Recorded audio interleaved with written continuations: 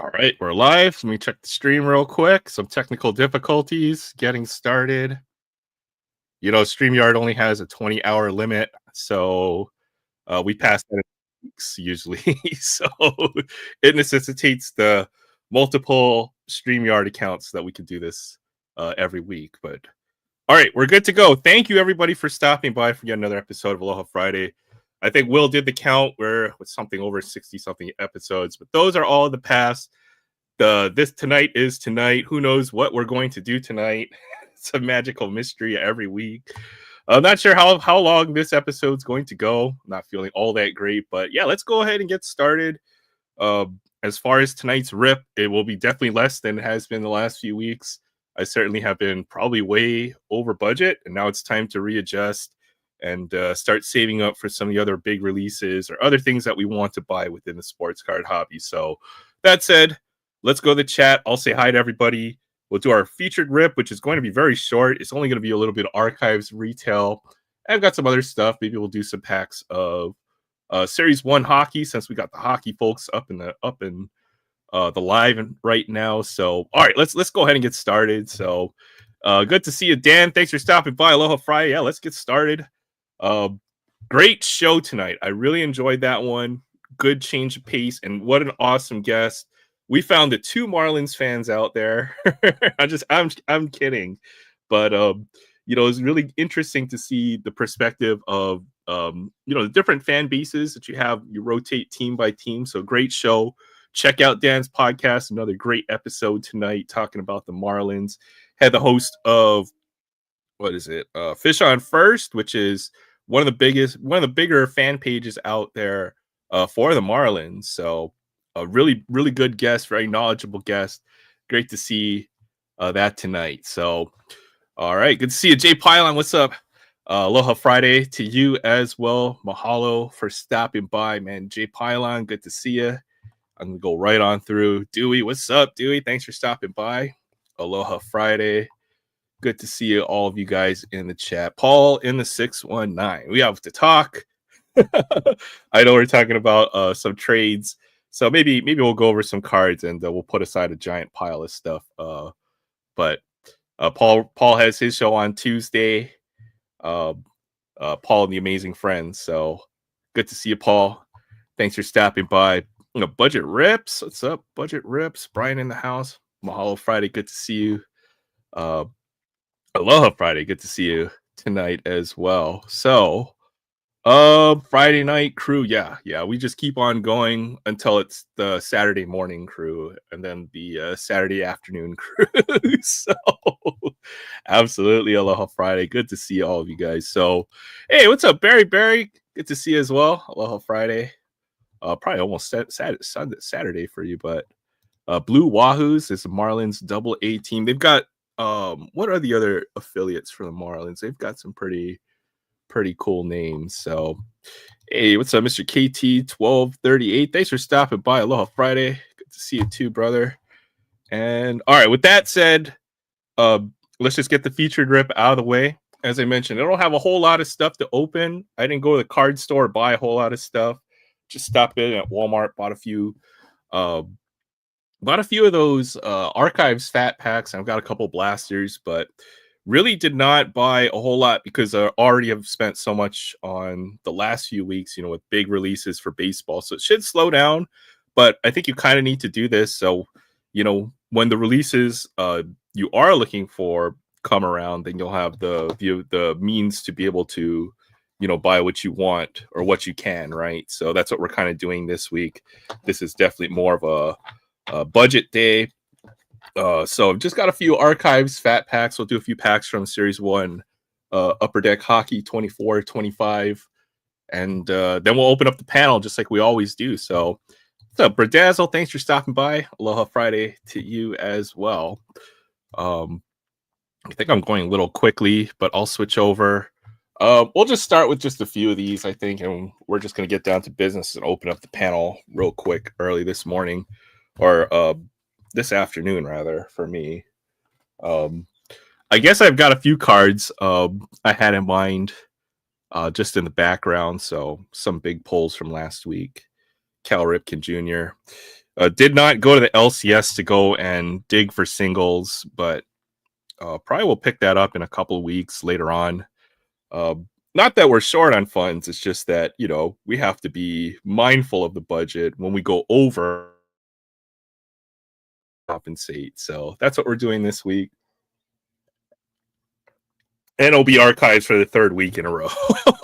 Which I'm sure you guys are probably tired of this, but as I mentioned, this is probably one of my favorite products of the year.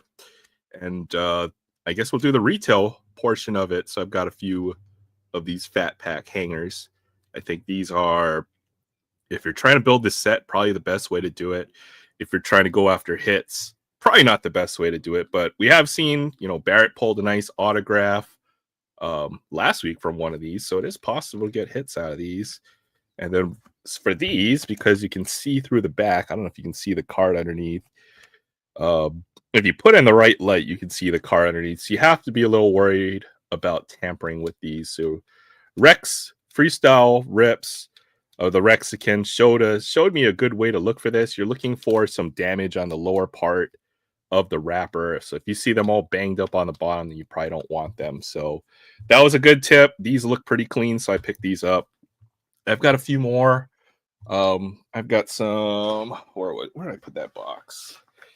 I've got some Series 1 hockey. We'll do a few packs out of this as well.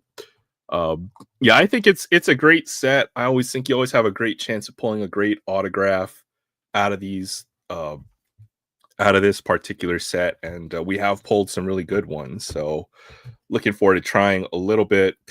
One thing also are the image variations that you need to worry about. So Jay Thompson was on last week, and we're looking at this Paul Skeens rookie card. This one in particular, we're like, he's like, when was it ever Pittsburgh with an H? We had a good 10-minute discussion on whether Pittsburgh has a G or ends with a G or an H. But what we did not notice is that one of these is definitely a short print with the image variation. So we did pull this one, the image variation, last week. So another great pull right there. But hey, what's up, Maiden? Random Rips. Good to see Kevin. Thank you guys for stopping by. Aloha Friday. Yeah, we're going to get right into it, and then we're going to open up the panel pretty quickly. I see Troy in the chat as well. Good to see you too, Troy. Aloha Friday. We'll do a free it Friday as well, where we go and find a couple die casts. We'll go ahead and open those up from the blister. Oftentimes you see them stuck to the card and put in display cases, but Troy's free it Friday, something that he started and that we try to continue over here on the show is, we'll take a Hot Wheel out of the blister, and you want to see it in its full glory. So, all right, let's go ahead and start. Maybe we'll just alternate a few of these packs. So, oh my goodness. All right, we'll do archives, and these can be hard to rip. Usually, just go from the freaking dot here, and you just kind of just tear it down the middle, and I find that works the best, and then you can rip it like the normal pack. But we're not trying to keep the wrap or anything intact with those. They're just a pain in the butt to rip. All right. Hey, what's up, DK? Good to see you too. Aloha Friday. Thanks for stopping by. Yeah, we're going to talk all about the various sports as well. We do it all: baseball, basketball, hockey, football. I went to go watch the national title game with my friend on Monday. It was a pretty crazy game. And then I don't remember very much from Monday night or Tuesday afternoon. So that's how my night went. It was fun. So the design, I think we've seen a good amount of the base cards, so we're not going to slow it down. Wookie Betts on the base card here, 70 design. And then Benintendi on the yellow, and a Carlos Rodon on the Own the Game insert. So, there's a nice Imanaga rookie card. We'll take that one. Hey, what's up, Barrett? Good to see you. I decided to go the fat pack route today. I know you hit that nice. What was it? Was it Alomar autograph last week? I can't remember. It's like one of those 90s guys, but Barrett kind of inspired this rip. I had to try some fat packs because he is the fat pack master. I think the yellow Skeens would look really nice, Troy, to be honest. So Paul Skeens is in this design. That'd probably be the best yellow parallel to pull, would be Paul Skeens in Pirates Yellow, which would be pretty sweet. So yeah, definitely on the fat pack rampage here. We'll just do a couple, and then I wanted to do just a couple packs of hockey, and then maybe this last pack of Tim Hortons to shout out Alex J's Mix. Yo, Kenny Lofton, that's who it was. Yeah, Kenny Lofton autograph from one of these last week. So awesome pull. Got to get with the. We have to be politically correct these days and make sure that we don't offend the pack of cards here, Barry. No, it'll always be a fat pack. Funny thing is, Magic the Gathering had what was called the fat pack, and they had to change it. They changed it to the booster bundle because for that reason exactly, which is kind of weird. So, hey, what's up, Rex? There you go, the Rexican himself, Rex Freestyle Rips. Let's go. So I was talking about how you showed me, how to check if these have been searched or not. So these look pretty good. You can see the bottom's not all crimped up. So figured I'd rip a couple of these. All right, we have Andres Jimenez, Ketel Marte, Justin Foscue, Ronnie Mauricio, Gavin Williams, Zach Gallen. Yeah, there you go. There's one for Troy. Will be the Diamondbacks ace, or has been for the last few years. Trey Lipscomb, Andrew Vaughn, Brian Ramos, Emmett Sheehan, Tariq Skubal, Luis Heel. Hey, there we go. Bill Mazarowski. That's a pretty cool one.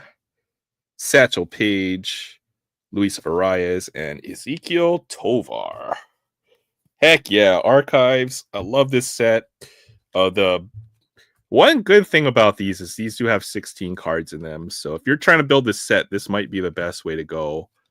Since you do probably get about 14 or 15 base cards per pack. Compared to the Blasters, probably your second best.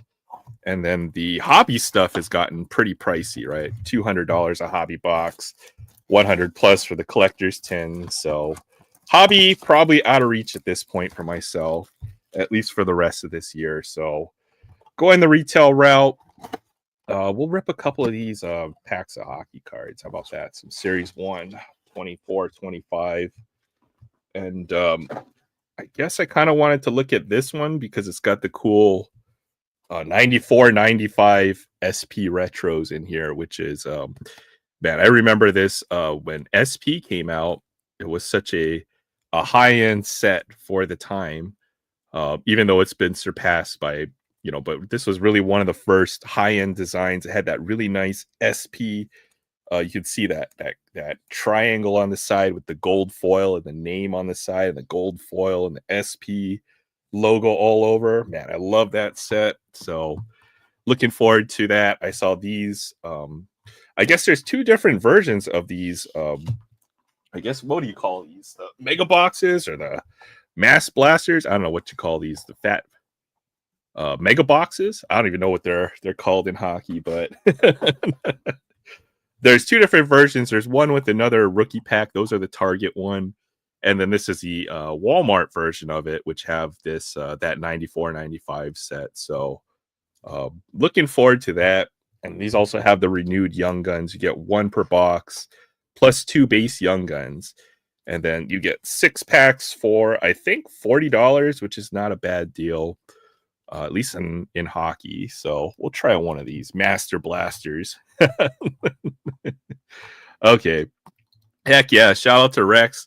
Make sure to check out Rex's channel. You want to be subbed up. It was fun to hang out with Rex on the live.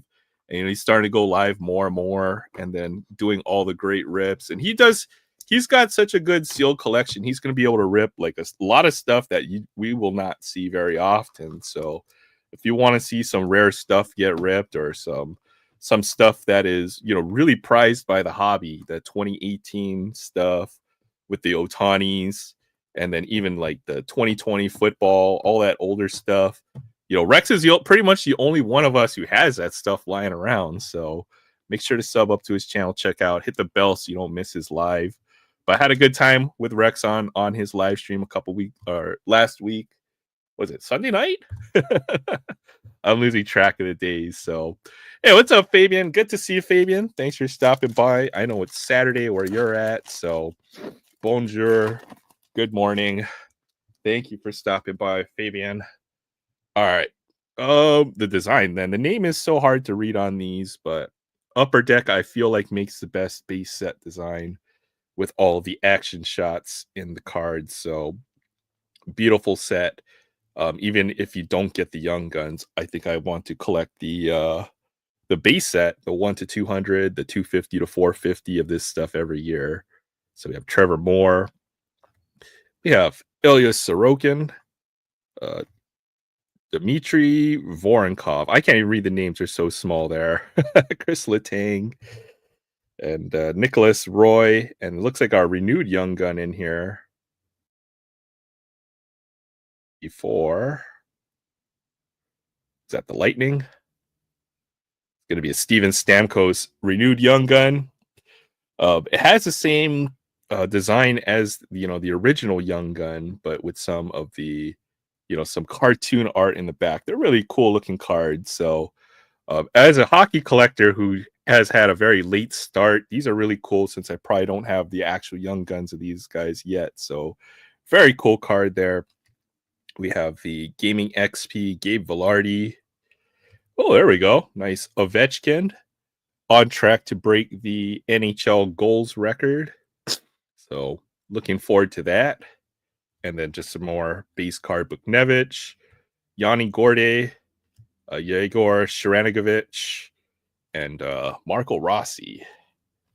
Hey, what's up? What's up, Will? Good to see you. I see Pastor Ken and Christina. Aloha Friday to you all. Mahalo for stopping by. All right, we'll go right to this 94 95 die cut. So I'll check this out. Maybe we'll rip one more pack of archives, and then we'll go ahead and open up the panel, and we'll rip the rest throughout the rest of the night. So, all right, there's only 3 cards in here, and I think they're all the rookies. So I'm hoping to get one of the bigger rookies. You have a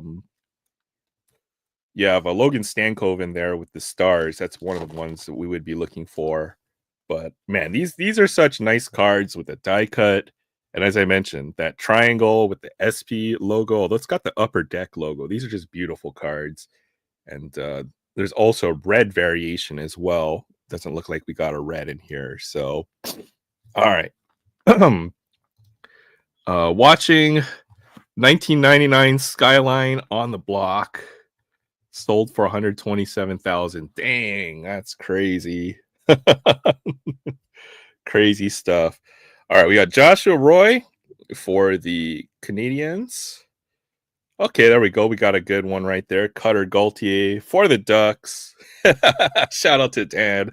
There's my Ducks pull of the night. Cutter Gaultier. And we got the Logan Stankoven, who was the player on the front of the pack. So quite a good bonus pack right there. 2 of the bigger rookies out of Series 1. So very cool pulls right there. Stankoven and Cutter Gaultier. Awesome right there. We'll do this. I've got this one last pack from Alex J's Mix. He sent me 2 packs of Timmy's, which I've been treasuring and saving just to rip here on Aloha Friday. So we'll go ahead and do this. Shout out to Alex J's Mix, Tim Hortons. He said if I pull any Blue Jay or if I pull any Maple Leafs, we'll need to talk. So hopefully we pull a big one out of here. It's been a very long day just stopping in to say hi on a Friday night instead of Saturday morning. I know. Once we get to Friday evening, I think we all feel that same way. So I appreciate you stopping by, making the time to come out and hang out with us for just a bit, Pastor Ken. Always fun to talk to you in the morning. I know you're the early bird. You get up early, and we're still on for some whatever reason, unknown, ungodly reason. So good to see you here instead of at the back end of the live stream. So first off, we have JT Miller. And we have our insert. We have Ilya Sorokin. And then our insert is going to be, ooh, that Connor McDavid. And that is a very nice Connor McDavid insert right there. So what a fire card right here. Oh, it's even in dual, it's even in bilingual. McDavid a disputé 6 saisons de what is it? Mil or was that what is 100? 100 points en carrière chez les Oilers avant la saison 23-24. I tried, Fabian. All right, now you can laugh at our attempts at French. What a beautiful Connor McDavid card, though. Thank you very much to Alex James Mix. Shout out to him for sending me these cards. And these packs of Timmy's, which I'm not able to get in my local area. Beautiful Connor McDavid pull right there. All right, we'll do one more pack of archives, and then I'll go ahead and open up the panel. I know we got a lot of folks hanging out. Pronounce Sean. Sean. All right, this is kind of what you're looking for. You're looking for security tags. I found that packs with security tags tend to have better cards in them. So we'll see. Oh, wow, what a ding corn. In that purple Arizona uniform, which I think is the best Diamondbacks uniform. And we've also got Sant, that's right, Sant, like your cent, like the American cent. Like there's 100 of them, right? Make $1. All right, we got Thurman Munson, and then we have Lou Piniella, and then we have Fernando Tatis, and we have Andrew McCutchen. Looks like there's 2 inserts in here. Josh Lowe, and very nice Ichiro. And I think they knew Ichiro would be getting inducted to the Hall of Fame, although he is a regular in any kind of throwback archives, any set where they can put some veteran play or some retired players. Ichiro will always be in there. So congratulations to Ichiro on his being inducted to the Hall of Fame this year. They pretty sure he was a no doubter in my mind, most people's minds, except for that one single voter that didn't vote him in. But it happens to everybody. It's happened to all the greats. So I suppose he's just keeping tradition, just like baseball is very traditional. So yeah, we'll certainly touch on that at some point in the live stream tonight. Our yellow is Monty Irwin. That's a cool one as well, right there. Let's see. Yeah. And Mookie Betts, Ben Brown, Andy Paez, Rafaela, and a very nice Mike Trout and Jamer Candelario. So with the security tag, wasn't all that great of a pack. But all right. Yeah, it should have been unanimous, 100%. Need a couple shots before reading the French. I tried. I don't have any alcohol in my system yet, but maybe we'll get to that at some point tonight. Trying not to drink caffeine or alcohol, but that never lasts. So should have been unanimous, 100%. That one. And there's an uproar, but I'd be a little worried about if I was him. It's like the modern era. People have the internet and people will look him up online. So I don't know. I'm probably against his name being released at this point, just for the amount of harassment he's likely to get, in my mind. So with that said, let's go ahead and I'll open up the panel. I'll drop the link in the chat. You guys are all more than welcome to hang out. We'll talk about all things sports. Hey, what's up? Meet the Mets. Thanks for stopping by.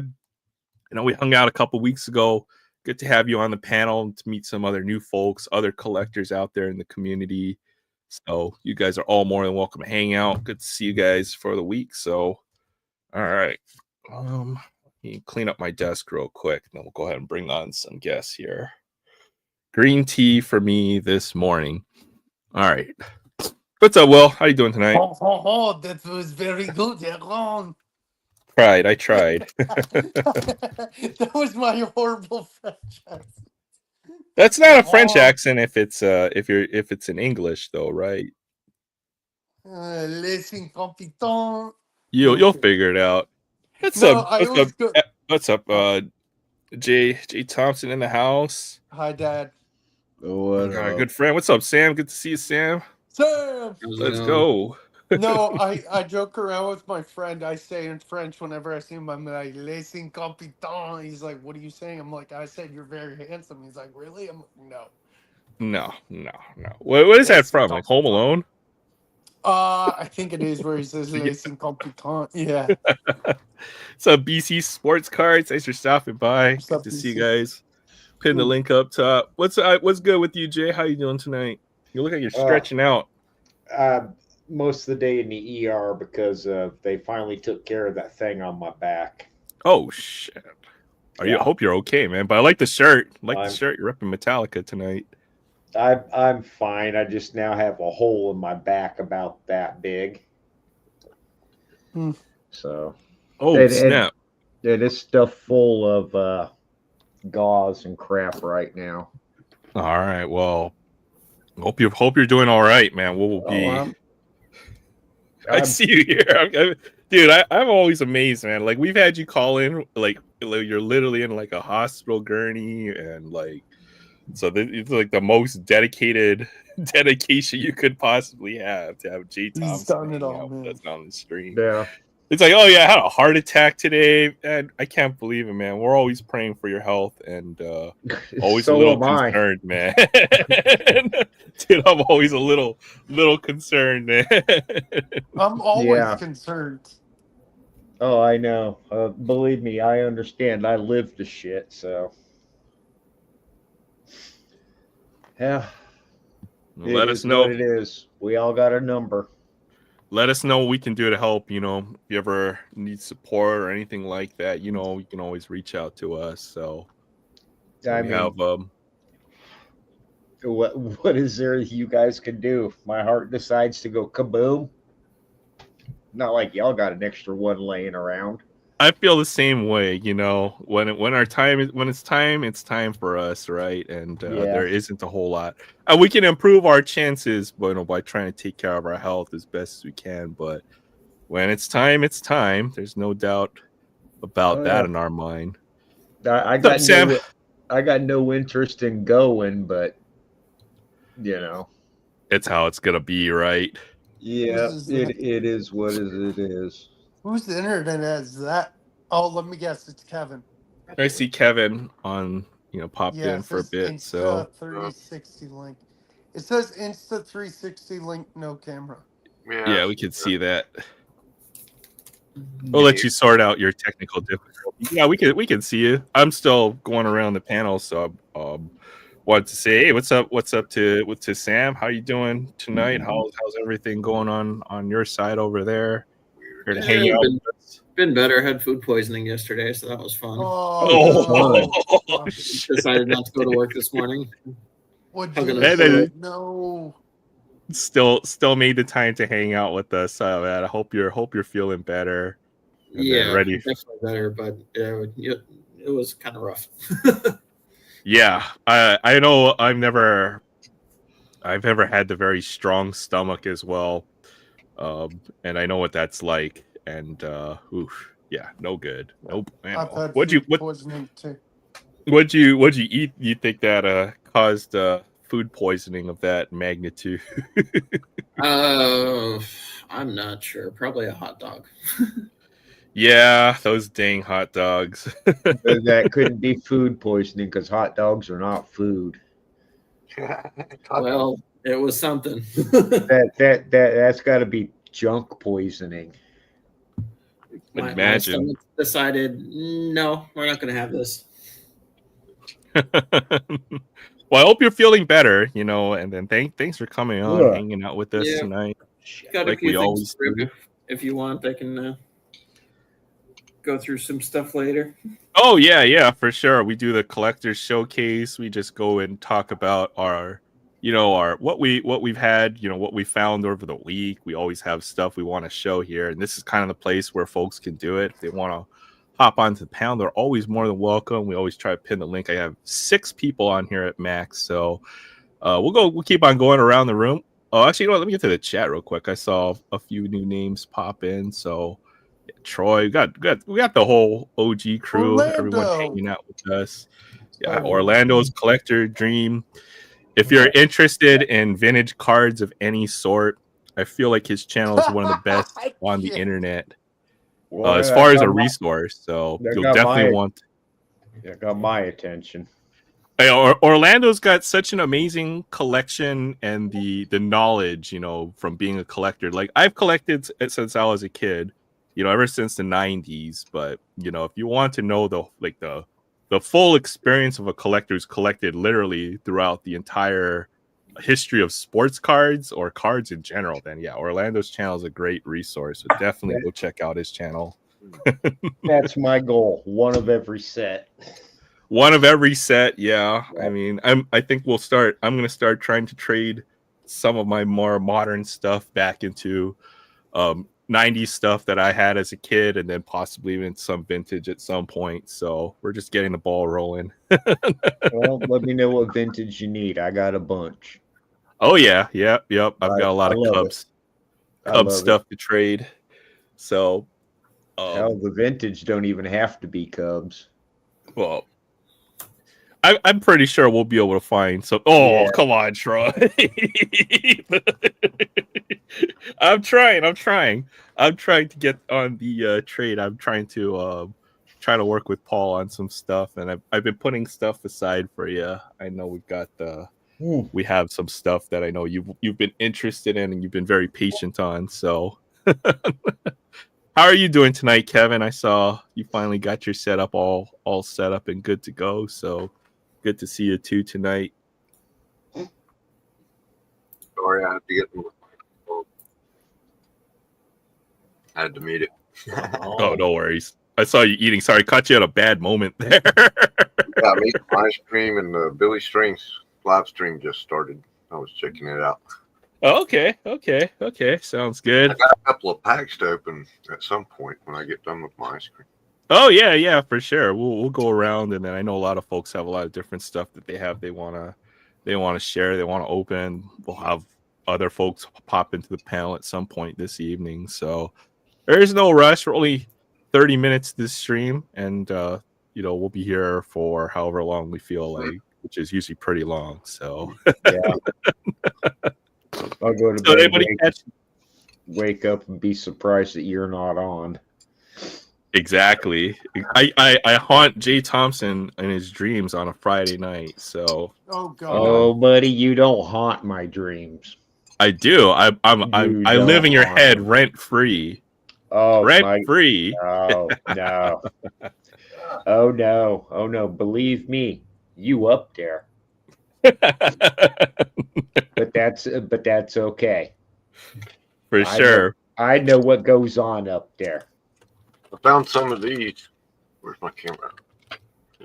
Oh, okay, you found some mystery models. First How series, about 2025. okay? The problem was Maybe I had already gone through them, so I got number 3 and 3 of them. And I couldn't find any. okay. Well, at least you managed to find a few in that mystery models box. The license. But I just wanted to get perhaps start by talking about football. That's pretty much the big sport that's going on right now. The national title game was on Monday. I don't know if anybody caught that, but Yep. any The Eagles opinions and on Commanders football? Commanders win. Is that the longest shot there That's is? NFL. We're talking about college. Oh, we'll get to all football, but I figured maybe we'll start with the title game first, right? Well, first of all, is it truly a title if the Tide aren't in it? No. It's not a title or title toll, but there certainly was a winner in that game, and I'd say there was the Notre Dame put out one really good drive that ate up like almost 10 minutes on that drive, and they took the lead, and then Ohio State went on to score something like 24 unanswered points right there, and kind of took control of the game from there. So, Yep. but at the end, Notre Dame did make it a 1-score game, and then Ohio State just kind of clocked it out at the end. So, it wasn't Yep. a complete blowout, although you kind of knew which team was in control the whole time, right? Yep. What do you think of the game, Will? I'm not a fan of either team, but I knew I had Ohio State winning that game. I think they were pretty big favorites going into the game. I think they were They 9? were favored by, I want to say 8.5. Yeah, 9 points or whatever. That's more than 1 score. So we kind of had an idea who would be the favorite. But after that first drive, it made it interesting for a while, at least going into For the sure. halftime. For I think if a couple things went Notre Dame's way, if they scored one more time before halftime, I think it was just bad management before the halftime, right, where they give up it 2 was horrible scores. management. And then you knew Ohio State was going to get the ball back after the second half, right? They needed to spend time or either clock it on the second half, or at least score, in that time period. So it was pretty tough. Yep. Hey, what's up, Alma? Thanks for stopping by. Aloha Friday. We see Paul in the 619. Paul. Let's go, Paul. You can see I've got the cards in the background. I'm trying to make a trade with Paul for a couple cards he showed off at another point. So I'm guessing he wants the Merrill. Oh, he wants all of. Yeah, you can't get rid of the cow. But you can maybe not this one, but there's certainly some things I'm trying to catch his eye. He's got a couple Otani cards that I'm trying to trade for. So are you looking for Otani base also? Yeah. I mean, I'm open to trading whatever, and I know you there's some stuff that you probably want as well. So Sooner or for later, sure. Yes. Just trying to keep the fire lit. So before Paul does something else with those cards. Right. But the interesting part with the tournament is that Ohio State was a lower seed and Notre Dame, both of them made really nice runs to get to the title game, right? So it's been quite interesting. It's interesting. We finally had a championship game without a SEC team involved, right? Thank God. Yes. His head, but just shows you money can't buy you a title. Not in this era, because everybody else has money now too. There's no such thing as a title game in college ball if Alabama isn't the one winning the damn game. Yeah, run, Forrest, run. Ha! Ha! I'm just kidding. I think it's good for college football to have some other teams, Big 10, Big 12. We need these other conferences to become ascendant, because college football shouldn't just be the SEC every year, the way it's been for the last few years. Yeah. And the playoffs just showed that, maybe some of these SEC teams play some schedules that are a little too weak out of conference, and they're not prepared for these title games, in my mind, right? Yeah, for sure. They're trying to build up for the ranking, or the poll ranking, and then you just win, your 5 or 6 games against your SEC teams, and then you make it and to the title game previously when it was a 4-team system, right? But what was it this year? Was it 12? 12 teams, right, this year? Yep, 12. 12. And my initial thought was 12 would be too many, but I think 12 is the right number in a lot of ways, because not only will you get the Power 5, but you also get a couple mid-major teams that will get their chance to play, potentially for a title game, if they make their run, right? Your Boise State. Yeah, who's oh, go ahead. Oh no, I was done with that though. I was gonna say, who saw Arizona State getting in there? Yeah, they have a great running back. Same with Ohio or Boise State. Boise State and Arizona State were fun this year. Absolutely. Well, Arizona State had a really good year, Yeah, they did.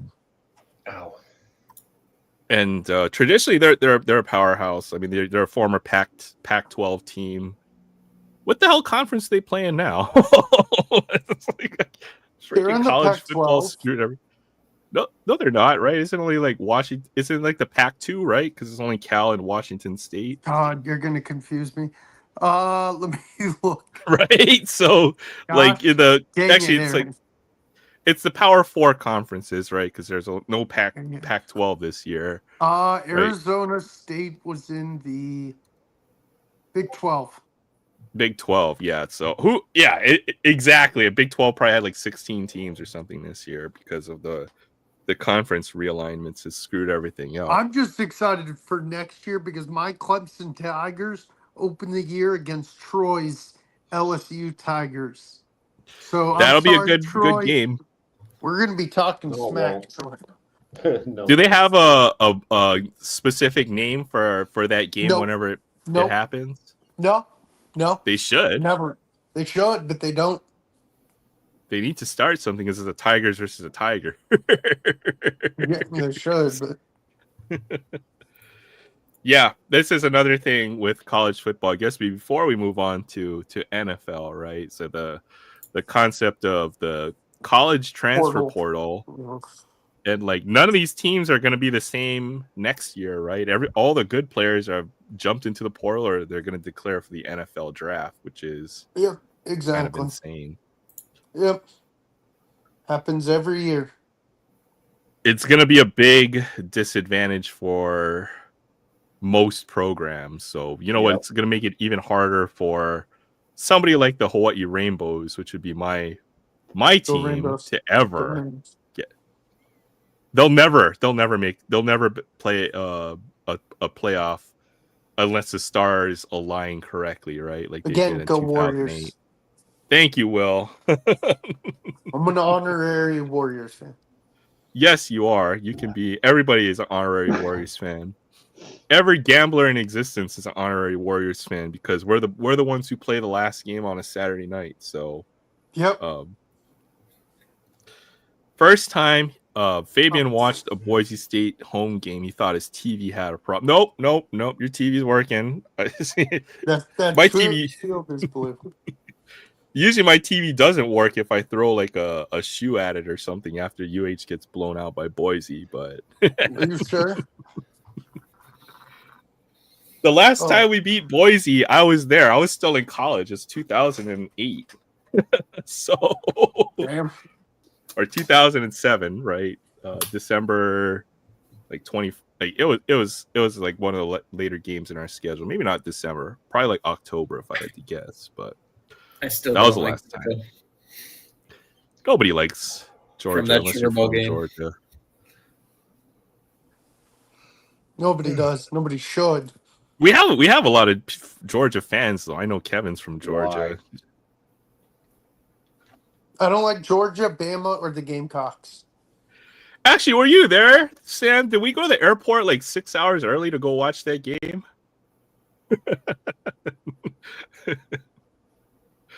To watch the Sugar Bowl?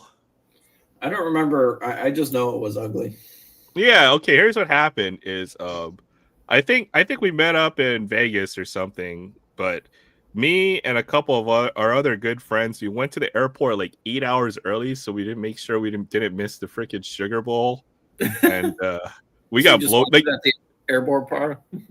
Yeah, we couldn't even check in our bags or anything because we went so early.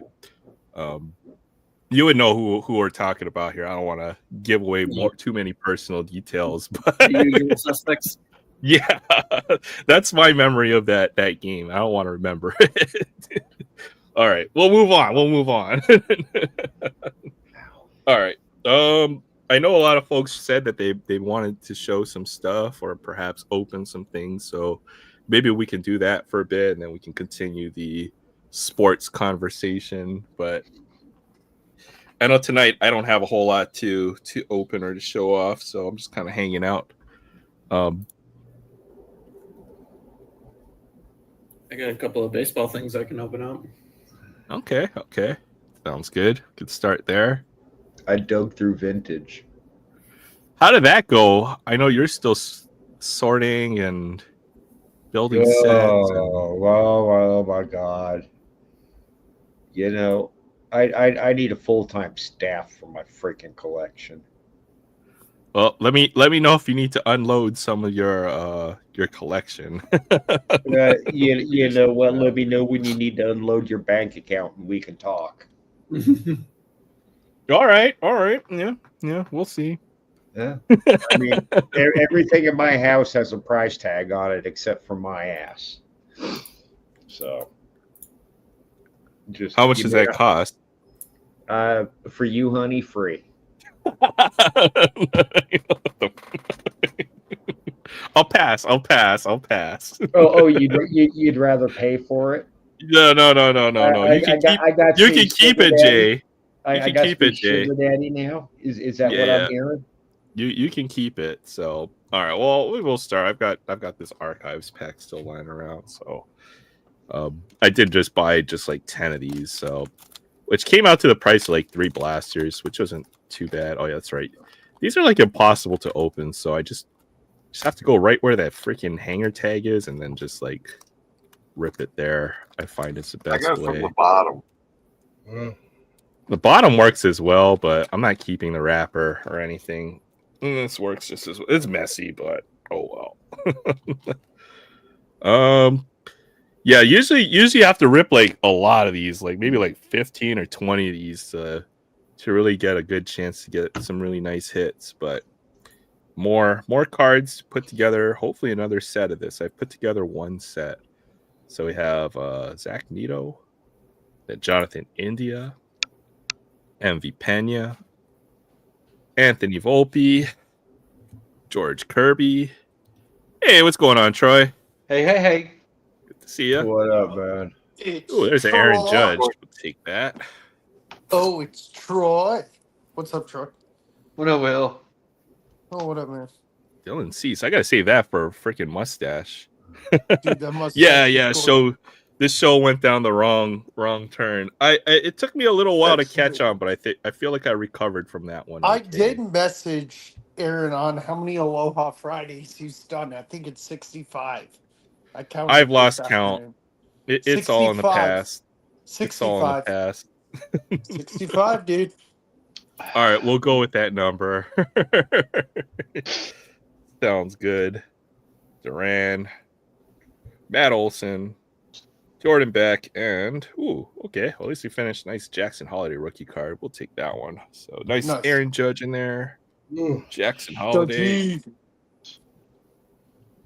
Judgy. Pretty decent pack. This card probably saved the pack with that Aaron Judge in there. Nice one there. Yeah. But Yeah, the MLB offseason's still heating up a little bit because I heard rumors Scherzer could be moving. Scherzer, and the big free agent I think folks want to know about might be Pete Alonso, and I've kind of been thinking about this, right? So I had a team in mind that I thought that Pete Alonso might end up other than the Mets, but I wanted to get anybody else who wants to weigh on this topic. Who were you away from thinking? my I just Cubs. want to know. Just curious. Oh who well, were you after thinking? I hear your guys' opinion, I'm curious to see if anybody has a team in mind. But I have a really good one, and I think it's a really good fit. I can't think of one on top of my head. I've had a long day. If I I think you should go to the White Sox. Oh, White Sox? Yeah. Oh, God. But the team I had in mind would be the Mariners. Okay, I feel like he would be a good fit for the Mariners. Yeah. To help J-Rod out and Raleigh. Yeah, a good young team. I think that would be nice. They need a first baseman and they need a big bat in that lineup, and I feel like, and potentially even a designated hitter down the line. Even if that's not the most hitter friendly park, I feel like that could be a good fit. But if Pete doesn't end up back in New York, I heard that they restarted the negotiations. What I saw was, I think like 6 years, 140 or something like that is what the new discussion is on Pete Alonso. But As much of a Yankee fan I am, and I know his family, I don't know him, though. I've told this story. I think he belongs in a Mets jersey. It would just look so weird if he isn't. I do too, but if the Mets won't do him right, then I feel like Then leave. Then leave. I agree. he's got to do what's best for him as well too, right? I'm gonna look up something real quick. Yeah, sure. Let's see Max back in Detroit. Now I know Max Scherzer has played on a lot of different teams. He could be that could go for a lot, right? It could be let's see Max back in Arizona or back in Detroit or back in Washington or he's been quite the mercenary for various years. Put him in Minnesota. No, they don't need him. No. Send him to Detroit. No. Have you ever seen that meme with the Yeah. Send him to Detroit. No. I'm just kidding. I freaking love that meme. Yeah. No. That's what I was thinking of whenever I see anybody Detroit needs to sign this guy or that guy, but Send him to Detroit. No. send them to Detroit. Damn it. No, not Detroit. I see. I'm looking on Google, different websites. Some say Blue Jays would be interesting. It would be, but I think they could just re-sign Vladdy for like another year, so it's hard because the timing doesn't quite line up, right? Unless Vladdy moves back to third base or something, right? Well, if it all ends well, send him to Detroit. Yeah. Okay. My hope is that he does end up being a Mets. I've always been a big Pete Alonso fan. Of pretty much one of the guys who brought me back to the hobby. So hoping he ends up signing back with the Mets. So hey, Lucy Warren's World, thanks for stopping by. I really enjoyed our little conversation last week. That was fun to have you on the panel and just talk a little bit about YouTube. So Aloha Friday to you, and thanks for stopping by. Yes, I saw she stopped by last week. I wish I was still there. I would have loved to meet you, Miss Lucy Warren. You just gotta pop a couple energy drinks or put some coffee in your system, some caffeine, and then maybe you can go. I Maybe like one coffee. night. I don't like energy drinks. Maybe one night. One night, Will is gonna make it all the way through the entire Aloha Friday live stream. No. That's the never goal gonna one day. happen. No. Troy The has latest his I'll stay. I think the latest I once stayed was like 3:30 in the morning. That's tough. I know it's tough for you because you're on that EST and I'm on that HST, which is 5 hours off right now. So. I know. Freaking, let's send you to Detroit now. Yes! Didn't you ever do? I mean, I know you're in your 30s now. Oh no, you've had how many birthdays? You're kind of old now. We got to get what. But at least like in your younger days, didn't you ever like stay out all night or The latest I would stay out was like 3 in the morning. I didn't go any further. Oh man, those are rookie hours, Will. Yeah. I know.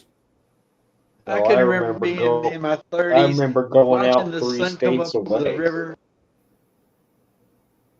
leave New Orleans and go straight to work. I've had nights out where I'm out at 3 in the afternoon. Okay, Yeah, ridiculous.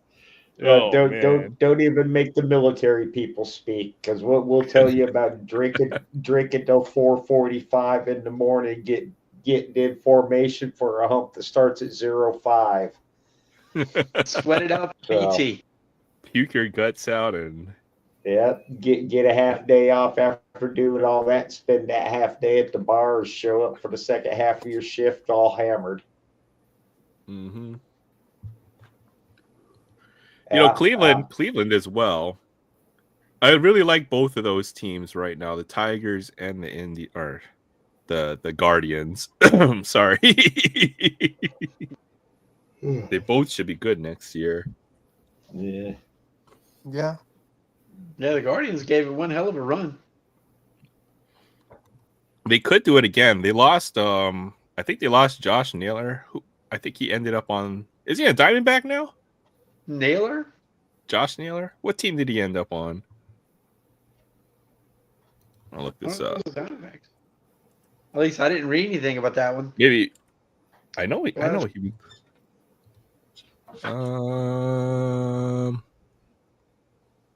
Which is big because I know he's kind of the heart and soul of that team in a lot of ways. Oh yeah, he's a Diamondback now. he is. I missed that. And he's Yeah, I know, probably right? yeah, he's a big dude. Yeah, Josh Naylor, he hits 30 home runs a year, so big That'll bat, help. big energy guy. So that's a Sounds like good me. pickup for you guys. Sounds like me. Yeah. Some ways. Dang. Oh yeah, happy birthday, Will. I forgot if Barry hadn't reminded me. Yeah, Troy, the Diamondbacks are making big moves, like if the stars align, they'll be competitive in the NL West this year. Yeah. I mean, the NL West is going to be crazy. Tough division, no doubt, right? So Yeah. Well, it's always tough because thanks to the the Dodgers, the Padres are always present. You just never know when they're going to hit on all 8 or hit on 4 cylinders. It just sometimes it works for them, sometimes it doesn't. The Giants have been making moves. They're always threatening and fall to the wayside, but I think next season they could, just really be strong. So well, always goes between a the lot. Diamondbacks and the Padres, it was only like what 2 games or so, like 1 or 2 games was a difference Lucy. in the division. Lucy. And the So Diamondbacks needed one more game to go ahead and get that whole Braves, who was the other team? I don't even remember now. Out of the way, they needed one more win and just couldn't pull it Oh, the off. Braves Mets. Yeah, Mets. that was Yeah, interesting. the Braves Mets thing. the Diamondbacks got really hot at one point of the year, but the Padres for some reason were just slightly hotter, right? It was kind of a good run for both of the teams. So right? Lucy actually thinks it's my birthday. I think it's. Well, it is your birthday, Will. We forgot to wish you Oh my happy Yeah, birthday. God. yeah, Oh my we forgot God. to wish you happy birthday yesterday too. Oh, you terrible. Lucy's 32. Will is 30 plus 54. So whatever that is. And Yeah, Old. yeah. I think Ancient. JT and I are up there for the oldest in the room. Yeah, oh yeah. yeah. Happy That's birthday, fine. Will. That's Current fine. Dodgers Y'all can payroll looks call me like the old 20. all you want. Well, it's worse, Fabian, because now the Dodgers like a $1 billion team with the amount of Yeah. contracts they have Yeah, committed. right. Like it's crazy. Like they're like the whatever the biggest spender on steroids at this point, right? So all right. With that said, I know Kevin's got some stuff. He looks pretty like he's itching to rip a Yeah, few I'm things. itching So to let's go One ahead Piece. and switch that over The one real piece quick. it was a stray pack on the clearance aisle. They must have What? found somebody must have hid it in the toys a year ago or something, and they finally found it and threw it in the clearance aisle. Dang. Your loss, their loss is your gain. The So regular great price is pickup. $4.99. That's like, Well, ooh. it's not too much of a discount. But hey, it's a pack of one piece. That's like finding like 2018 update on the freaking clearance rack or Yeah, something, right? Jeez. Well, good luck, Kevin. I hope you pull a monster out of there. And then I got one pack of the new Magic remastered, where they reprinted the best cards from Innistrad. I didn't realize till I got to the register that they cost more because it's a remastered Set booster. Yeah. So is that like $8 or $9 now? It was $7.95. That's why I don't do Magic, but I'll rip one of these since I've got it lying around with you after. I've got a mystery booster. Yeah. Hello, I Tiff. see. Tiff Lava He- Chart.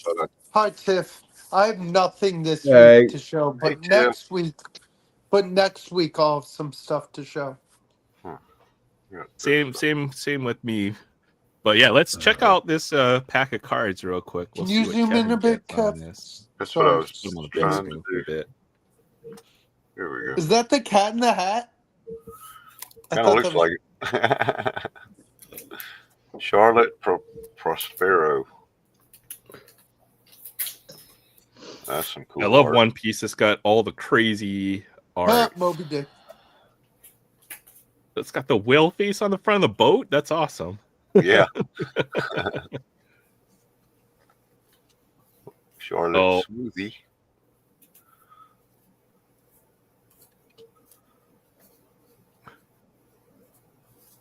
Sometimes you got to look at it close to see what it is. Exactly. A candy maiden. Okay. Yeah, I know what you're looking up close on that one card. So Yeah. Yeah, yeah.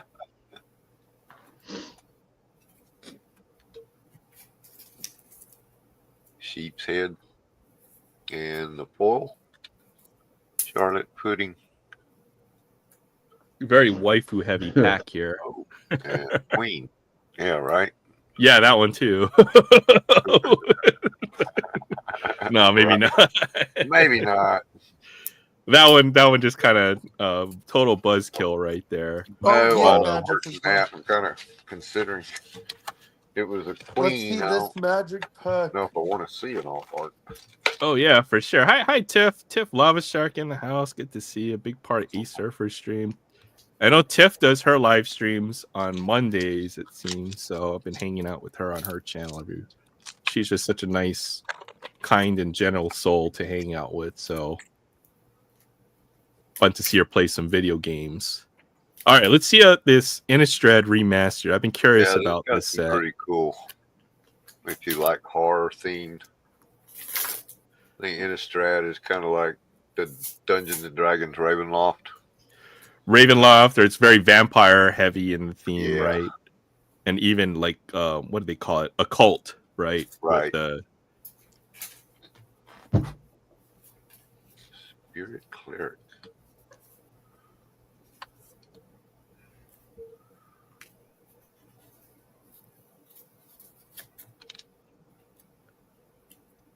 loaded that horse last Thursday, but I'm afraid she's starting to turn.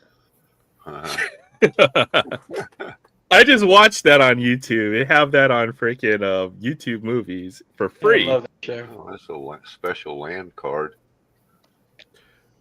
The problem with Innistrad is I feel like they've reprinted all the good cards, the big money cards in this set. Ooh. Ooh, that's sick.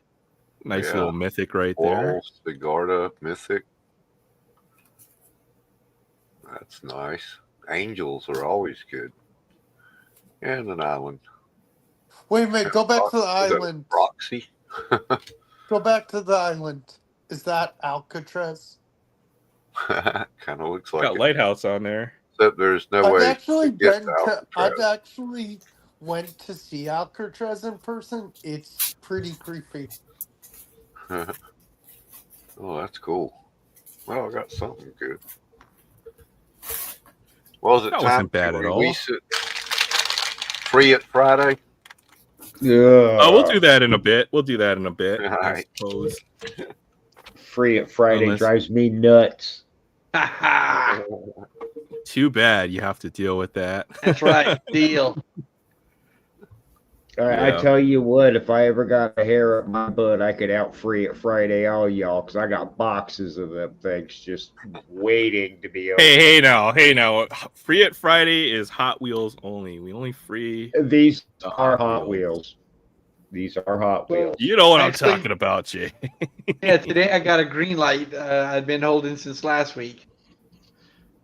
Oh, okay. That would be fun. Well, last week I That'd be was fun. super sick. I was home all weekend, and both me, the kids, were all laid up. All right. Well, I've got one of these. I've got a mystery booster. We can rip this and see what happens. What's Been that ripping from? these slowly. This is from the Magic the Gathering convention. You could buy a convention in the box. So Oh. I've been ripping. They have a mystery booster box, which has reprints from pretty much every set. But I don't know. These are kind of interesting. So we don't know what we're gonna get. Booster includes one card from each. There's like what's up, 700 cards in this set. We don't know what we're gonna get in here. Hey, what's up, Cab's Cards? Thanks for stopping by. Aloha Friday to you. And all right, let's check this out. This has like cards from like the entire history of Magic, so you have no idea what you're getting when you rip one Yeah. of these. Marked by Lots of good ones. yeah, lots of reprints that folks want. Soul Warden. Well, that's good. White Life Game. This is 101 on the bottom. Oh, it does. 101. Let's go. Oh, 101. One power, one toughness. Grasp of Phantoms. See if we pull a card that I recognize. Shaper Look, Parasite. I'm old and my eyeballs spotted that. I don't know if your young eyes didn't. For I wear sure. damn bifocals. Oh, 2 out of 3. 2 out of 3. Let's go. Wait, what do you make of that? You can't have a 3 out of 2. Hey, Can wait you? a minute. Shriek Maw? All right, Bad something's math. wrong with this set. Street Wraith. Bad math. Curse of Opulence. These cards I don't have. This is from Commander. The problem with these cards is they're only come in like the Commander precons or some of the, and they need to reprint them. So this is one of the ways that they do. Ooh, dinosaurs. Sun Crowned Hunter. So that's a cool one. There you go, Tiff, Lava Shark. There's some dinosaurs right there. That's cool. Oh, it even says creature dinosaur on this. And the Reclaim. Put target card from your graveyard on top of your library. That seems pretty useful. Combo attack. And Baleful Strix. When Baleful Strix enters a battlefield, draw a card. That's always useful. Boundary Inspector. Ooh, Goblin Game. What the heck is this? Looks like a promo. It's got the Wizards promo and the old border. Each player hides at least one object, then all players reveals them simultaneously. Each player loses life equal to the number of objects he or she revealed. Oh, blah, blah, blah. That's way too many rules. And we got a nice mythic, Animar Soul of Elements, 3-color card. This definitely looks like a commander card to me. That's pretty awesome. So we do pull a cool mythic out of here. And then they've got the playtest cards for cards that they've play tested but never actually printed. So that's really cool. Do over. Awesome stuff. So yeah, we pulled the errors. I love it. Oh, and a 101. Can't put the 101 on stage. 101. Bam. 101 Soul Warden. When another creature enters the battlefield, you gain 1 life. That seems OP. Where else do you see all the error cards? Oh, man. What's up, Will? I don't know. I don't know. Back in some vintage baseball, I did a mail day just before I got on just before you started your Aloha Friday stream and did one real quick. You did. I got to go make it, put it on, make it public on my own stream, but I got the cards that are open. Yeah, we want to have some vintage mail day. We can definitely have you show off some vintage cards. Oh, let me. Oh. There you go. Hey. All right, Hey. Separate them out. I got cards that I picked up over at from I think this is 61. Wasn't it 61? Yeah. Stupid First thing I got is some 61. Yeah. Checklist. Ooh, very nice. I didn't win the first one, the first series checklist. I didn't get that one, but I got the second, third, and fourth. And it's completely unmarked. Yes, completely and centered. Oh yeah, it's beautiful. It's a little off when you're in the front, but it's a lot better in the back. That is actually really nice for checklists. The way that checklists are, they're hard to find. Man, that's why you can't pass up. You cannot pass up an unmarked vintage checklist. You've got to get it. No, it's a beautiful card. Beautiful. Yeah. There's a third series. 61 set, huh? Trying to think who the rookies are in 61.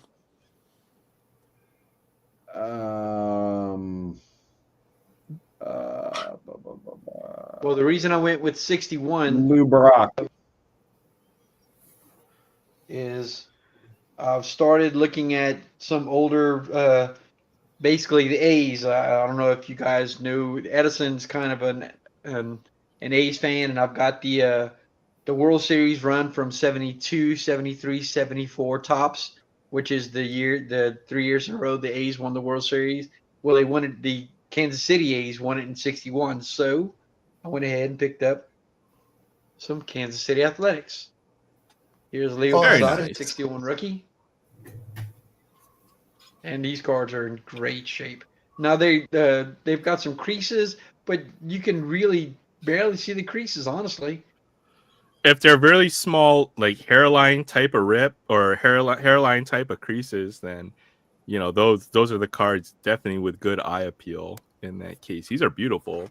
No discoloration. Kunkel. Wait Yeah. a minute. I wonder if wasn't there a guy later named Kunkel in a sport in the Jay MLB? Thompson said Kunkel played for the Rangers, his son. Jeff Kunkel. Yes. Jeff Yeah, he Kunkel. told me that. Yep. I'll be back. Texas Rangers is the only team I remember. Seeing here's 61 rookie Dave Wickersham, Kansas City Athletics. Yeah, very, very nice cards. These are in good condition too.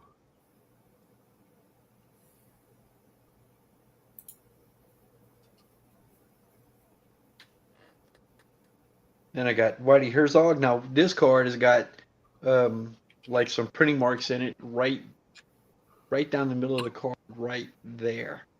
Oh yeah, I see that. Like almost like a line. Oh yeah, some dots. Yeah. But it's still it's a good looking card. Still a good I one of love a great old manager manager. cards. Yep. At Love playing manager days? cards from their playing days. Yeah. Yep. Oop.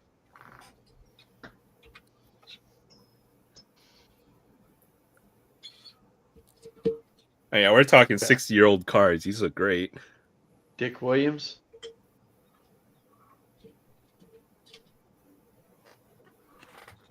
Like him.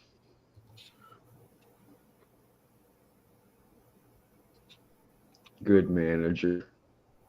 I mean the cards look they are beautiful.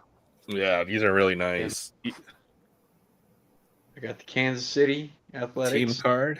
card.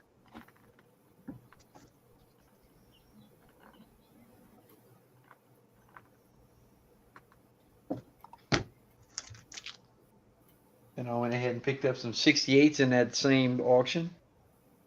Now these 68s are they're creased up pretty bad. I picked up this Sanguian, and I'm probably going to put this with my catcher PC because it's got his mask ripped off, got his vest on, and that's from 68. Got Frankie Jenkins. Oh, nice. Very nice.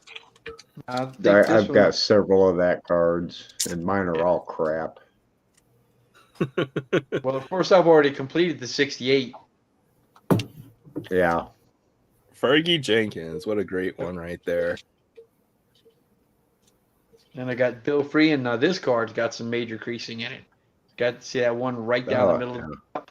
Oh yeah, yeah. If it's creases like that, that's not. Otherwise, that card looks pretty good. Yeah, and it's the Bill Freehan with the Tigers. 68 Tigers won the World Series. The 68 is my birth year set. That was my first vintage set to complete. 66 is mine. I'm just trying to complete the Braves, Bill which is actually kind of a challenge. That's a big part of the set. And then Freehand needs to be a Hall of Famer. he does. Freehan needs to be a Hall of Famer. And there's Frank Robinson on 68 6 Series unmarked checklist. Oh yeah. Beautiful. Hey, what's up, Collector Holic? Good to see you. Hey, Collectorholic. And then the last card, this was the card that actually started it. This is the card that I went looking for before I went ahead and picked up all that other stuff. And this goes with the 1955 Brooklyn Dodgers cards that I'm trying to complete. I'd love to be able to go ahead and finish those, but I don't know if I'll ever be able to get the Koufax or the Robinson. Oh yeah, yeah. I'm also looking for the Robinson for that set. So, But Bums 55 was the year they beat the Yankees. Go Bums! you find one of them that's all mangled and extra cheap, let me know.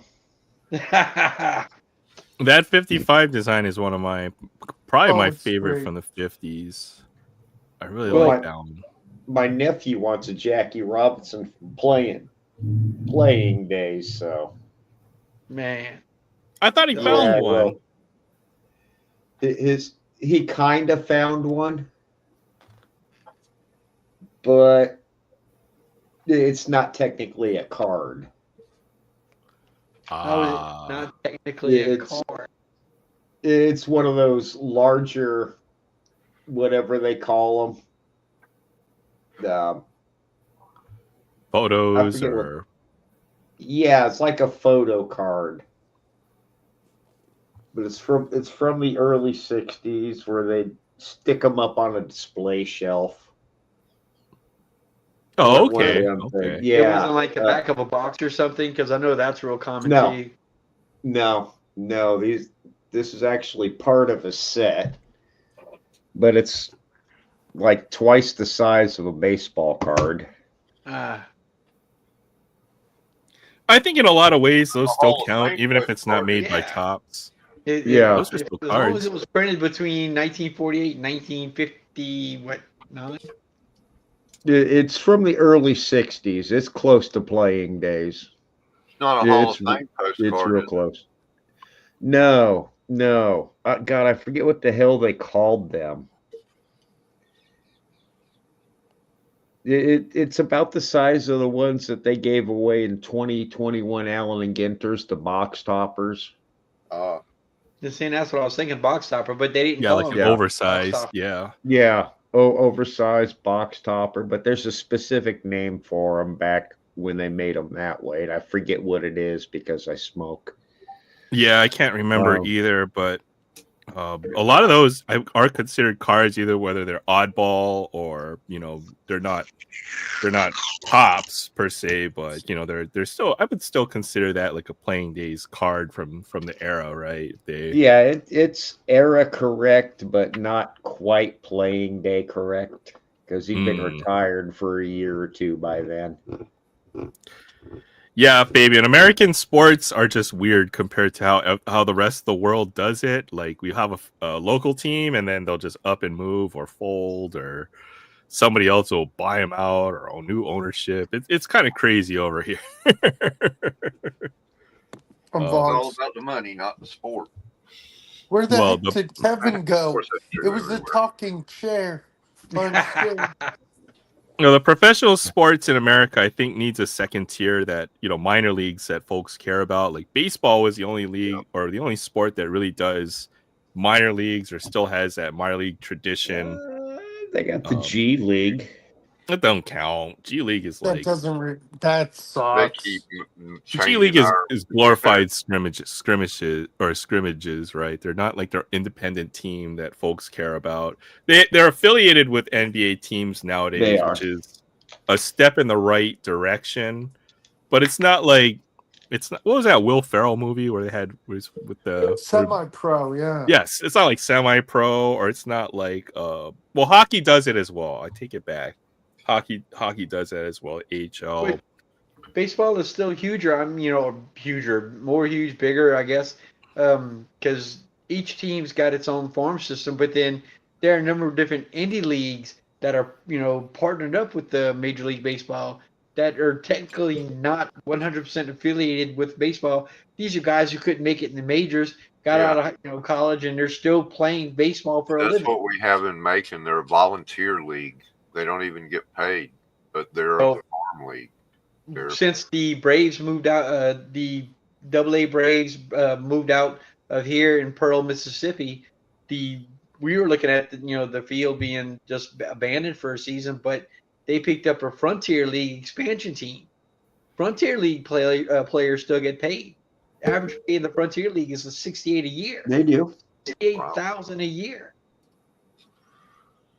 we Right, but in comparison to the European system where you have a local team that may not be in the top division, or they might be in the second or third division or second or third tier, but they're like their own independent team that folks root for. They're very similar to college teams. It would be maybe the best analog here in America, right? That's what he Who's your got. team? The Our Mississippi team is is it That's the from Jack. Macon Bacon. Let me see No, what I meant Can you blow that up? Troy, Mississippi Mudcats. Yeah, that's what we have now. The Mudcat. Man, Oh that's wow, the nice. Mudcats used to be in Columbus, Georgia. Yeah, there's a nice card though, That- yeah. We'll No, it's the say. monster. I'm sorry. The Mudcats are still in. All right, the Mudcats were in Columbus, Georgia. The excuse me, the Braves are not going. The Mississippi Braves are going back to Columbus now. Yeah. The Mudcats are still in Carolina. We have a frontier league called the Mississippi Monsters, which is their mascot is still a catfish, but it's the Mississippi Monsters. Okay. That there Mud was Monsters, the the Mud Monsters. That was a that card was right there, Jay. yeah. Yeah. That was the card the nephew got. Yeah. Okay, maybe it's not a volunteer league. It's the Coastal Plains League. I'm not sure where that card would come from, to be honest, or what the I- we need Sensei Domino way on. Yeah, Yeah. somebody can tell you. You would know. We have a minor league team, as you guys know here. Yeah. I got one right down the street from me. Highest I've level got you one. Right, can but get. they're like in European soccer, right? They're like or football. They're their own entity, right? They're almost managed. They're not like affiliated with another team. Now they may trade or loan their players out to bigger teams or more well known or teams with more money or financial, but they have like their own. I guess like they're a big local fan base or whatever. There's some really interesting, really interesting channels on exploring some of the not the top tier teams in European football. I forgot. It's a channel called Away Days that I've been watching. That's been really cool. And it shows not the top level teams that are like Premier League or League One or Bundesliga, but a lot of the club teams, so to say, that are they have their own very loyal fan bases that you've never heard of. It's actually quite fascinating. Can I butt in? Yeah, sure. The Macon Bacon, which is our amateur team. Yeah. And our mascot is Kevin Bacon, a strip of bacon. Oh wow. Okay. The players in the Coastal Plain League are not paid. They are college players competing to maintain their amateur status and college eligibility. The league is designed for them to play against high-level competition without jeopardizing their NCAA standing. So they are basically volunteers playing just to keep their status alive. Is that more like a winter baseball league then? No, it's Summer. collegiate summer. Collegiate summer? Yeah, I Because got I know that too. because I know they do that even like for like the Dominican League, the Dominican Summer League, and they a preserve bunch of their other amateur leagues. status by not being paid. I see. Yeah. Pioneer wow. League sounds very familiar. We have a lot of Wow. prospects or a lot of collegiate players going to go and play there. That does sound familiar. Sorry, Yeah, Will. Coastal Dang, Plain, there one, was a two, three. big 3-team NHL trade today. Wow. There's Oh, 14 teams in the Coastal Plain League. What's that? I'm looking at Coastal Plain League. There's looks like 14 teams. Yeah. The Tri-City Virginia, Chili Peppers, the Carolina. Wilmington Sharks, Holly Springs Salamanders, Moorhead Marlins, the Gastonia Grizzlies, Yep. Gastonia Grizzlies. Asheboro Zookeepers, the Fayetteville Swamp Dog, Martinsville Mustangs, High Point Thomasville High Toms, Peninsula Pilots, Lexington, Kentucky Blowfish, the Petersburg Generals, the Forest City Owls. Wait, didn't you say the Macon Bacon? Yeah. I don't see the Macon Bacon on this list. It might change from year to year, right? Depending on the Coastal players Plain they can League. get and the managers and all how they organize it. So that might be why. Boone Bigfoots, the Florence Flamingos. I had a question for Aaron that's not baseball related, but I'll wait. Go ahead, man. Go ahead. Oh, there it is. Macon Bacon. what do you think of your new head coach? Oh, that's right. We signed Pete Carroll as our head coach, and Oh, He did it it's for got a to be the vacation. best move the Raiders are ever going to make in, The yard the domes. next 2 or 3 years. It's got to be, right. I mean, I can't think of a better coach to have come in for at least a couple years, who's got a proven track record of, bringing teams back to relevance, right, with the Seahawks previously. So very happy about that hiring. I thought Will, so. Thought so. what did you think on the news? I know I that thought broke it was a this good morning. hiring. I thought it was a really good hiring. And then I just read that Robert Saleh is going to go back to being the defensive coordinator for the 49ers again. I thought it was with the Falcons. No, they hired Oh, someone Robert else. Saleh will be for the Niners, and Yep. Jeff Ulbrich will be going back to the Falcons as a Yeah, DC, I Jeff think. Ulbricht's going back to the Falcons. Okay, well, good. It's good to hear that they both landed in good places because they're both good coaches. And Jeff Ulbrich is one of the UH alumni, so one of the greatest Hawaii players to ever play. If you guys can keep tabs, he was a former Niner for many No, many years. what I was reading about the NHL trade, to say it real quick. There's more involved, but the Hurricanes, my favorite team, along with the Penguins, landed Mikko Rantanen from the Avalanche. Oh wow, that is a big trade. That's a big trade.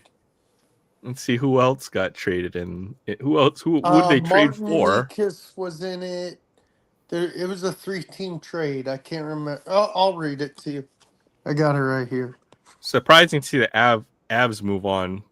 That's a big name on their Yeah. team. So the Hurricanes acquire Rantanen and Chicago Blackhawks Taylor Hall. The Avs really get Martin Nikas and Jack Drury and a second rounder and a fourth rounder. And yeah, that's it. I'll have to see what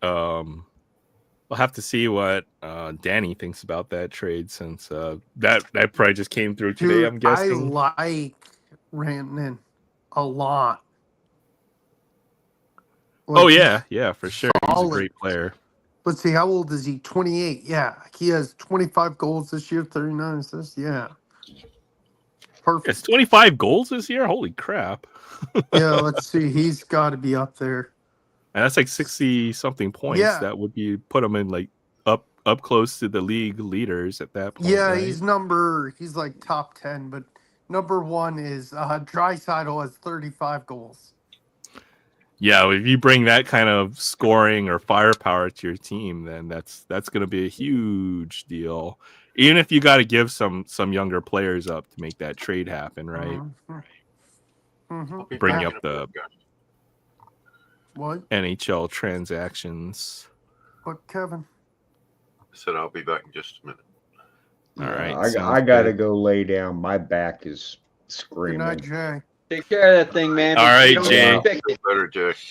Yeah, You I'll take care of probably yourself, man. I'll probably be watching, but I can't chat. So. All right. Yeah, I know. We'll be praying for your health, and Yeah, hope dude. you get Take better. care, man. Yeah, have fun, y'all. We'll try. Us geezers got to stick together, man. Well, Jay will come on to our show, like after, like literally in a hospital gurney, and I know he's got going through some health problems. So He is. hope for the best for Jay. Good, it's always good to see him. And yeah, for sure. I'll have to find you some Yankees stuff, Tiff, when I get a chance, and then we'll have to get your address. And I'll send you some stuff when I get a chance. I know Troy's got a little bit to say. The only Yankee I see paraphernalia I see the doubt in your mind. Well, look, I even have a comic today. You have a comic that Yeah. even everybody's I'm got all comics three today. out of the 3 C's. I'm all three: cards, cars, and comics too. That's right, man. You can't just be cards or one or the other. You got to be all three. Yeah, I went ahead and dug it out. I've got about 5,000 books. It's just that they're all from the 80s and 90s. I don't have any. I quit buying comics after my first daughter was born in 1989. So I don't have anything current. Hey, Alma, good to see you. Thanks for listening in, and always appreciate you stopping by. We got to catch up at some point. I know I had a couple things for you as well, so I owe a lot of people a lot of stuff. Oh, Tiff says her mom had the Quantum Leap comics. I didn't even know they had a Quantum Leap comics. I love that show, Awesome. Quantum Leap. Heck yeah. The original Quantum Leap. I'd stay up late to watch reruns of that show back in the day. Scott Bakula. Yep, Scott Bakula. He played. What was the character's name? I don't remember. I was pretty young. Yeah, It's such a cool show, though. Such a cool show. I loved it. You know, it was like never. Every episode was different, right? Based off of wherever they time traveled to. It was like Quantum Leap. Quantum Leap. Ziggy was the computer, and he had the one guy that would come in, like he would walk through the door and to go into the room. Sam Beckett. Yes. Yes, Dr. Sam Beckett. There you go. Oh my goodness. Yeah, that name was on the B2 hits up with it. There's so much good TV that you have to go back and watch that you kind of forget existed, and Quantum Leap is something I need to revisit at some point. I was watching Wings, which is a sitcom that I enjoyed as well. Wings is really good. Yep. It's got a pretty loaded cast as well, like Tony Shalhoub, Thomas Hayden Church, yeah. So I enjoy that show. That was another one I grew up watching. Are there any TV shows that you guys are binging at this point, or anything like that? Nope. I just finished watching season 3 of What If. Okay, is that a newer show? What If is the animated version on the Disney Channel of the What If comic book. They started it 3 years ago, and they did a season of, I think, 8 episodes. This last season came on, and it's actually pretty good. It did something that the What If comic really never got into, and by making the watcher not quite just the watcher. Okay. I'm gonna have to go check that out. If you remember the What If series from the comics, Uatu was the big bald-headed character who he gave the intro of every comic, and that's how it always started. Yeah, by asking the question, "What if?" And he's lived on like the dark side of the moon, and he watched the heroes and blah blah blah, and it would always be, "What if this happened?" and "What if that happened?" Okay. All right. Yeah, I'll have to check that out.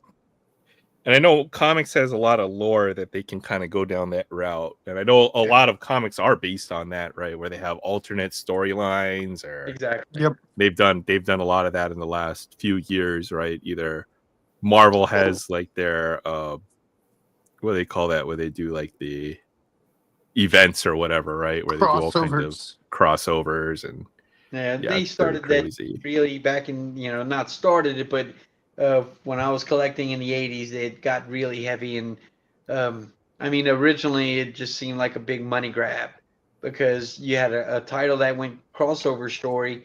And if you wanted to get the whole story, you had to start buying a bunch of comics that you didn't really buy. Oh, yeah. Interesting.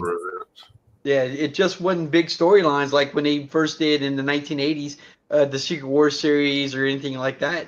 This was just, they did it with Daredevil did the Typhoid Mary series, I believe, and they crossed that over in like 2 or 3 different titles. So if you wanted to follow the entire storyline, you're getting Spectacular Spider-Man and You don't Peter have Parker, to do Amazing Spider-Man here and there. that because you can just buy the core title and read the story, but all those others are side stories. But being a collector, it's normal to want all of them. Don't want to get the whole If you're gonna do that, I suggest trade paperbacks are the best way, or the omnibus or whatever are the best way to read up the whole story instead of having to buy a whole run of comics, right? But a lot of times they don't have all the issues that go off that branch off from the storyline either. A lot of times the trade paperbacks and the omnibus usually has all of it.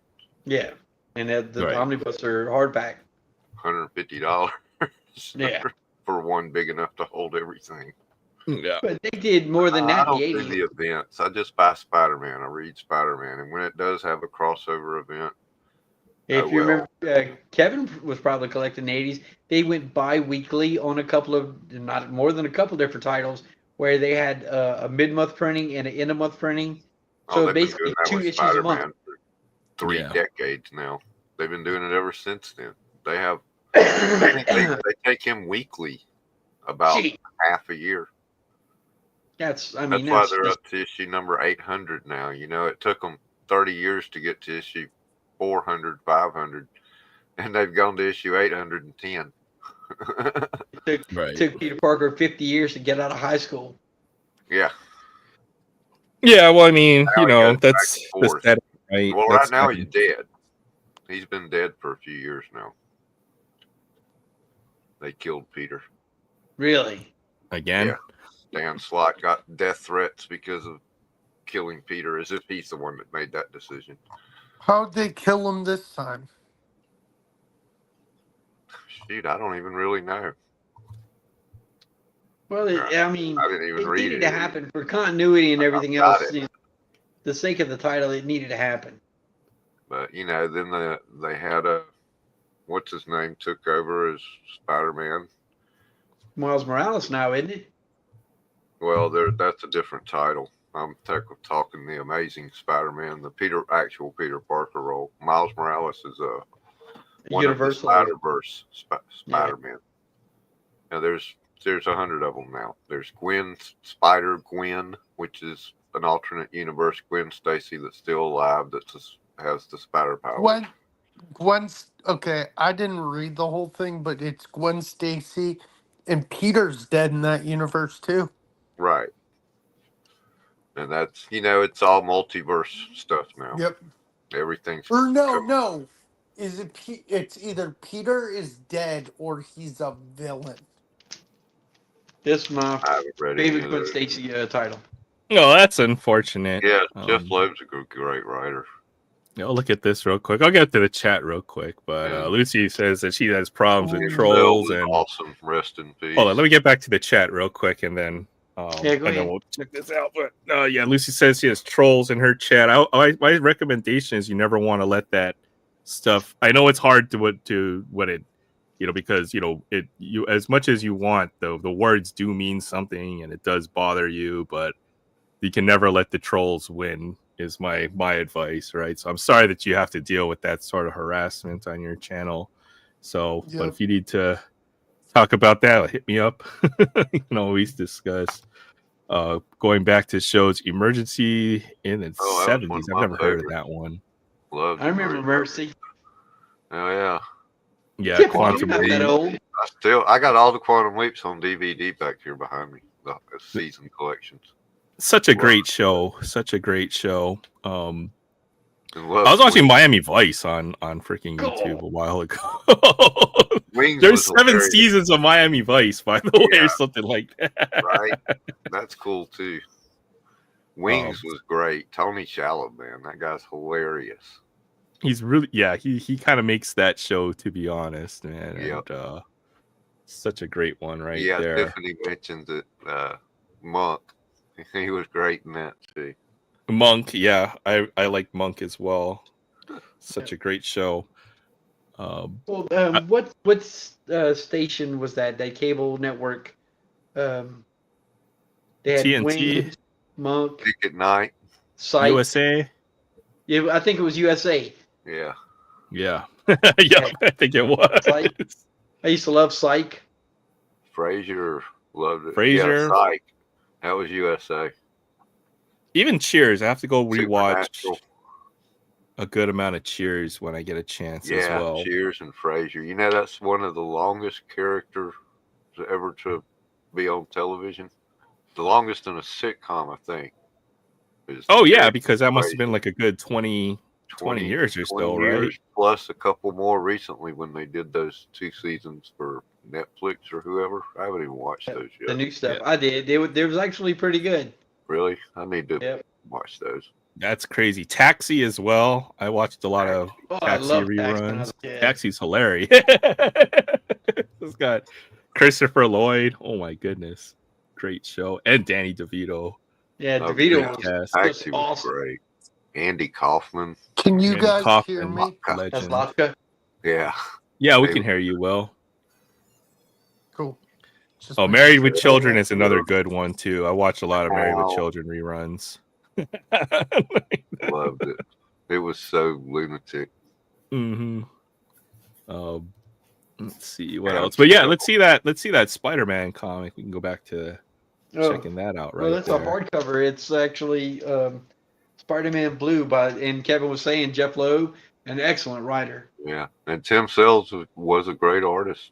He passed away a couple years ago, But this is Spider-Man Blue. It's just a great Gwen Stacy story. Yeah. You know they're making Spider-Man Noir. Is it going to be Nicolas Cage, or is you talking about a comic? No, it's Nicolas Cage. Oh God! I can't believe it. Yeah. Let me go ahead and find one good full splash. Oh, there you go. Look at. We all know who that is. Yeah. Mm-hmm. There's MJ. Yeah, Fabian with Married with Children. I always like the Al Bundy joke compilations when he's like in the shoe store. He's like, oh yeah, on all the. They could release a book of those. You can't get away with that on modern TV. No. I think, but it's so funny. That's a good splash panel. Yep. Very nice. Yeah, Sale was a great artist. Perfect Strangers as well. It's a show I watched a lot when I was really young, but I probably need to watch again at some point. Starsky and Hutch. Well, if you're going to talk about Starsky and Hutch, Beretta, Ironside, I watched all those cop dramas back in the day. Used to love Beretta when I was a kid. Oh yeah, yep. I love all those shows too. What's up? Do you have any more of those Heritage? I do, but we'll get around to that eventually. Maybe we'll rip one or two now. And sleeve. Oh, beautiful. X Factor #1. Yeah, I'll take that off your hands. Oh, that's nice. Very nice. Yeah, the return of the original team. I love the 80s aesthetic of comics, right? Comics to me right now, the covers, there might be the best artists that work on them now, but they're way too busy. The ones now are incredible. But I mean, I still have the nostalgia for the older ones. Oh, I do. I prefer the older look. The newer look, it doesn't look as much like a comic book art to me. Sorry, Will. Yeah, exactly. No, I love new books. On the artist. I love There's older so many stuff. different ones now. Go ahead, Kevin. Sorry, Will. Oh, you're good. I love the newer stuff, but the older stuff is what I always hunt for normally. And I'm going to a comic shop tomorrow. That's part record store. Mm-hmm. And Kevin, they may have something you want. Issue 2. Oh, nice. It's a Mike Zeck cover. Oh, don't show that to Matt now. Our friend Matt loves Mike Zeck. Married with Children is the best show. I have all the comic books, man. Yeah, I can't disagree with you. It's got to be up there with one of my favorite shows of all time, Collectorholic. 100%. You'd be surprised how much TV and stuff you can find out there for free. But if you need references to find the whatever, you'll have to get me on private. But Magnum PI with Tom Selleck. Hey, what's up, Barrett? Good to see you, Barrett. Hey, what's happening, guys? Not Tom Selleck reboot, but the Magnum PI reboot. Did anybody try to watch that? I haven't gotten around to it. I tried to. I couldn't get into it. Yeah. I got a few comments that you're done. Yeah, we can go around in a bit. I'm just trying to catch up with the chat and stuff. Thanks for the Cowboys and their coach search. That'll be interesting because I know Primetime's been mentioned, aka Deion Sanders, as but I have my doubts on whether that's going to be a good hiring decision. And then I saw Marty Schottenheimer, but how old is Marty Schottenheimer? Isn't that dude like it's got to be like in his 80s or gotta be. No, that was Brian, wasn't it? Oh, Brian Schott. Okay. I just saw this comment by DK. I was like, wait a minute, isn't that dude? That's got to be Barrett's scene with his 2 cars in it, right? That's me. Yeah, that's Barrett. Where did you come from? I heard your voice, and I'm like, oh. Then I saw the cars. Yeah, same here. I was like, wait, that's Barrett, and I looked and I could see the 2 Hot Wheels. Yeah, for sure. Let's just finish up the chat real quick. Soap was an awesome show. It was weird, but so funny. Yes, see, Billy Crystal and Mona, and I used to love Soap too. I've never heard of that one. I'm gonna have to go and look it up. Really? I think that's well, that's the best part about this is that we have so many folks who have seen and experienced so many different things, and I learn about all kinds of things that I never get around to checking out. But I'm going to add it to the list. Whoa! Barrett appears out of nowhere, and I don't see him come in. I didn't hear us just talk about it. Hi, Barrett. I snuck in. For sure. Hogan's Heroes is one of Fabian's favorites. It's a good one. You know what's a good old show? And I didn't know that, Fabian. I wasn't born when this came out, but you know what's a really good old show? I've watched reruns. Of course, my dad told me that. MASH. I loved MASH. That was one of the great sitcoms of all time. But it became a drama as much as a sitcom. Yeah, it was a drama. A dramedy, if anything, a dramedy is. Sure. I like MASH too. I just can't watch it because of how much MASH there is out there, right? There's a lot of, I wouldn't say filler, but there's just too much of it to try to binge through it in my mind. But it is a great show. I don't know. You think about it in relation to those anime. Buffy, Vampire Slayer. About 300 episodes. That's. I never got into Buffy or Angel Face. One Piece. Oh, I watched it because it was it was a great show. There's one anime thing I want to watch soon is what Paul showed us on the show, his last show, the anime movie that came out in like 2009 about like a death race called Red Line. It looks phenomenal. I saw that. It was so, man. If you don't watch it. It's what I'll tell you. It's one of those. Did you watch it? A roommate of mine brought it home one night back and when I lived in Atlanta. Young guy that was in the anime. I bet it was good though. It was good in the sense that you'll remember it, but it was a trip. For sure, that the A-Team is on my list of. The A-Team is on my list of shows of 80s action shows I need to go back and watch, along with other shows like Magnum PI, A-Team. There's a bunch on that list. MacGyver. Yep. So you know what one show I wish I could go back in time and watch because I wasn't born was Happy Days. Little before our time, I think, Will. But it's a good show. I mean, it's like Iconic. Pluto, I think, has a Happy Days channel. They show it, Laverne and Shirley, Joni and Love Chachi, all the spinoffs. Oh yeah, those are all good. Barrett, I watch Happy Days all the time. Barrett, I love that F1 car because I'm a Max Verstappen fan and he drives for Red Bull. Yeah, this was out of the new C case. Yeah, it's the CK Super, isn't Yeah. it? No, not the Super. Oh, it's not. The Super is an ugly car. It's like it's a black and white ugly thing. Yeah. Barrett, you got anything cool to rip tonight? Excuse me. I miss when you pull fire.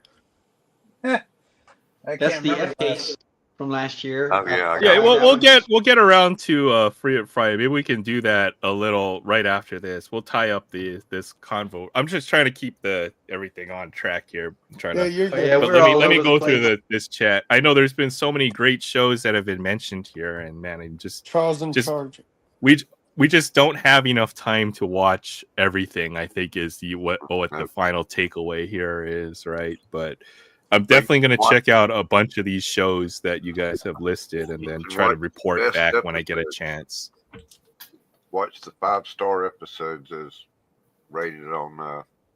Hell, I don't know where it's at now. Now, Fabian mentioned a show that out of the three he mentioned, that's like a 40-year window. Baba Black Sheep with that was Pappy Boyington, played by, oh my goodness, what was that guy's name? I've never heard of that one, to be honest. But, oh yeah, Baywatch. Heck yeah, there we go, class. That's what I'm talking about, Collector.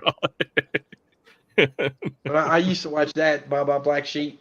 It was all about I think World War II fighter races. Yeah. I can't for the life of me think of the guy's name that played the lead. Robert somebody? Robert. Yep.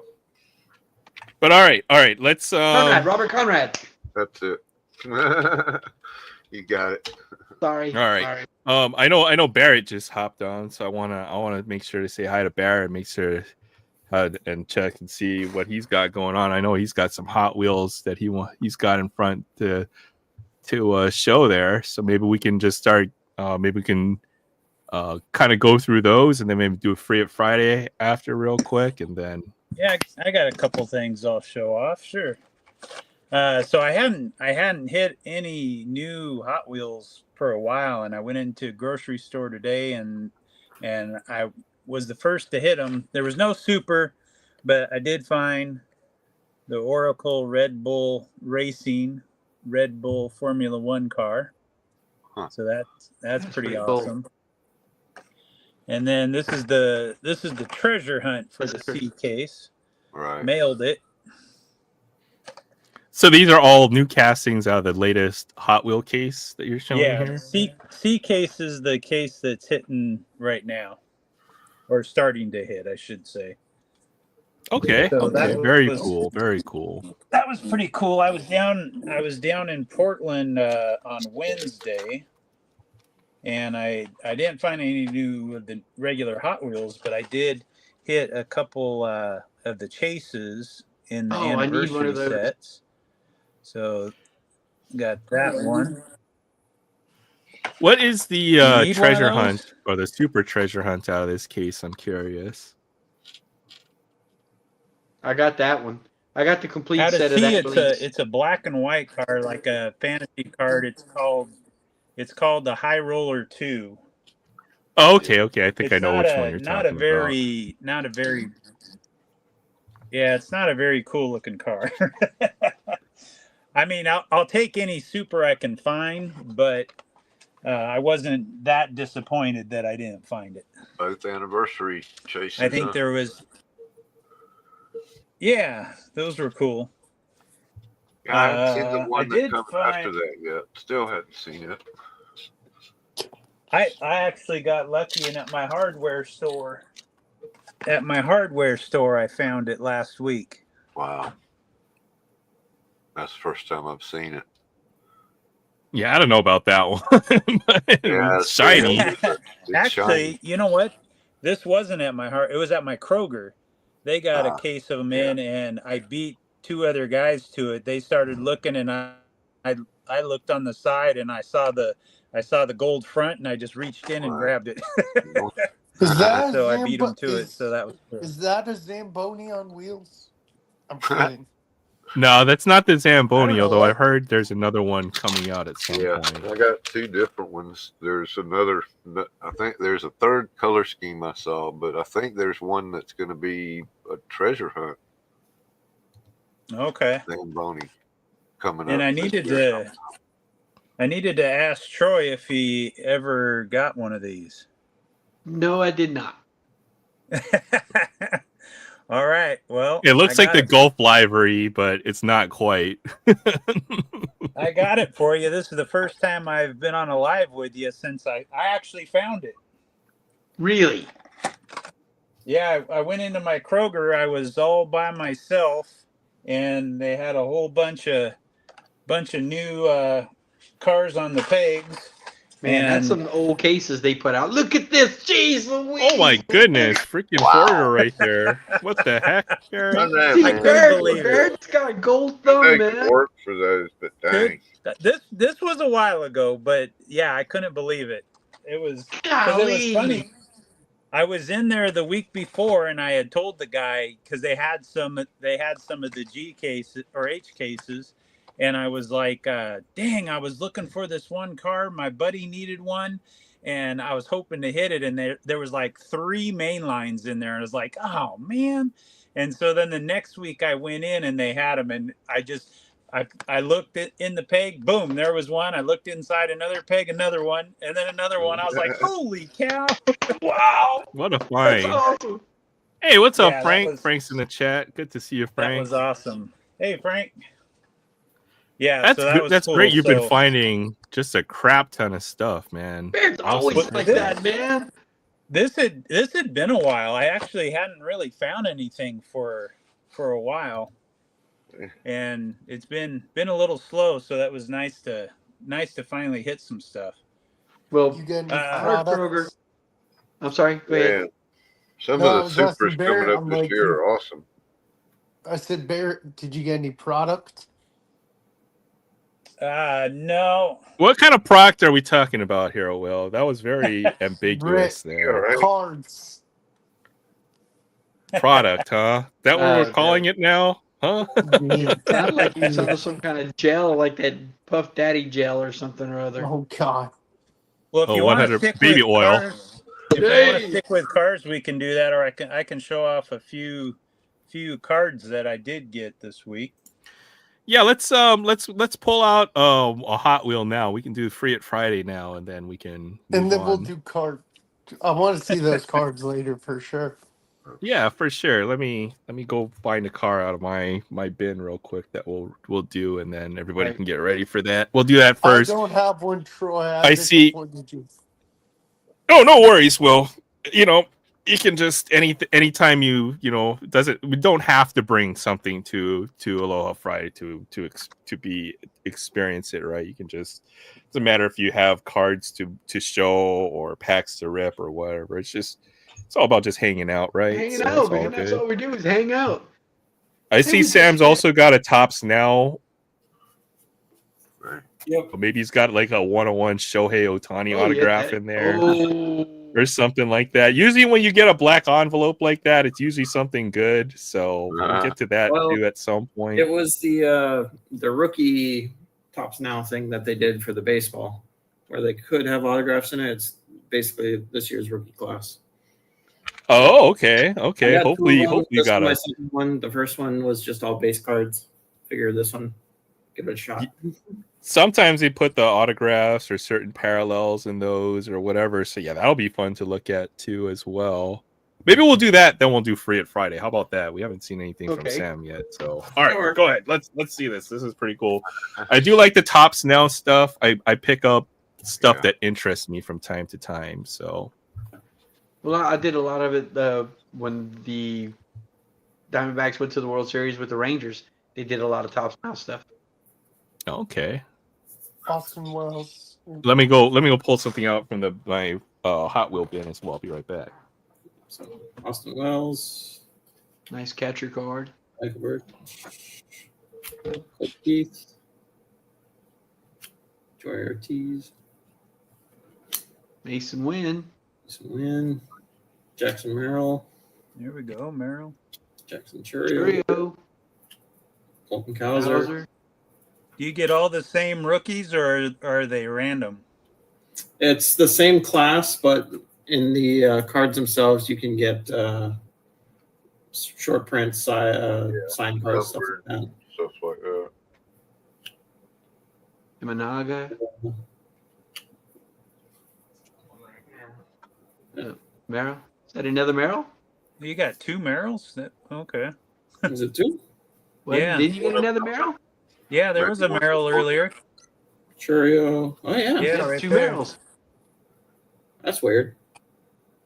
Is one of them numbered or something or other? Or anything That's what I was different? wondering. They look the same. They look the same, yeah.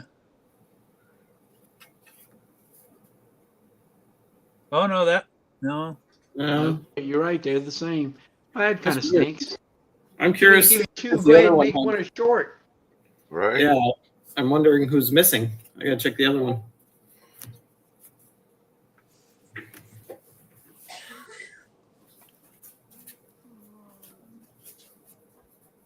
I mean, every now and then when I'll do a Topps Now pack, you have that option to do, 3 or 5 or something like that. Yeah. And I'll try to do the 5-pack to hope, with the hopes of I'll get one short print or colored numbered card or something like that. Right.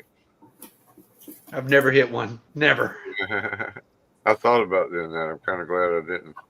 Yeah, that's why I did 2 orders. The other one I didn't get anything good that I remember, but now I'm curious to see who I'm missing. So this is the other pack that I ordered. Did you pull a parallel out of that one or anything good out of the No. other one? No, it was Nope. doubled up. Oh man. Like, Yeah, we we got just got noticed one that he now. had 2 Jackson Merrills. So now we're wondering. Oh, that's not bad. Yes, I'll take that. Yeah, if you're going to get a double, that's a good one to get. Yeah. Oh, there you go. There's the double. See it? Look at the last maybe card. one's a parallel. No, we looked. Exactly the same. Did you get 2 Wyatts? Yeah, it looks like this one had 2 Wyatts. It's not bad either. So I'm guessing that last slot is where they put in the refractors or the signed. Parallel, short print, Yeah. numbered. Throw in a little Or bonus they- card there. Or they just throw in Yeah, a double. so you either get another base card or another or something good. Again. That's not too bad. How much was it for each one of those sets on the Topps Now website? I want to say it was like $30. It wasn't crazy. That's not bad. I know a lot of folks will grade those, and then if you get a really nice one graded, a desirable rookie, then that might pay for the entire package right there. So. Yeah, oh no, never mind. It was a little more. It was 60. Oh, well, for the 2 of them, right? Or per? Nope, each. Oh, Wow. geez. Yeah. That seems kind of steep. Well, it's probably that way because Topps Now, when you buy the individual cards, are like what, $9 or $10 each, right? So Yeah. Yeah. They went up on 'em. I guess by the Topps Now I don't pricing, get anymore. it's not a bad deal, but pretty steep for a collection, I suppose, right? But Yep. all right, let's we'll move on. Let's do Free It Friday then. So hope everyone's got a car. Friday. Hey, For those, Kevin, is that the new mystery packs? Yeah. Oh, nice. I went through 3 boxes and found 3 number 3s. No 1, no 2. Somebody had Yeah. already gone through them, I imagine, and just somehow missed a 3. Yeah, I haven't. One of Some my of it. Walmart's got a case, and the other one has about 50 cases of the last ones, and so I don't know if they're ever going to get the new Right. ones. I was surprised today when I saw this because they must have got it this morning. I'm at Walmart just pretty much every day. Yeah. All right, so who wants to go first? I will. I can show you this other stuff too, since we're still on that All Topps right. Now topic. Here's the last one I got. Interesting one to pick up. Mike Tyson, Jake Paul. I just had to get that, man. That's just to remember that fiasco. Yeah. Slapping him. So glad I didn't even try to watch that fight. Yeah, it's the number 3, and I don't even know. I haven't even looked up to see what they are. I just know that it's one of the licensed vehicles. It's a Morris. Is it a Morris? Cool. Let's Yeah. collect Morrises. I know. I need to find one of those for my gal at Weimar. Well, I got 2 more. Her husband gets them or collects them. I found 3 of these and no number 1 or 2, 1 and 2. Oh, that's cool. There you go. Yeah. Yeah. That's Yeah, I'll pretty nice. send you one of them if you need it. Yeah, I'll let you know. They should be showing up. I Yeah. usually find plenty of 3s. 2014 casting. Yeah. Yeah, that's pretty cool. I like that. So, we want to see my comics real quick too. I read that today. It's pretty good actually. Matson Bunny. Daffy Duck becomes Joker's number 1 henchman, and then realizes he's a bad guy and has to thwart his plans. Oh my goodness. And then ends up both of them locked up in the loony bin together in Arkham. And yeah, the covers these days are a little better than they used to be. Have you read that yet, Kev?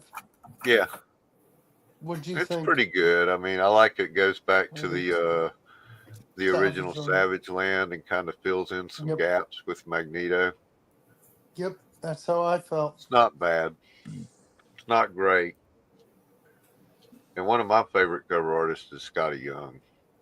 He does the Cartoony. That's about as kitty as it gets, dude. Kitty It's style. fun. So much fun to just Lil Spidey. But yeah, he has fun with them. Oh, look at that. That's usually the variant cover that I pick up every 2 weeks. See, we're at Legacy number 919. And this is a couple years ago. We're up to number 66 now. That reminds me of Bone. Do you remember number Bone? 1000 quick. And then we flash back to Amazing Spider-Man number 38.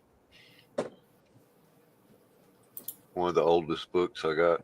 Is that a Kirby book? Yeah.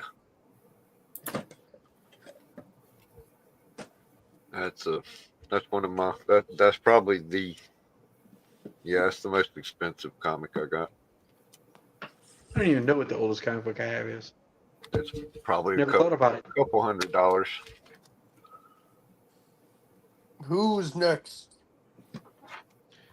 Yeah, we'll leave it for Troy to be last. How about that? I'll go next. Oh, okay. Thanks. It's your segment. This is, you're the creator of Free It Friday, so Yeah. it's only To go ahead and keep it going on my own channel, I have to actually record what we do here and then play it back on, man. I'm sorry, man. We gotta figure something out. Okay, because I want to keep it going on my own channel, and I really do have fun. Since the very first time we came and did it on Aloha Friday, I have a good time doing it here. So wait, you film what they open and post it to your channel? Nice. I've got that. That's the Magnus Porsche. Oh yeah. I love these Porsches. Any 911. This is a 71 911, and I love how they never change the lines on this car. Right. Always the same. Yep. No matter, I've got other Porsches lying I around have an here. orange Hold on, one. Weldon. Sorry. Porsches lying around. Oh wait, not here. But we'll open this one up. This is a very nice one. Sorry, what were you saying? I have an orange basic one. I also collect Porsches and Batmobiles. Oh, absolutely. But you can never have too many 911s. So Here, I got one for you, Aaron. this will be the one I've got. So see if I can do the Reese Yeah, Oh, it does. you have one I can't, too. I Nice. can't do it. I can't do it. I can't. Yeah, I can't do it. You got to put your finger on the top and the bottom, and then spin it. Oh yeah, there we you go. There we go. But But man, he does it. he can whip that He sucker makes it around. look so easy. Right? Yep. He makes it look so easy. I can't do it Yeah. because I broke my hand at some point, so this finger is not straight anymore. You see, there's so I can't that do what it it with my is? left. And my right, this is the hand that I would normally do That this with. horse looks So, awesome. but this is a great one. This one's got the Momo wheel livery. It's got all kinds of great little Yeah, that's cool. stickers on this Dude, one. I So want that. Sorry. There's a nice new Porsche in the C case. I was gonna buy it, but I'm trying to scale back. The super treasure hunt's in the F case. The Porsche 911 Rally. Yeah, Is that that one looks signed? cool. Super What? Spectre Flame Green. that Look is at Sam. crazy. Oh, So I cool. got a picture with him at SEMA a couple years ago, and I got a signed Hot Wheel.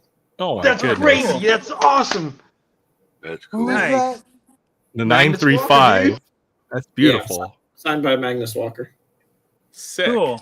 That's awesome. So mine to open.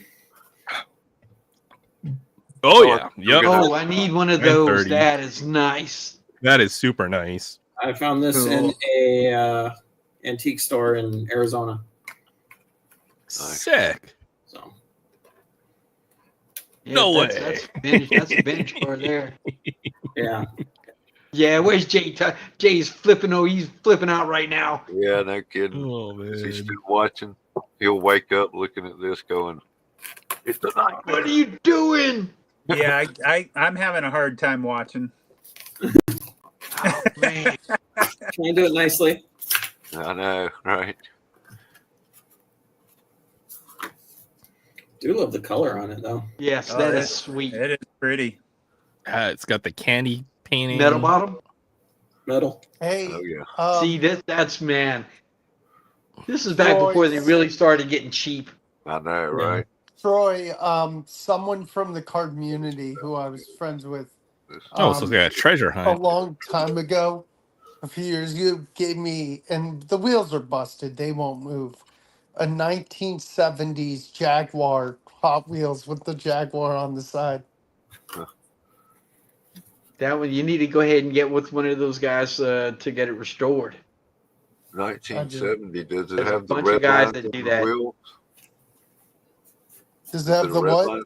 Does it have the red lines on the wheels? No, If it's a 1970, it could. maybe 80s. Right. I don't Year. remember.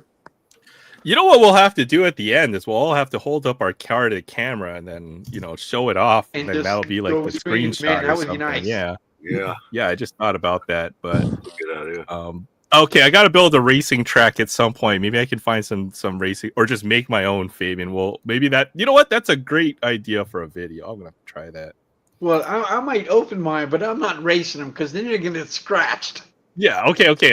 All right. Yeah, I got the track, I got the You should turbo booster and participate. everything. Okay, Did now Kevin Sorry, open? Kevin. Kevin, you have one tonight? No, that's right. Kevin had his mystery Barrett, pack. it's Mystery bag, Barrett. yeah. I don't Yeah. have one. Well, Thanks for stopping by. Here, I'll rip Appreciate it. this one open. All right, let's see what Nah. Barrett's got here. Oh, you juked us. What It the? was a joke. That one's staying. That one's Oh no staying no no sealed no up. no! was Yeah, gonna leave say, that I one in the couldn't blister. still That run one. Okay, then man. it's Troy. Is anybody He's else Barrett. before Barrett Troy? didn't have anything to open. You've got to have some car you can open, Barrett. This is by participation is optional. You don't have to open it, but it is highly encouraged to do so. Yeah, I'm just joking. I'm kidding. I'm sure I could find one somewhere. No peer pressure. No Yeah, peer yeah. pressure. If you don't want to open, but Barrett's already shown a lot of great cars already. So Yeah, his super collection is it's just outrageous. Golly. I remember as a kid getting a car for Christmas one time. It wasn't a Hot Wheels, but it was a truck that was only a little bit bigger. It had the wheels, the knobby tires, and it ran on a AA battery. And I dug little trenches that it would guide it. And I have looked for years for a truck like that and cannot find one anywhere. Do you know what Uh, scale or what brand it was? It was maybe? just a little bit bigger than a Hot Wheels. No idea what brand. I remember those, and you just put one battery in it. Yeah, You just pull the top off, one put one little battery in it, AA clamp it, snap battery, it and back together. snap it Oh, together, and it would Oh run yeah, forever. okay, I know what you're talking about. I used to have They do cars or not trucks make like little yeah, that me and my back little in the brother day. used to have little those. batteries anymore. They're all Like those Tommy or pull back something. and let go, and just You know what? We're gonna have to go down the rabbit hole later on, Kevin. I'm see if I can And look find that out up. Yes. what those for you later Oh, on. wait. What's he got? How about a Cyclone? 91 GMC Cyclone? Okay, so that's where they got the design for every freaking soft drink cup that we've ever had, right? There we go. Did you ever see the patch card, the Love novelty it, card? Barrett. Well, when they first released that casting, the Cyclone casting, I've got like the first 3 or 4 of them, or 3, at least the first 3 of them, I believe. You Kevin, mentioned did Water you? Cup, that novelty card with Yep. Adam Sandler on it, Water Boy, and it's a patch card, and it's got a piece of the water cup like you're talking about. Kevin, did you ever? That just screams 90s to me, Barrett. I love the choice right there, man. That Yeah. color combination, the pink, teal, and white. It looks like every mall I was ever in the 90s. Yeah, Right? Kevin, did you ever tell Troy what your project was like a year ago, and hopefully you finish one day that you haven't worked on? She don't even know where all the parts are. Wait. I started it when the Aztec came out, when the new Aztec Hot Wheels came out last year, I guess. Took it Okay. apart, stripped it, and painted it the color of the Aztec I used to drive. And that's where I stopped. You see what Yelena's saying in the chat about the crash cars? The crash cars, yeah, I remember those. Yeah. I never got one, I think, because my mom was always scared I would like swallow one of the parts that fell off of it or something, probably. So, Yeah, they but I still do make like those. color changing cars. Now, The color changers, yeah. and they still make the Time of Taxi, which is a crash car. It's got a door panel that when you hit it, it flips over to a crashed panel. Right. I just remember the commercials for these always made it I look like so remember much those. fun. But and then when you got it, it was like, that's all? That's it? We'll have to go and look those up as well later on at some point. What you got, Troy? Okay, well, since this is the first time that I've been on with Barrett in a while, and this was the car I was going to open anyway. I was going to open this one last week, but I went ahead and pulled, the whole tree out. This one's 77 Trans Am in white. Oh, there you Oh, go. I love that. That's dope. Yeah. Oh, that is nice. And this was the Fast and the Furious black Trans Am. Oh, yeah. Ooh, nice. Now, this has got the metal bottom with the real riders on it. And it actually says Trans Am right there under the spoiler. Yeah. I got the Smokey and the Bandit one from Jada. Well, this one right here is the main line from the L case. Yeah. And I opened it. And I remember I opened it on Free Friday that one time. And Barrett, I've already picked it up, but I did get the LK Super, dude. I got it. Man. Oh, I never did you? find one. Yes. Because look, I had this one sitting out for you. Well, I ended the same time I got that main line, I got the LK Super. Okay. So sticking with the Trans Am, I picked this up. Oh, yeah. Cool. I like those. Oh, I saw that one. I got a couple of those Green Light Hollywood. I just did True a Romance, couple of the True pallet Romance rating when I was down in collection. Portland and saw that one. I was hoping it was going to be a greenie. Oh, man, I haven't hit a green light in forever. Right. A green machine. I got to 2 cases and neither one of them had a greenie in it. I've never seen one. So there you go. 1970. This is a 79, actually. Nice. This casting is a 79 Trans Am. Now, I think since it's a green light, Something probably opens. That's what I'm trying to find out to see if the hood will pop open. I feel 'Cause like it looks so like- few of those late 70s, early 80s cars kind of survived. I don't see very many of those anywhere. It looks like the T-tops will come off too, but I'm afraid to try to pop it off. Yeah. And One it time sure use. looks like Comes off once. The Firebird. yeah, it really comes off once. Oh, if the hood does open. Oh, sweet. Oh, man, the detailing on this is awesome. I don't know if you can see it. The hood scoop stayed on the hood just like it's supposed to, or stayed Oh, on the that's engine. Wow. Nice.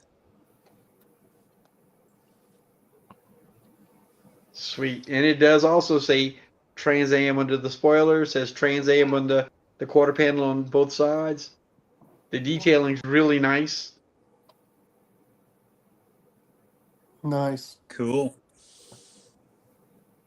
So there's my Free It Friday, the 1979 Rocky 2 Trans Am. That's beautiful, man. I love Yeah. that car. That's amazing. So that is like my 4th Trans Am now. You never have too many Trans Ams either, right? Some cars are Yeah. just timeless, right? So Yeah, exactly. I so wish they would have taken the Camaro and gave it over to Pontiac and let them do a Trans Am. all right, here you go. For you, Troy, what we should do is we should all pick There's up our what- car and then The put it up there in the Firebird window. 77. I don't have one. Yay. It's okay, Will. I will not. It's okay. It's all good. All right, there you go. That'll make it awesome. Oh, I Take got your it. screenshot. Will's just down there officiating. Exactly. There you go. Thanks, Will. What a great screenshot right there. So That's awesome. another Thanks, episode. Airman. Of That's Freight great. You're gonna you need to make that the thumbnail for tonight. We don't do thumbnails. I barely even know what we're talking about on a Friday. We just started up. We just go. Aaron doesn't think go there's- back and put a description. He There's does no do a title, though. description. There's no timestamps. It's There's no done. picture. Like, it's over. You When missed you it. You click, missed it. when you click leave, it's over. It's Wait, over. what's that? The skyline from the B case. Oh, okay, the gray black skyline. Somebody had Yeah. already got anything else there was, but I was like, oh, a skyline. Any Skyline is a good pickup. I would say, Right. man. I'm not that I big never on the find Nissans, those. but then I can't stand Then working on there's Nissan. this. Well, that's the Oh, Jada. okay. Okay, the Yeah. Bandit one. Yeah. I've thought I don't about do it. the one Firebird. stuff. Maybe next week. Only open what that you are willing to open, right? So you know, Yeah. I won't. Is that what Confucius say, Aaron? No, Confucius says something about what was it? I don't know. I can't. I'm thinking of a good Karate Kid quote, but I can't think of one right now. I'm interested. I know this is your show. I'm just interested to see what Bear had. He said cards, and I'm like, what? See, that's Oh the yeah, FKC. yeah, for sure. We'll get to that in a bit. Will. Oh, that's Nice. sick. Is that the El Camino? Yep. The That's the square FKC body? Super. Oh, that's so sweet. 71 El Camino. Oh, that's the old one, the old That's original the super treasure OG. hunt from. The FK When'd you get Super. that Yep. one, Look Troy? at that Yeah. supercharger on that hood. That's so I sick. desperately need that. I have a complete El Camino collection for like the past 5 years. Love it. Oh, there's See? another Right. one in C case, Kevin. They brought out the Kroger here in Richland brought out a pallet of like Easter release stuff, whatever, with the Valentine candy. Yep. And that quarter dump had 4 cases in it, 288 cars. That's 4 cases. Yep. I saw it on the pallet. I waited till almost closing. They never brought it out. Man. Went the next day for lunch from work, still on the pallet. Went again after work, Oh, still on the pallet. Dang. I went 3 days in a row with it being on the pallet, and finally, the end of the 3rd day, we stopped after work, and my wife was about fed up with me at that time because I was like, can we stop? You know, Can we at stop? the end of the third day, the rock moved away from the door, and you were able to find the super treasure hunt behind the freaking. And yeah, Then- finally they put it out, and that was the only super out of 4 cases. That was the Nice. only super. Freaking Wow. DK's on the grind, man. Have He- you he's seen finding all the fire you want to too. see the super treasure hunts? I got it up Yeah. on my screen. Oh, I think we can go over them real quick to see what we got to look forward They've to. only Right? got the first 5. That's the A case. I got that Right. one. That's I the did find that one. the B.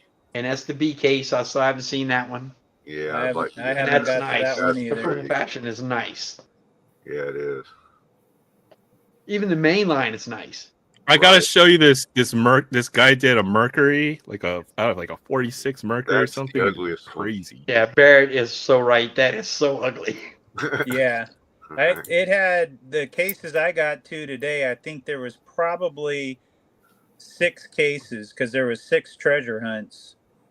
Now I that's- need this in my life right here. These Is that these the low? old Datsun trucks. Oh my Oh, the goodness. Datsun. I wish Aaron, I you got should a have let me know big because collection I of saw those, the main. too. My hardware store got a Gorgeous. D case, and it had the main line. I think is green. Oh yeah. Oh. Yep. I That- probably grew up in that one of old these truck. trucks, you know. Barrett's salivating. And what is this? The Martin. E Oh man, that is so fine. Aston Martin. The race, yes, that's the Martin race. Yeah. Lickety split with the 43. See, Let me it's- see if I a can lot find of this. these. A lot of these, I'm not a big fan of. I mean, I'll take them, but I'm Yeah. I like really- the Aston Martin. It looks. I bet you it'll look better in person. Yeah. Well, you know they in the A case, I believe they But did I an Aston really that, like that this. cast. That's the Porsche. Yeah, I need 2 of those so I can open one. Yeah. See, I like that one. Oh yeah. That's more like what I like. The classic Yeah. traditional car. The 911 Rally, though, man. Yeah. That's cool. I think that's the last one they had for the supers. No, there's a couple they more. got more. Yeah. Gladiator. Yeah. There's the That one- Gladiator. I probably Yep. won't find one of those. But I didn't think I'd find that L case Camaro Trans Am. So Orange bottom plastic. Yeah, I had good luck with the Trans Ams. Oh, I bet that's pretty. But again, not really into the race car things. The Mustang. I only funny want the car. funny car if it opens. I can't stand when they do the funny car that doesn't open. Don't open. Yeah. Yeah. Well, the old funny cars like that, those are Yeah. are like almost the inception of the sport. Yeah. That's just cool. Oh, that's hot. God, That- dog. Sweet. That one's cool. Yep. Hey, 72 Brian. DK Kyle Busch DK man in the chat. Good to see DK ya. says it opens. Nice. Really? Wait. DK, I found no 26. Oh, DK, No, I you put a better link get in the with it, man. chat. Okay. I put a link in the chat for a custom 51 Merc. It's just freaking the craziest car I've ever seen. You know, it's like absolutely insane. So you'll want to check that out later on when you get a chance. But one of the things I came across because I watch way too much YouTube. So craziest I like car. that treasure hunt. That's just a regular treasure hunt. That's Pedal in the bar. D case, The and pedal driver? I missed it because I didn't know what I was looking for. Otherwise, I Oh, would have man. grabbed it.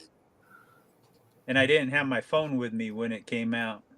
And that'll be Huh? the E case there. There's You know not what- enough lava balls in the world, Tiff, to that. I don't know what that's worth in Oh, lava balls, sorry. but it's a lot. Hey, if any of you guys, Oh, Chet. Yeah. Oh, there's the nailed it. The nailed it. Yeah.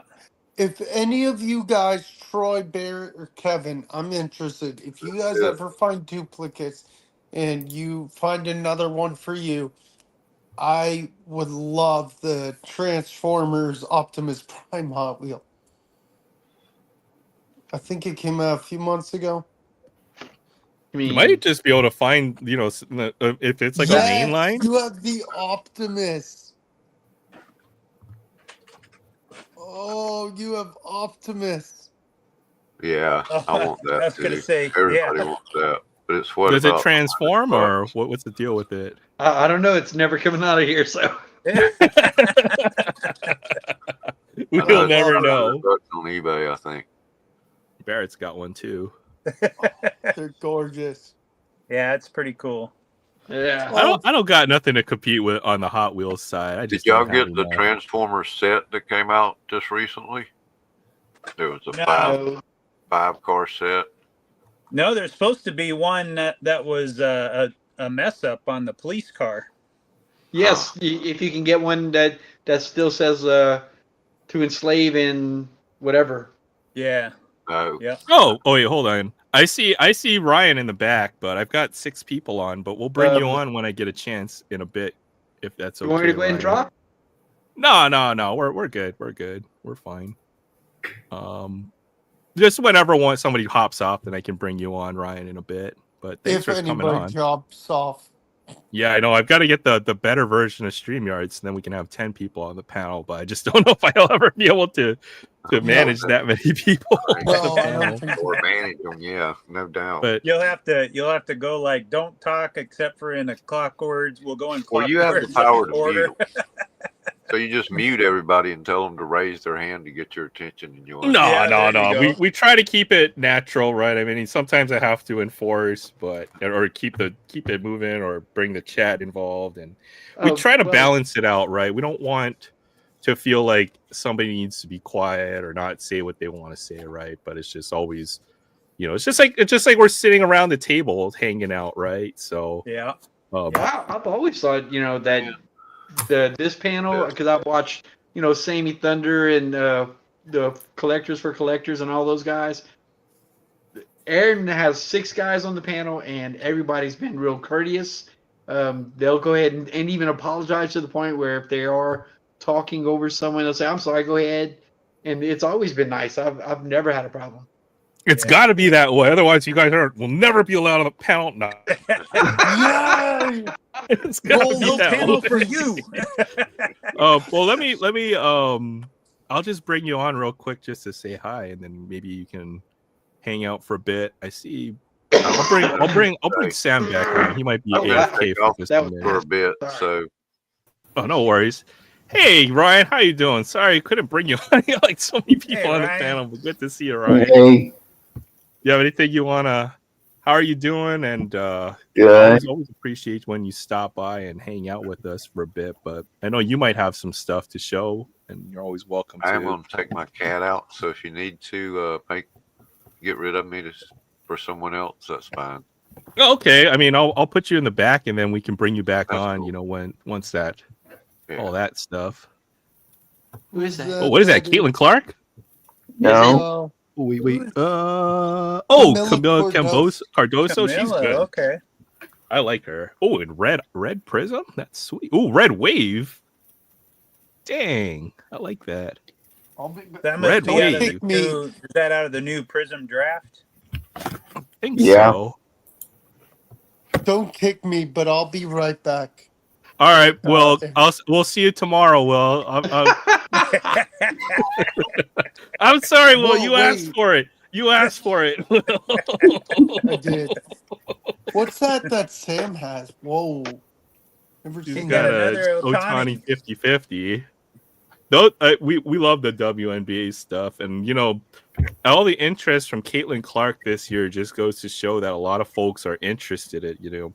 People know who Camila Camboso and Angel Clark and Ogumawale and all these players, even the new ones who are going to be coming up to the WNBA relatively soon, right?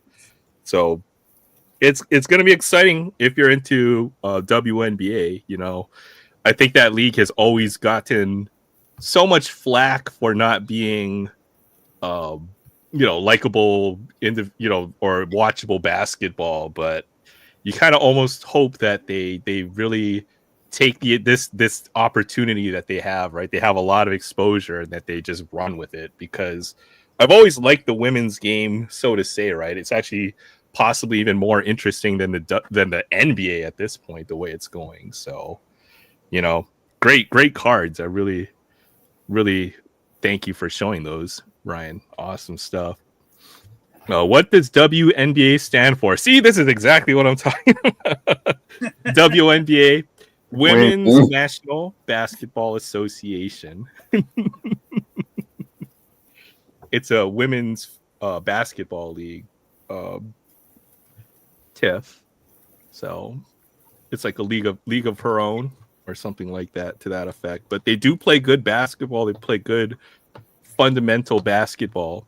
And if you like the older style of the game, something that would be, more of the high school level or even college level, then I think you would really enjoy the WNBA and how they play. See, wow, just cracked ice. Oh wow, are those out of like a mega box, Barrett? I think they were. No, I think I got a couple blasters. This was I got them a while ago. I've had a hard time filming stuff. Brianna So, Stewart for the there's Storm, Brianna another Stewart. big. Her and Onescu. Unfortunately, not for the Storm anymore, but she left us and went to the Liberty. There's a Storm gal. I know the Storm are usually one of the powerhouse teams, and they've got a big fan base too over there in Seattle, right? The Storm and the Sounders, especially since you don't have a proper NBA team right now, right? Yeah. Thought I had a Sue Bird, but I guess I don't. That's all. Yeah. I think the women's league. Oh, go ahead, Troy. It's not a question as much, but it's a question because when Tiffany asked about what WNBA stand for, I got to thinking about it. What other like LPGA has, the golf? They have a ladies only, a specifically ladies only version or female only. I don't know what the proper political. NWSL, women's soccer league. Okay. There's a female soccer league. There's tennis with the not ATP, but they have their own league as well, or professional organization. I don't think they have. I think it's just called women's tennis. I don't think they have an association. You have to have something that mentioned by the same, right?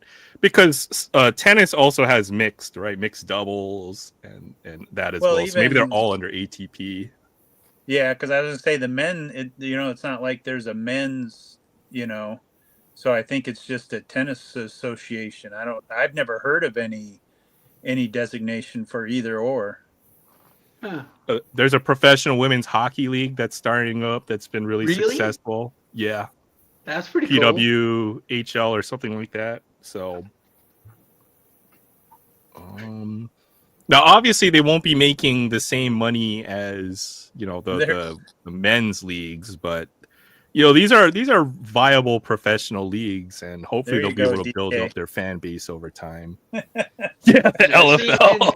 I knew and I don't. That's where I don't agree with. I don't think that they should take a female sports league and do the whole sex sells thing. I mean, like with the professional women's hockey league, I want to see them out there, playing hockey, full, play the game. Yep. Yeah. Well, ultimately, sports are entertainment, right? And I think that there's room for all kinds of, even like non-serious sporting competitions, right? Like you have Big Three, which is like kind of like the celebrity basketball league, right? So I think there's room for it.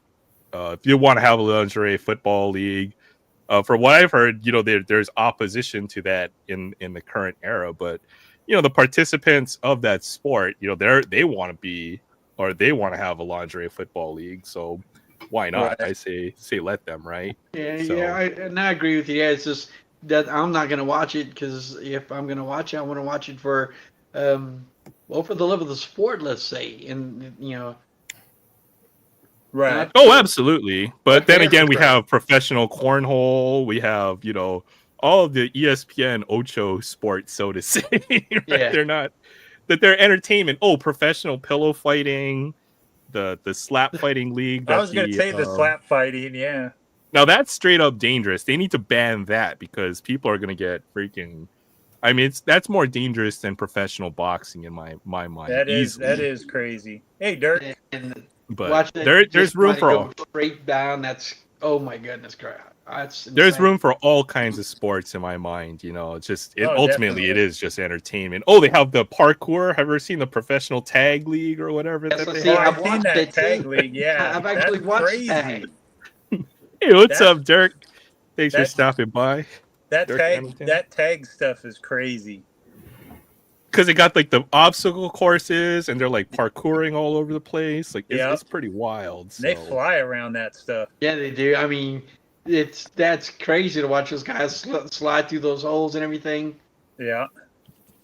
Yep, slide all right through them, right, and all over the place. I mean, you know, maybe like maybe certain sports or whatever shouldn't be like we shouldn't have midget dart tossing or professional oil wrestling or all of the I just watched whatchamacallit. I just watched Dodgeball. That was free on YouTube, by the way. Yes. You don't have to subscribe?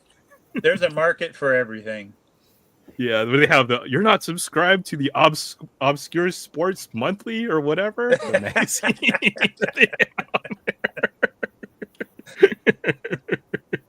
So, oh man, Unrivaled. Yeah, they have a women's 3-on-3 that just kind of started up as well.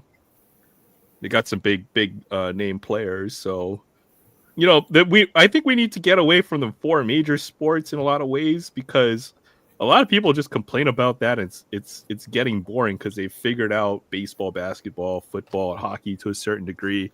You want to see it played at the professional or at the highest levels, but not if it's not entertaining to watch, right? So, right. I'm all for new sports. You know, there's 2 Bobcats games tomorrow. What Bobcats?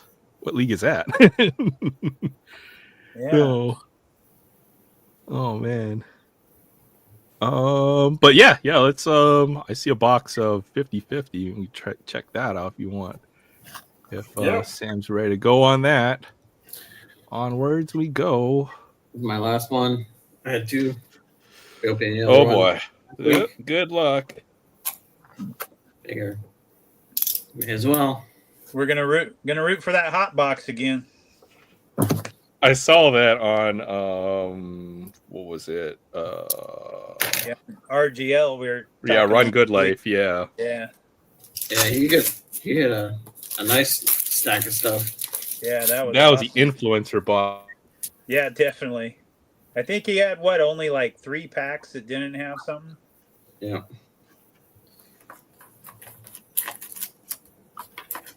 Good luck indeed. Another.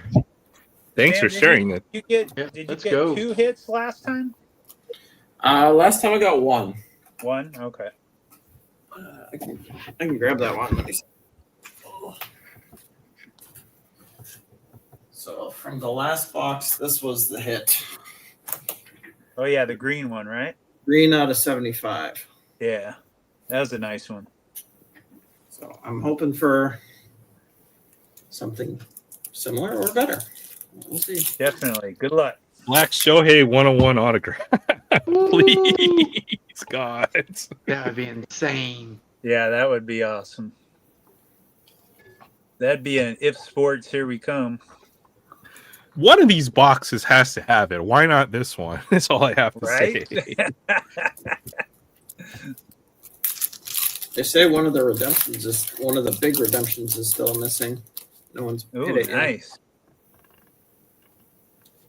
It doesn't look like it's going to be a hot box. So. Otani. You get an Otani. You get an Otani. You get an Otani. 5 Otanis in one pack. I mean, can't really go wrong with this. It'd be kind of cool to get the whole set. All of Yeah. Yeah. But you said it's a 100-card set? Yeah, 50 stolen bases, 50 home runs. So Disney. It's a cool concept for sure. Yeah. I know they made a lot of sets like this for, Michael Jordan when he was with Upper Deck. So that's what this reminds me a lot of, is one of those sets.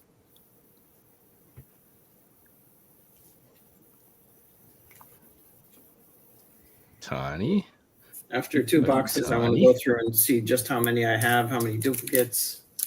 You might be able to trade for the ones that you need if you're trying to finish the set. Yeah. Ooh, there it is. Gold 50. Oh, 50. Oh, nice. Gold refractor. Number the gold 3 refractor. home run. 16 of 50.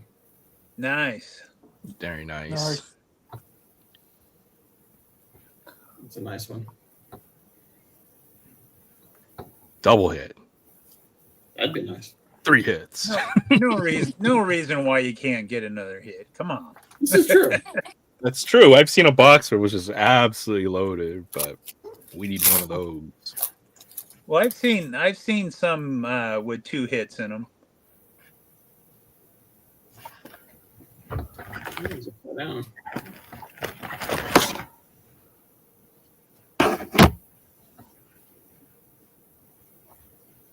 Ooh, number 1. Number 1. Number 1.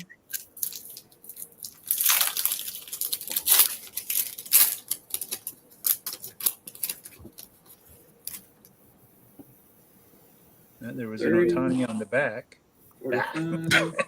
Very astute observation. Oh my goodness. Same card. Wow, dupes in the same pack. Great job, Tom. That sucks. Yeah. Okay, Ryan's an Otani collector. I can't think of anybody who is not an Otani collector at this point. I think you're just kind of thrown into it. You pull He's on the Dodgers. He might as well be a Yankee. Don't tempt me with the good times, Troy. Tani. An Otani. umpire and Tani. And the last one. Here it comes. Here's the auto. Keep it sensible. Go this way. He's prolonging it. and oh. Oh. Nice gold though. That's cool. Gold refractor. Those are always nice. Yeah. And you did improve from the last box, so awesome. Indeed. Would love to see What, Washington win. You know what? Jaden Daniels cards must be like ridiculous right now, if I had to guess. Oh yeah. Oh, so I'm getting a PSA submission together. Yeah, I have. Oh yeah. Jaden Daniels. We have to show us the good ones. Oh boy. Yeah. Actually, the best one, I've showed it already, I think, is going to be, if it grades well, is that one. Oh yeah. Chance would die for a card like nice. that. Was that the stained glass mosaic SSP? Yep. Oh yeah. Was that like a $1,000 card? If I had to guess, $1,500 card. It was going for about 5 or 6 until he won that last playoff game, and now it's about 8. So if he ends up in the Super Bowl, then he'll go for 1,000. If he wins the Super Bowl, then sky's the limit. Yeah, if it grades well, if you get a 10 on that, it might be 3 or 4 times that, I would guess, as well. So yeah, hopefully you get good grades on those cards. That's the hard part. I still don't know what to look for when it comes to the grading, so I have a feeling I'm going to get a lot of 9s, more 8s than I'd care, and I wouldn't be surprised to get a couple of 7s and 6s and stuff just because I don't know what I'm looking at. Oh, okay. Yeah, I've got to get. Oh, I can help you with the. We can talk about grading later on. Yeah, Sam, because you don't want to send them in if you're going to be getting grades down in the 7s and 8s. Exactly, and this because is that's too much money. The problem with those cards are, especially ones with no borders, it's very difficult to tell the centering. And then the other thing you're looking for are for surface imperfections for the most part, right? Like little, not even just like scratches or dimples on the front top of the surface, but even ones that could be under the chromium coating itself. So I know Chance with collectibles does a lot of submissions. I don't do too many submissions, but I kind of know what to look for, so can always go over that at some point. But yeah, it's such a great collection of the Jaden Daniels. Jeez, yeah, I love the Shohei Ohtani stuff. Sorry, Barrett. No, that's all right. His Prism Disco, orange disco from retail is going for about $200 raw. Yeah, his stuff is crazy. I mean, it's almost like Justin Herbert hype again. Well, I think it's even higher because he's in the semifinals. It should be. He's in the title game, right? He's actually backing it up. So these are only two I've pulled. Oh shoot! Hold on. I haven't opened much football. I've only got a few myself. I have not had Jaden Daniels luck. I had Bo Nix luck, unfortunately. hey, you know what? I think in the long run, I think Bo Nix could be pretty darn good. I do too. Yeah, that's my problem. Cool. It's all been Bo Nix, not freaking Jaden Daniels. Oh, nice! You're just hiding in the 24 prism in the background. What did Sam? What card? Sam had a card. Another date. Oh yeah. What you have there, Sam? That was that one. Oh, the retro. Nice. Yeah. That could be another good one too. So I told you, and then I found a couple fat packs of Prism that I picked up, and I was gonna film them, but you never have time to. You can't wait. You got to rip them. Yeah. So I had a little luck in them. No Daniels luck, but I'll show off. I can show off the hits that I got. There you go. That's the silver rated rookie preview, which is probably a pretty tough pull right there. Yep. I pulled one of those, but it was of a nobody. So we got a Jimbo Covert green. I like they went back to like the barber stripe for the red, white, and blue this year. Yeah. Thank goodness. Aiden Hutchinson. We got a Darnold. No, hey, what's up, Chance? See Chance. We got a Olave green. Hey, Chance. Dipping in there. You're a Commanders fan now. We are this year. Chris Johnson. And we got a green Kelsey. Oh, Troy dropped off. I grew up a Redskin fan, so I've never not liked them. We got a Cooper DeJean prismatic silver. I like him a lot. I think he's gonna be a stud. And then my two best hits was red, white, and blue Brian Thomas. He's pretty good. He's decent. Yeah, he had a solid year. Yeah. A solid year with nobody throwing to him. Yeah, for real. T-Law.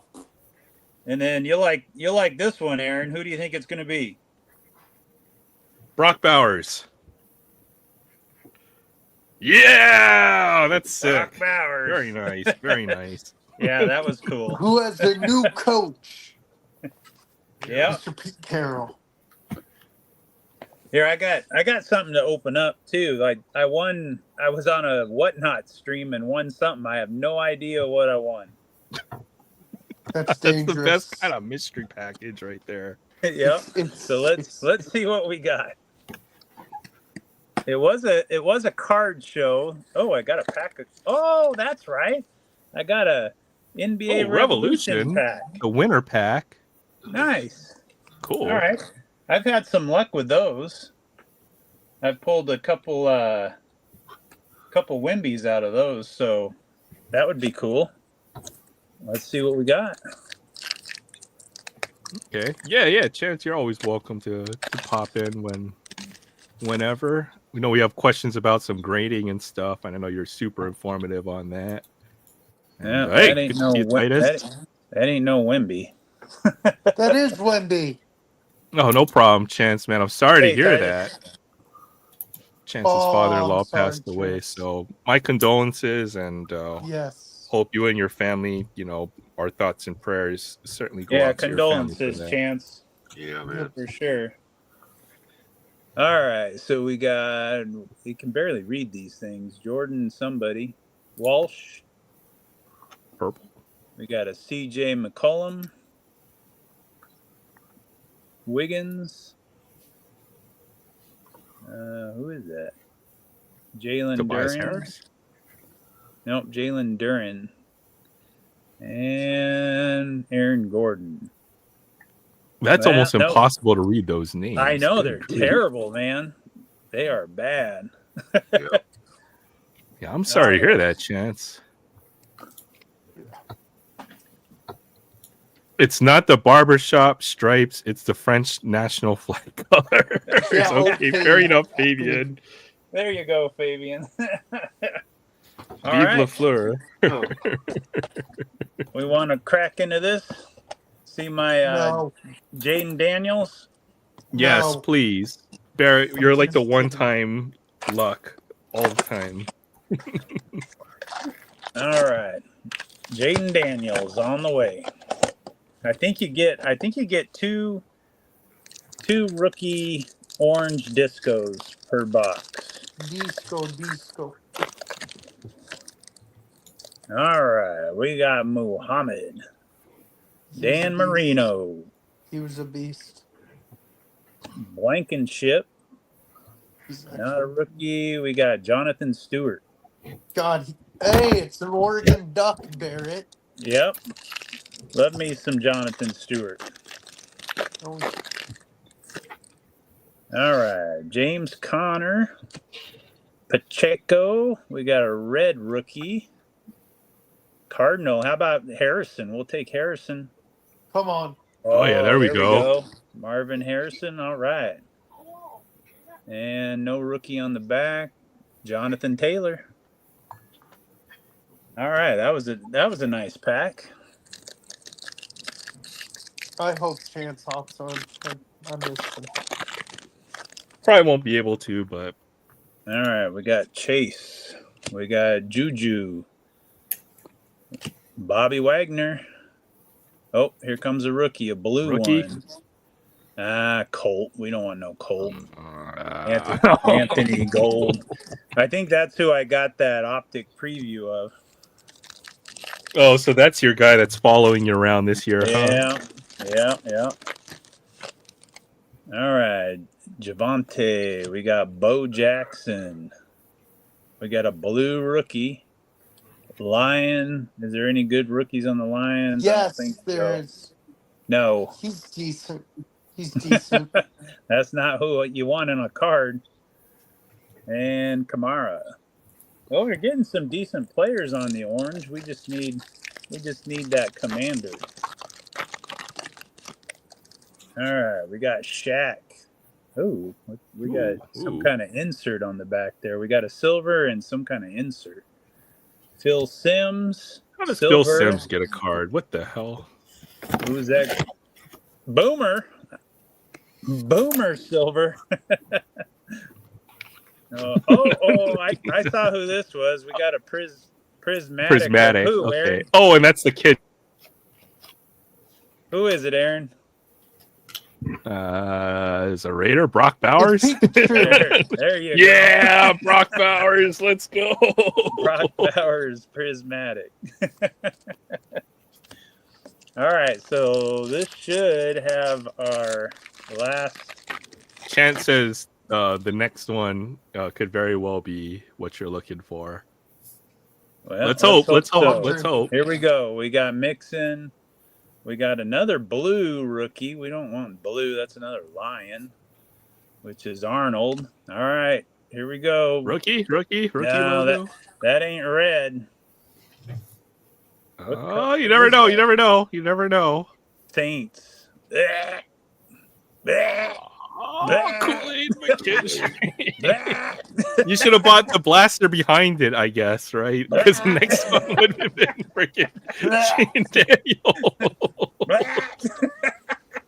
Oh, oh, man. I should have had you open it for me, Aaron. Yeah, we should have done a blaster battle. Oh, the one in front of it would have been a Brock Bauer or the freaking Jaden Daniels. Oh man!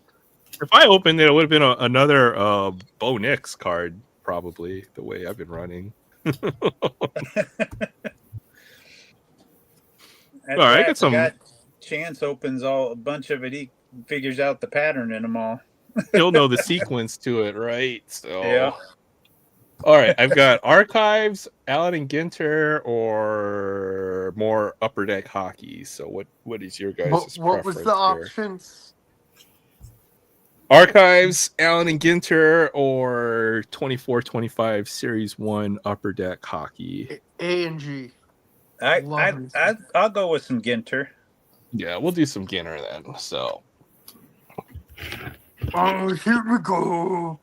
We got to get lucky out of Ginter every once in a while. Can we hear Here We Go? No, my voice is not in the. Oh no, nope. And then we'll do this later on. We'll do this one later on. I've got an Archives blaster and some fat packs lying around. All right, actually, we'll do one of these fat packs because I know they've been itching in my like the for a minute here. Yeah, as soon as I came on and I saw you with the fat packs, I was like, "Oh boy!"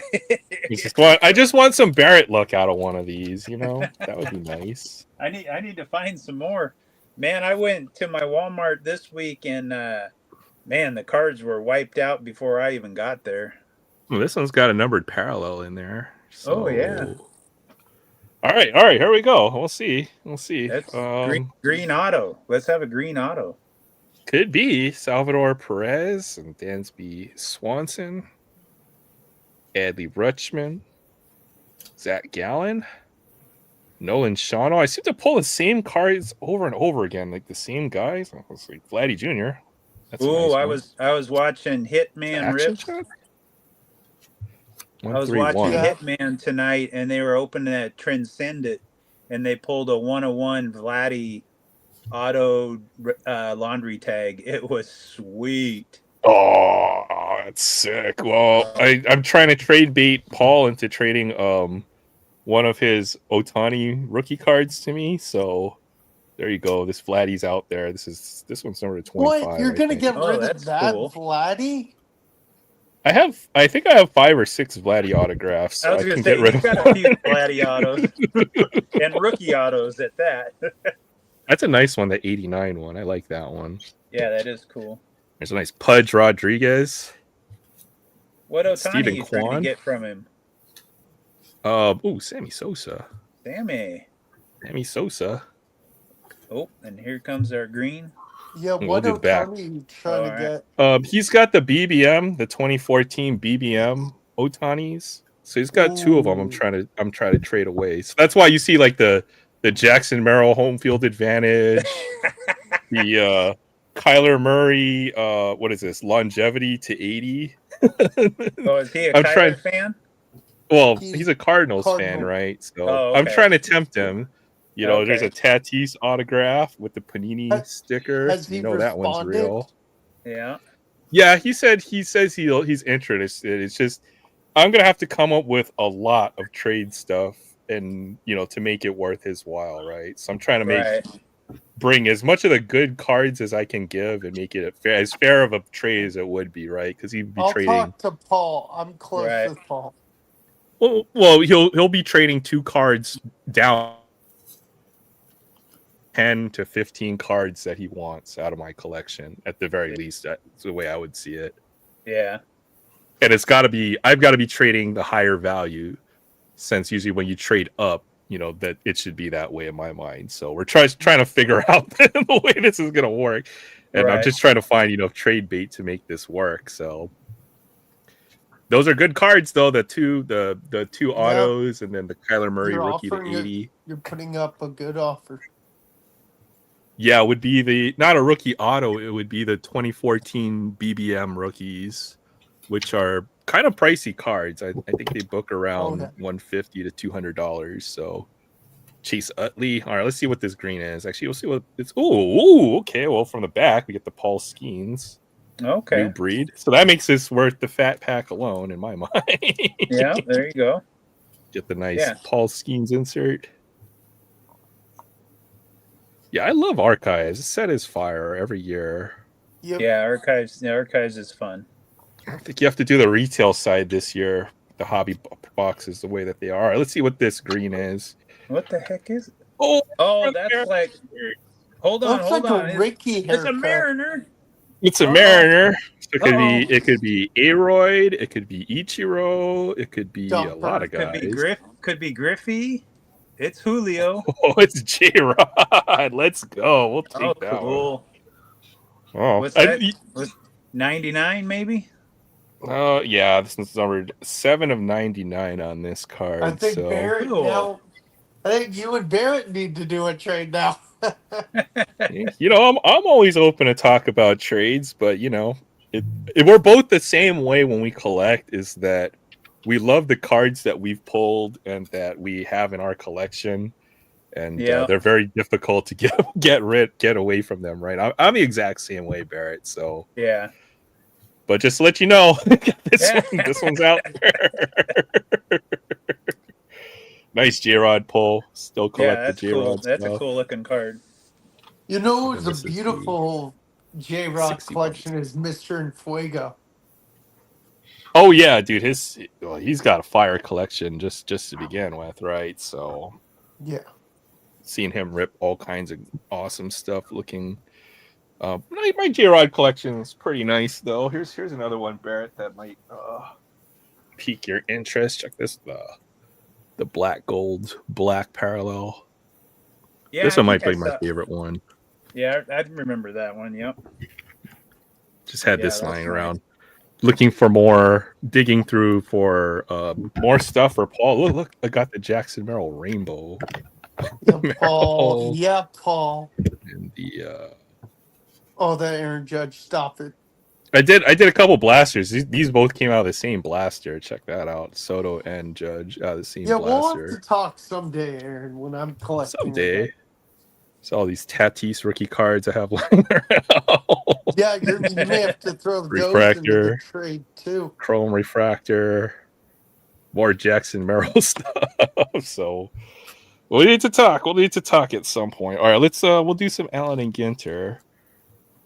I have so many Ohtani rookie cards. I feel like that's a problem, a good problem to have.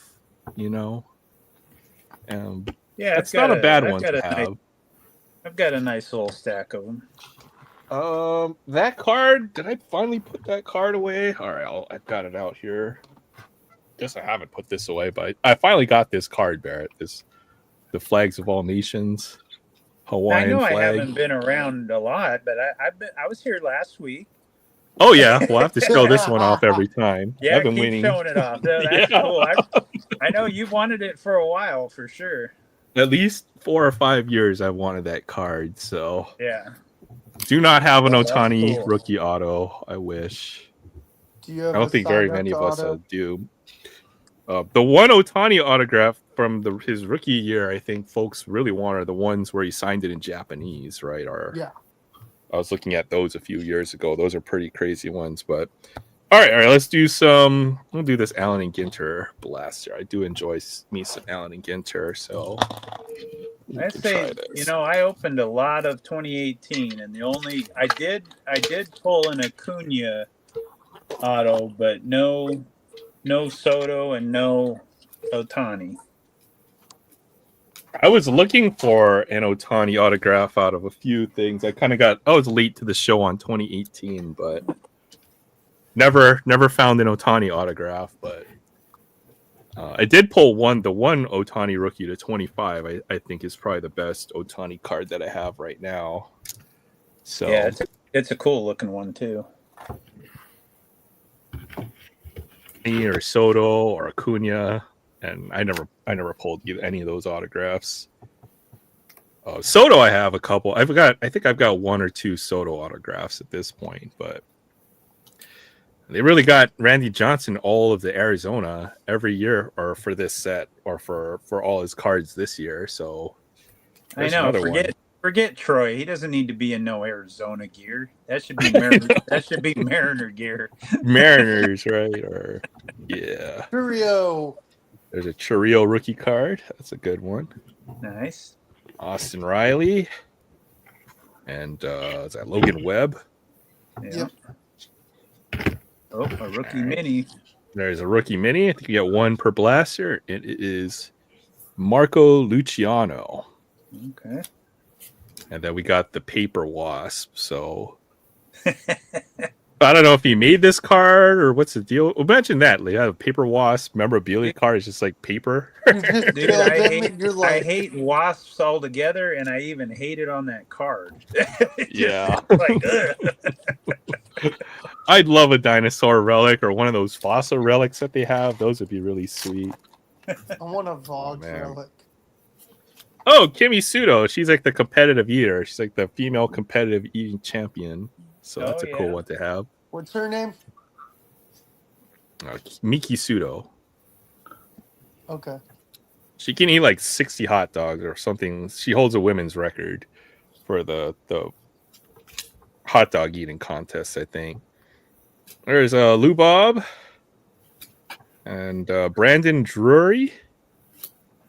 And there's an Astro for Barry. There's a Jeff Bagwell. No, that's Biggio. Yeah, he can have Bagwells. That's Bagwell. That's Bagwell? Dang, Bagwell looks different. I'm sorry. There's our mini. There's Spencer Strider. I hate bees too, Ryan. Oh my goodness. I mean, but you can't live without them because, without bees, potentially pretty much every animal or plant out there might die if not for bees and other undesirable insects like them. I can tolerate bees. I don't like them, but I can tolerate them. But wasps or hornets, no. Yeah, no. Yeah. Hey, what's up, Julie? Julie Farnham in the house. Hi, Julie. You know what? That Allen and Ginter contest should be coming up pretty soon over there in March, I think, the start of March. So make sure to get yourself some Allen and Ginter. We'll definitely be doing I forgot to save boxes. The card hunt for this set. You don't want to miss out. It's like an event because everybody within the card community will make their video, and we're trying to pull a certain card from this set. Previous years, you can do it from any years of Allen and Ginter. I think you're looking for the spinach from 2020, the goose from 2021, the CN Tower, and then this year it will be the chili dog. So the chili dog mini. If I pull a chili dog, I might just lose my mind right here, but oh well. Travis Scott. So since Sam's kind of new, Julie Farnham does a contest every year where we try to open Allen and Ginter. We're hunting a certain card, so everybody makes their video in their pursuit of the chili dog. So a lot of people do all kinds of crazy things on their videos. Aaron, did you see what she said? There's going to be a new category, a hunt for Miggy in honor of Lisa. Oh, okay. That's going to be fun. Colton Cowser on the chrome. Oh, nice. Oh, it's an Italian flag. It's not the French one, but it's the French-Italian tricolor right there. It was close, Fabian. It was close.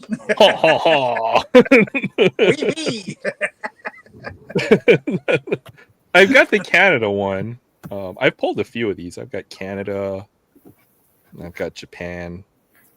I'll have to see if I have France. If I find France, Fabian, I will send it to you.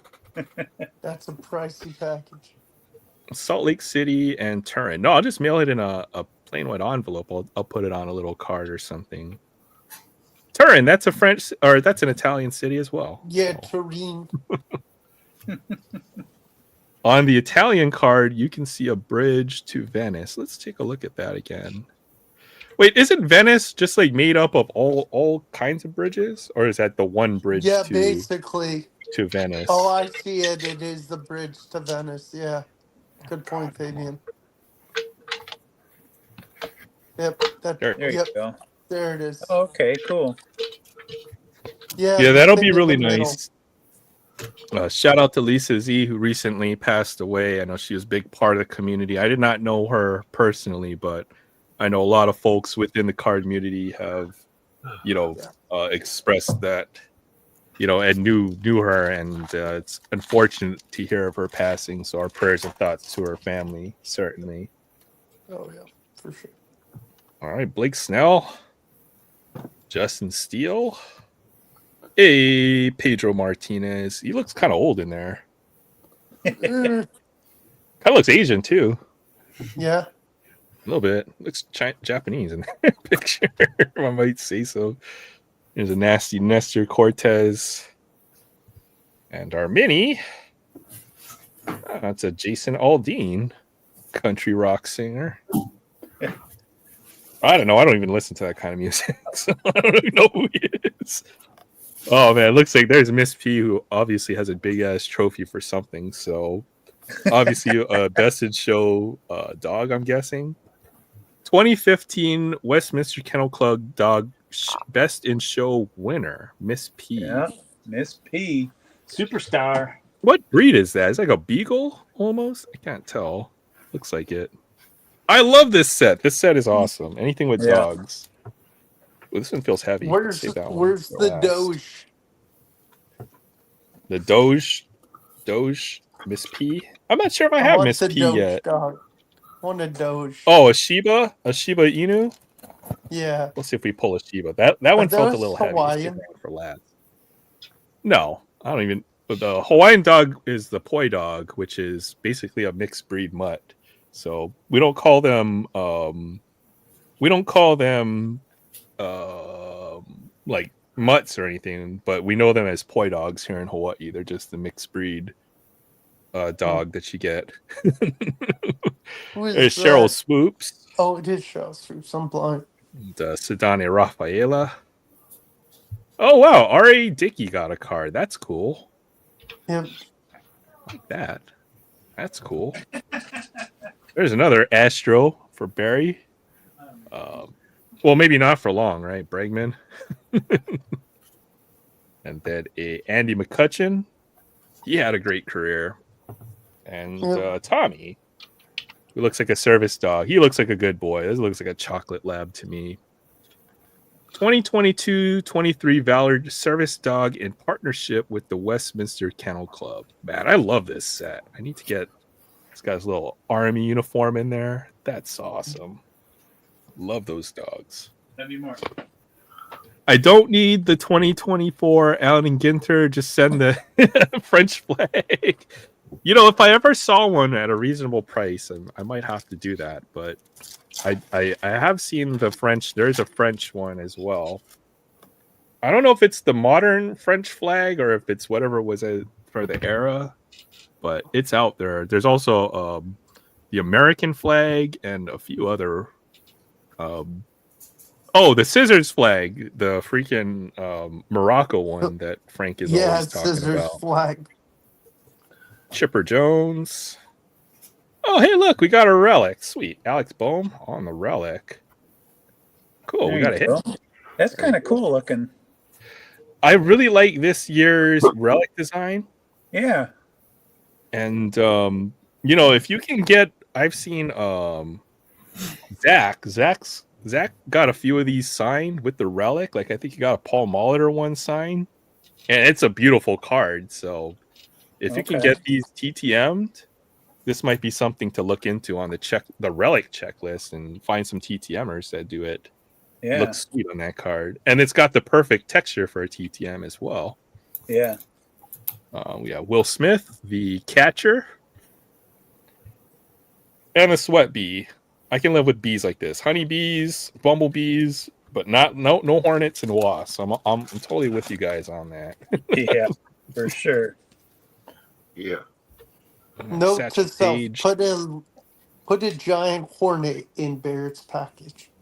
Yeah, you do that, Will, and we'll sing happy birthday to you every day until you don't get tired of it. Chris Bryant, Matt Wallner for the Twins.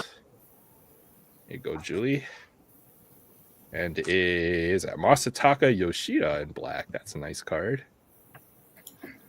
Yeah, all the NPB players coming on over. And the Las Vegas and fuck it. Oh, sorry, Phuket. Just like Wow. Holy We're Chet canceled. Holmgren, and there is Phuket. Sorry, mispronunciation. My bad. My This poor one felt heavy. ears. This one felt heavy. It probably has the chrome or something else in here. Another relic. We'll see. Oh, it's got 2 chromes in here. Oh, it's got the X-ray card. Oh, and it's got 3 chrome cards in here. It's got a refractor, a chrome mini, and the X-ray card. The winner felt heavy. Oh, wow. So. I All forgot right. I did open one of these boxes because I remember getting one of those X-ray cards. Yeah, those are pretty cool. There's Reggie Jackson and a Graham Pauley. Oh. And Anthony Volpe. No. And the Toucan, Toko Toucan. Oh, it's Toucan Sam. I don't think I have that one yet. Oh, hey, look, I'm in the picture. Yeah. Hey, Aaron, it's Toucan. Yeah, those Aaron, are cool. It's Toucan Sam. All right, Chrome Mini.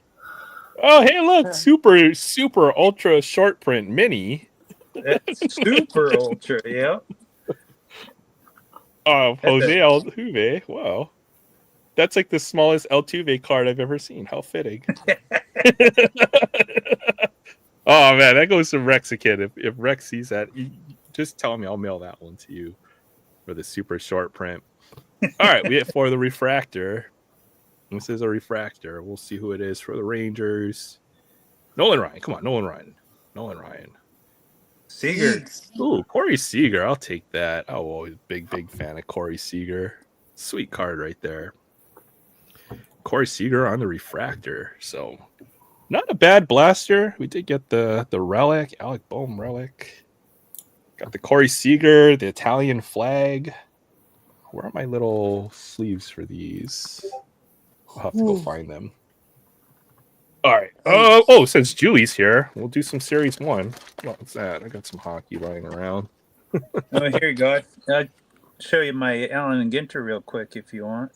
Oh, yeah. Let's see that real quick, and then we can come back to this real quick. Here's my guy. The snapping turtle?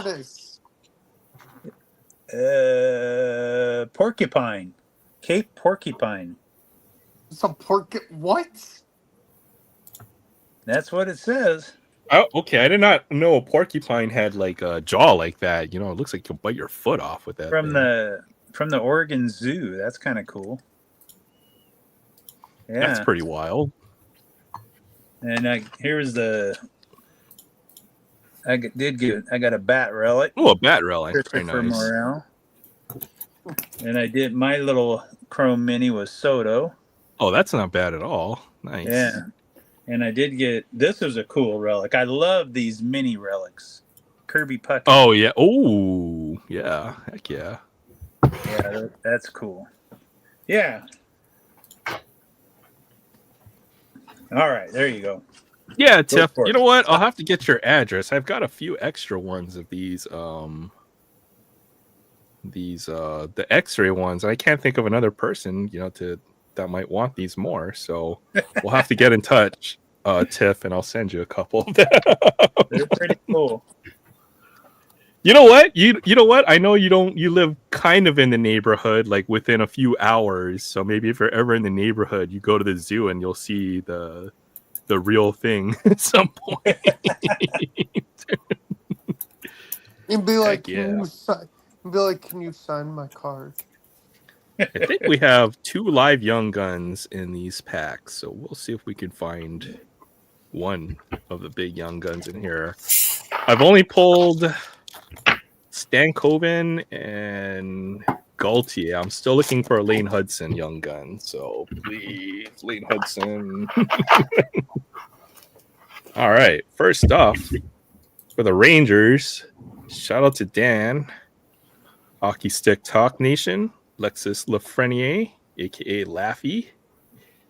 We have Jason Robertson, like this guy, such a great player. There's one for the Kraken. There's Jaden Schwartz. And then we have Adrian Kempe. And our first, back-to-back Kings, huh? Quentin Byfield and Anze Kopitar in the co-op. Pretty nice looking card. Yeah, it's cool. We have a young gun. Oh, we do have a young gun in this pack. Ooh, there we go. There's a nice Connor Bedard glossy. Nice pull there. Second year. Oh my goodness, these names. Eric Gudranson. Mackie Samoskovich. Look, that name almost comes off the nameplate right there. John Marino. Boone Jenner. And let's see what our young gun is right here. So I'm looking for, if it's a Duck, I'm becoming a Ducks fan tonight, I suppose. Thank goodness. Ottawa. It's for the Senators. It is Zach Ostapchuk. There's way too many consonants in there. Zach Ostapchuk for this Ottawa Senators. So got a nice young gun there. That's cool, Fabian. Anze Kopitar signed a puck when he was in France for a hockey tournament with his national team. What? Yeah, I've always that liked be? Kopitar. Swedish? Finnish? Finnish? What is Kopitar? Anze Kopitar. Brian's a St. Louis Blues collector. Okay, I'll have to remember that as well. I'll do one more, and then we can switch this over. Slovenian. Swedish? Slovenian. Oh, Slovenia. Oh, we got a silver outburst in there. Philip Grubauer. Neil Pionk. Yegor Chinnikov. Andrew Manjapane. I got that silver outburst and the young gun. And the glossy. There's 4 inserts in here. That'll be a fun pack. There we go. Matt Boldy for the Wild. There's one for Julie. And Pierre Engvall. And Jimmy Vesey. So far, we haven't had a name I can't pronounce, which I'm pretty happy about. Brandon Carlo. All right. Okay. Came back to. Oh, okay. That's a good one. All right. We'll go from the back. There's an Artemi Panarin. Mr. Breadman. City Satellites. And, there's one for Maiden. Elias Pettersson. Canucks. I'll check it out. Ryan, but we definitely don't want to put names or any or addresses in the YouTube chat, but I'll definitely go to your YouTube channel to check it out. All right, here's our young gun. It is for the Rangers. This one goes to Dan, I suppose. Brennan Othman, left wing. Okay. And I saw a silver outburst, so these are usually pretty tough to pull out of retail. And it's going to be Ottawa. for the Senators again. Tim Stützle. That's a good one right there. We'll take that. Get that. Silver outburst. Sweet pull right there. Yeah, for real, Fabian. Stützle on the silver outburst. What a pull. Yeah, we'll definitely be in touch. I always confuse Slovenia with Slovakia. Yeah. Ever since they became is that the one where there's Czech Republic and then there's Slovakia, where I always thought it was Czechoslovakia my entire life, which just confuses the crap out of me. All right, we'll do one last one. Go ahead, Will. No, I think Slovenia and Slovakia were part of the former Soviet Union. Oh yeah, anything with Vakia or Kia at the end, I suppose. But we got all the horizontal ones. Got Luke Evangelista, Cole Sillinger. Oh, Callie Yarncroc. Alex Petrangelo. Logan Couture. Will Kyle. Linus Olmark. Simon Nemec. Oh, I got a canvas in here. Alex DeBrinket. Ryan Reeves for the canvas. I feel like I just pulled this one, I swear. The canvas. Kevin Korchinski. This is just a cool looking, almost like a cracked ice. Yeah, that's cool looking. Then on the back, Nazim Kadri and Leon Draisaitl. Very cool. So that was fun. I've got a couple more packs. I'll wait until Frank the Tank comes on. We'll rip those. But Where is Frankie Tanky boy? he's just hanging out. Oh yeah, that's right. So I think this might be the biggest pull from Alan and Ginter I've seen. And this is my friend Sam. He's pulled a really nice. Oh yeah. Well, you're gonna want to see that. You know who that is, right? Ichiro. Since he just made the Hall of Fame. Yeah. That was from a hobby box. Ichiro is a name that has eluded me. Yep, I never pulled an Ichiro. I was very happy to get that one. Yeah, I pulled the best. My best Ginter was a Cunha mini auto like that, black border rookie, numbered to 25. But I sold it a long time ago. Wish I still had it. I wish I sold my best Ginter auto. I still have that Trevor Lawrence Ginter auto lying around somewhere. I almost sold this at that card show at Blaisdell. But okay. Guy was not offering me what I thought was enough. And I'm thinking since he's in the Hall of Fame now, hopefully it'll be a little more. Yeah, well, if you see anything in my PC that you want to trade for, I'm definitely be interested in that one. That's for sure. Yeah, it's a nice one. So, I mean, I'm not looking for equal trades. I'm just looking for cards that I want to. So, yeah, if you see enough stuff that or you're interested in, then let me know. I'm definitely want to get that. I wouldn't mind trading for that card at some point. I got a couple cool Ichiro relics from back in the day. Oh yeah, for sure. Oh wow, Ryan met Ichiro. He's going on a Sunday, July 27th. Yeah, you know the date. Oh, cool. Yeah, Ryan goes to the Hall of Fame a lot. Very cool. Very cool. That's cool. 2018 Ginter. What was this? His auto is always pricey. He signs a decent amount in a lot of the Topps products, but it could be like a $300 autograph or something like that. 2002. I like those older Upper Deck relics too, because those actually probably say game used, right? Let's take a look. I think in a lot of cases. It is an authentic piece of jersey worn by Ichiro at the 2001 All-Star game. Yeah, that's what you want to read when you see the relic cards, and a lot of the ones from that era, because I think relic cards are actually really hot around 99 to about 2000, early 2000s. So yeah, this one I know it was a spendy one back then, and actually, if you read that's from his rookie year, 2001.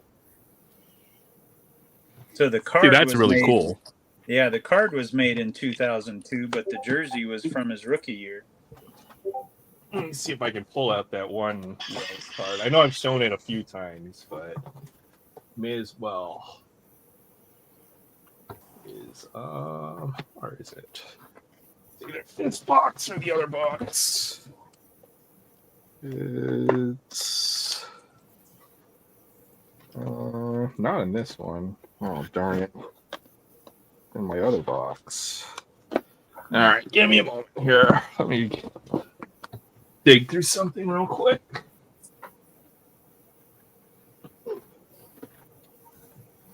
There it is. The prized relic card of my collection right here is this one I have. Oh, hey, what's up, Jim? Jim NFL 7. Good to see you. Jim's got a lot of great videos on his channel. Cards, celebrity stuff. Definitely go check out his channel when you get a chance. But this is the Michael Jordan relic card that I have that my uncle gave to me back in like 2002. So Oh yeah, I remember that one. Yeah. I've had this one in my collection ever since I was a kid. This was given to me by my uncle when we were after the giant card hunt. He sent me home with several Benoit Benjamin cards, Eric Snow autograph. We had our memes back then, man. So he gave me all the meme cards. But he gave me this, which is the Upper Deck Michael Jordan relic card. On the back, it says, you have received a Michael Jordan game-used jersey trading card from the Upper Deck Company. On the front of this card is an authentic piece of a jersey worn by Michael Jordan in an NBA game. So Yeah, this is as game used as it gets right there. That's cool. And check out this old SGC slab. Yeah. Like it's in the 7 digits there, right? So this is when grading first started. I'd never seen a graded card. This was the first graded card I've ever seen in my entire life. Oh, is Frank's so. Frank's in the chat again. Hi, Yeah, Frank. them and Beckett back then. Beckett and then SGC with their old. Well, they used to be a lot more stringent because I don't see anything wrong with this card, to be honest. It says near mint 85, so yep, this one's never leaving my collection. That's for sure. Yeah. I don't own a Michael Jordan auto, but we know somebody here does. Oh man, that's on the bucket list, but probably something I will never have in my collection unless I don't have one on a card. A stroke of luck. Yeah, I know you've got it on that. Is it the Wizards jersey? I think. Yeah. Yeah. Which is really cool. I think that's a cool one. Yeah. Yeah, there we go. There's Jim. I know he's a big Twins PC. A lot of the old 80s players as well. Yeah, I don't Collector. know if Oh, go ahead. Oh, go ahead. I don't know if I had told the story. My brother and I, so I was down in Portland visiting, and he collects cards too. And we were coming back from somewhere, going to my mom's house, and I went one way to go to Target. He went another way to go to Fred Meyer's, and I obviously went the wrong way because he went and bought the packs at Fred Meyer's and pulled a Jordan auto. Oh yeah. Oh my goodness. And I think there was a reason. I think I was ticked at myself because I knew that the Target wasn't going to have anything, but I knew Freddy's would have a chance. So I don't know why I went to Target. Yeah, that was a little disappointing. Yeah, Michael Jordan autograph has always been out of the realm of possibility. Maybe I'd have enough stuff to trade for one, but man, it would take a lot to get one. It's like, well, especially these days. You could get a lot of other stuff instead of Michael Jordan auto, so don't have NBA of anything. That's fine. You know, you collect what you love, right? Whether it's football and baseball and the sports.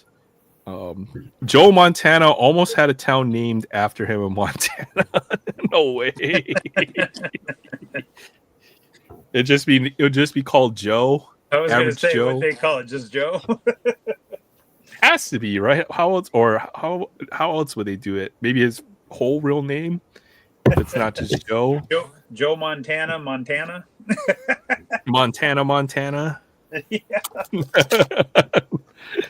Okay, Kyle. Ryan has a live stream July 27th, 2025 for the Hall of Fame weekend. Okay, are you gonna be there at the Hall of Fame? That'll be freaking awesome because I'd love to see that. That would be one to experience that. I think is pretty amazing. Like Kyle says, he will be there live, so that's cool. awesome. Since we'll we have to talked mark about- the date. Since we talked about Montana, I'm sure I probably showed this off before. This was in one of them old, like a repack thing, like a blister pack at a store, and you didn't know, obviously, this was in there. But when I opened it and saw this, I was like, oh, that's cool. And it ended up being a autograph of Joe Montana. Oh, wow. That's sweet. It's got the upper deck tag with the number. Yeah, it came with the hand numbered certificate. To get an autograph from back in the day, 95 was like that would have been like quite the accomplishment, right? Yeah. You can imagine my shock when I found this in that. I mean, like a a repack, $9.99 repack deal. The only card I've seen with like that kind of sticker numbering, let me see if I can find it real quick, is back to the good old box here. Let's see if I can find it.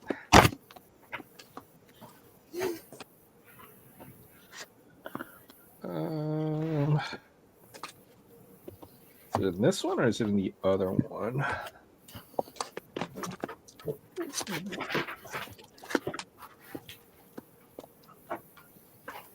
There's another cool one. I haven't shown that one in a while. It's in the other box. All right, let's go finish that box. There's a cool Vince Carter. Oh man, I think I rookie watch. Imagine if that said future watch on there. Oh hey, what's up, Sensei? Good to see you. Oh yeah, it's funny that I just pulled that out when Sensei came in. It's like you knew. That is sweet. I hope he jumps. Oh wait, pants full. There's a Clemens rookie.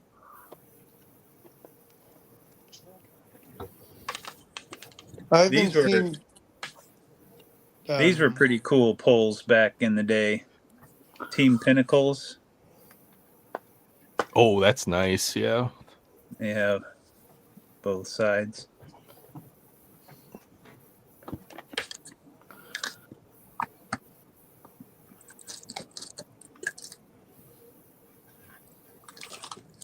Oh, here's a better one. I didn't even see that. Here we go.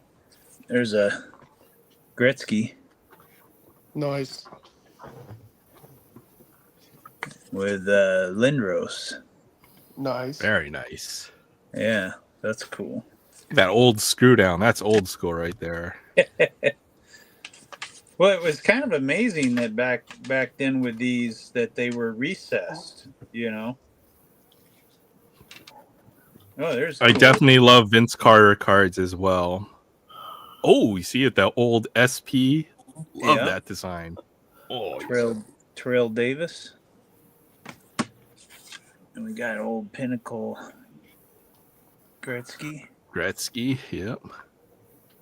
And these were there, man. I'm just these were tough pulls. Check that out. You know, 90s inserts, especially the tough ones, have become, quite collectible, I would say. So that is a cool one. And this is the gold version because I think when the upper deck logo is shiny, that make the gold version. The regular electric ice would just be lit up. Oh, okay, yeah. I know they had the electric diamond and electric court, so Yep. Makes sense they would have an electric ice version. No, we got some other ones down here. What do we got? Oh, there's a couple cool ones. There's a Cam Neely rookie. He was one of my favorites. Love that card. Love those jerseys too. Right? Aren't those crazy? They look like they're going to be in a speed skating competition or something. Yeah. There's a Cal rookie.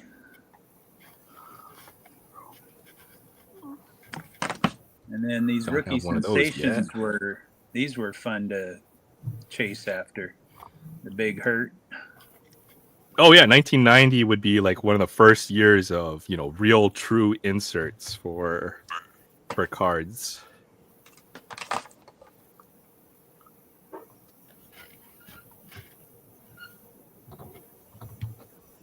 Which one there?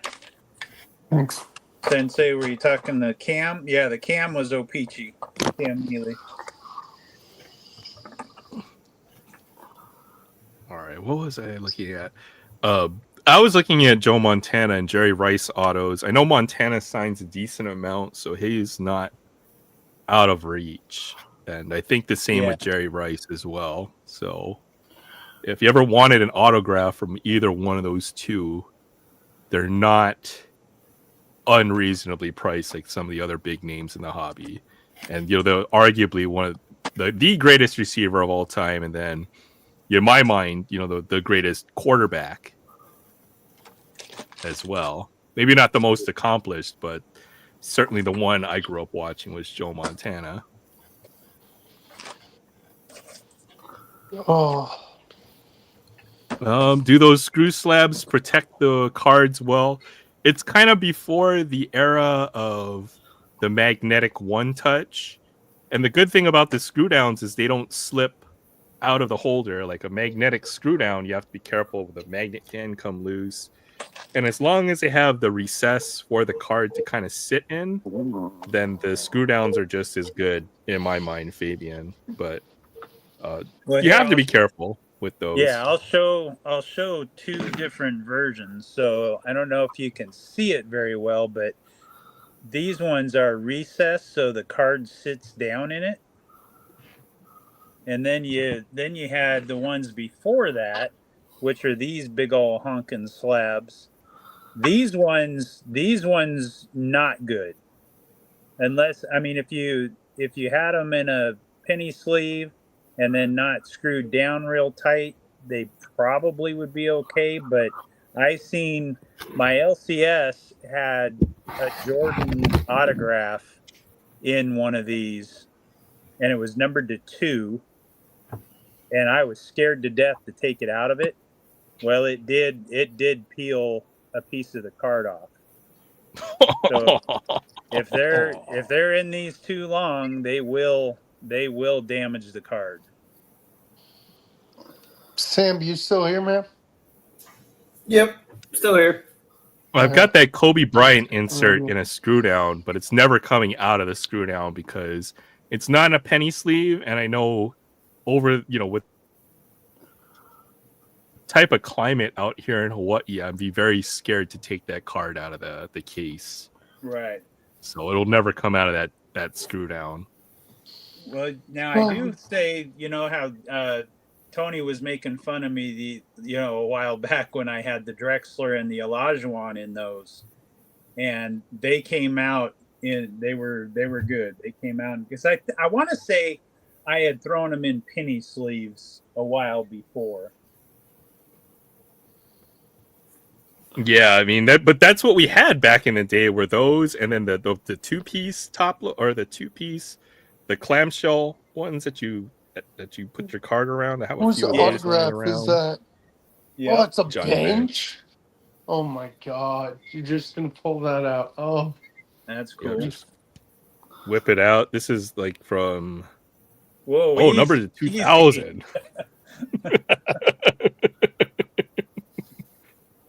What is this, like 98 or 99 Donruss, I think.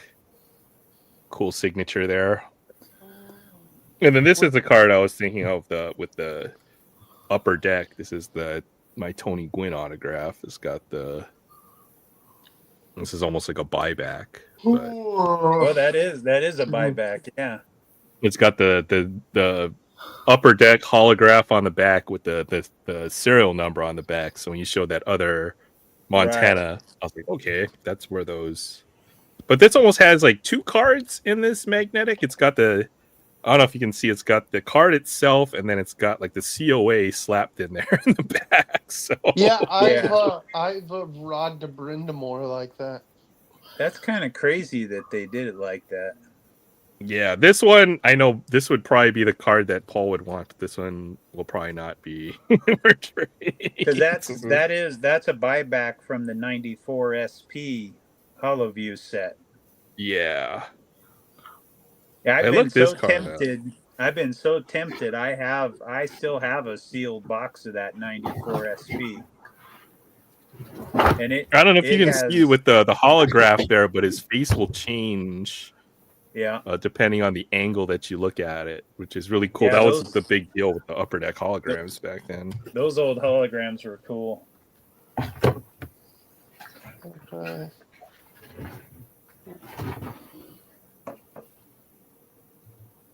That's what I had to show.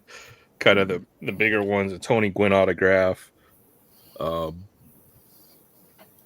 got a few others. This was one of the only mystery products I've ever bought, but these are really good. Came from this sportscard.com mystery boxes, but I think on a hunch I opened one up and it had like one of these cards in there. So I kept on opening them and they kept on having good cards in them. So probably one of the best mystery products I've ever seen. Nice. Had the Mariano Rivera autograph, the Ken Griffey Jr. autograph. So a lot of the big names I got out of that mystery product. So OJ, still the only player to rush for 2,000 yards in 14 games. You have to think about that. That's like, what is that? 130 yards a game average, which would just be absolutely monster. Yeah, that's crazy. Now, if you ever had a running back to do that in 17, they could easily break 2,500 rushing yards would be the pace, I think, to have an equal season. I think it could be done. I mean, who was a leading rusher? They had probably close to 1,800 if it was No, Barkley Saquon, right? 2,000? Didn't he hit 2,000. He was like 100. I think he was like 100 yards short of the record. Well, he only played 16, right? Like he didn't play in that last game. He didn't play the last game, yeah. So he did 2,000 the right way, I guess you would say, where he went over 2,000 in 16 games. Yeah. I think Chris Johnson might have had a 2,000 yard season or close to it. I think Johnson and Peterson did. Adrian Peterson. What about I know a couple other backs have been close, or if not surpassed it, right? Terrell Davis, I think, did. Yeah. Season leaders. 2024 regular season. Yeah, 2005. And, Derrick Henry had 1921. That's quite a respectable total. Not too bad. This year really was the year of the running back. We had 16,000 yard rushers, and I know that's in 17 games, but But that's still pretty darn good, especially with the way running backs have been. They've been devalued over the last few years, and then look at the top ones or ones that went to different teams. Well, one thing that's interesting, and I look at every year, is the NFL breakdown, the yards per game that they, by all the teams on average. And rushing yards are actually way up this year, and passing yards are actually way down compared to, say, like 2019 or 2020, when you had several 4,000 or even a 5,000 yard passer. But this year, how many 4,000 yard passers do we have? There's only like a small handful, to be honest. Right. So there's been 9 guys that have went over 2,000. So we got Dickerson with the record at 2105. Then Peterson hit 2097.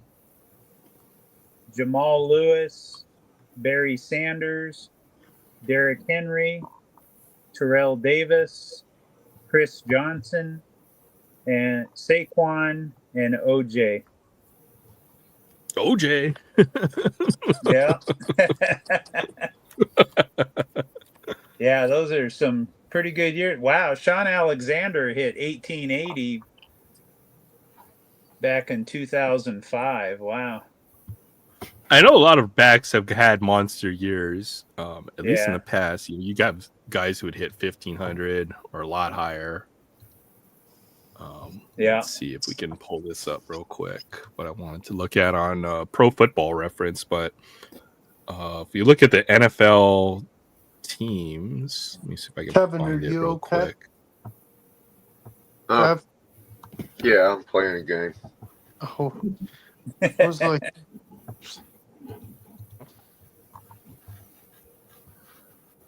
I'm probably gonna leave in like 30 minutes. Oh, no worries. It's all good. I want to let Sensei have his fun. All seasons. Yeah, we might have to make it, so that, if we have this many folks and then, Yeah. we can bring folks who want to, or I'll just, we can move folks back and forth. Yeah, you could put, if he wants on, I'll just say in the chat. No, Sensei. If you want to jump on, I'll dip out. Here, I'll show you this. What was it? So I always keep track of this every year. Is the NFL season by season offense? Let me see if I can scroll this in, just so that you guys can see this. But you'll see that passing yards are way down from 2020. Teams are averaging 240 yards a game, and this season was actually a really low. Like, we haven't seen this low of the passing attack since 2009 era, right? You see the 217 yards per game. That's actually really low. And what's actually been amazing. Oh yeah, this year was way down for passing. For rushing, you'll see that it's actually been quite consistent. You have teams over 110 yards pretty much throughout the the last 30 or 40 years or whatever. The rushing attack has been the same, even though it might be split across a feature back, a third down back, and so on. So it's quite fascinating if you ever want to dig into the history of it. Thanks. Yeah, it is kind of weird how it just kind of just changed, and especially like I said with those guys that changed teams, that their teams didn't want to pay for them, and then they move over and boom, monster years. Yeah, it's kind of the return of the feature back in a lot of ways, which we haven't seen. And then for the passing, what I've noticed is they're not giving up deep passes anymore, right? They don't want to give up big plays or chunk plays, so to say, but they'll let everything underneath.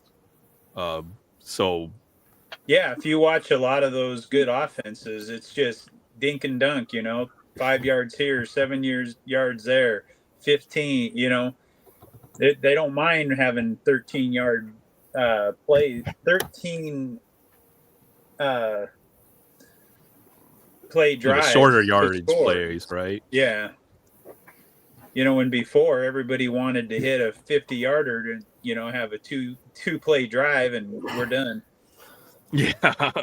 Or the high powered receive, or the high powered passing attack where things were really spread out. You'd have a lot of 4 receiver sets or 4 plus, a tight end or something like that. But now they'll cover the deep passes and then everything underneath. I've watched a few videos on the evolution of how they play it these days. It's kind of fascinating. I'll have to find the links for that at some Kevin, point. you look tired, man.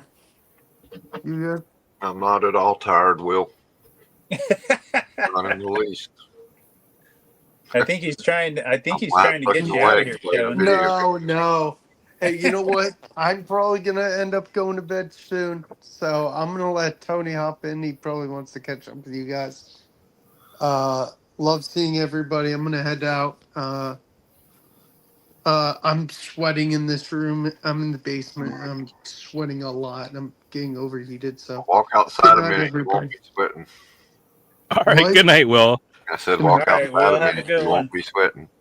Yep. Good night. You work tomorrow? Oh, he's gone. All right. Good night, Will. Thanks for stopping by, man. But yeah. What are you talking about? Oh, football. Yeah. It's been. I'm curious to see who will win this weekend's games, because there's a couple of big Sure. games coming up. And that's the thing. Nobody's like absolutely sure about anybody. Oh, I bet on the wouldn't- Chiefs. I wouldn't put money on either game. Yeah, these are definitely games that would be hard to handicap, but that's not going to stop Yep. people from betting on them. Oh no. Of course not. But most years it's like at least one of the games is like pretty much a given.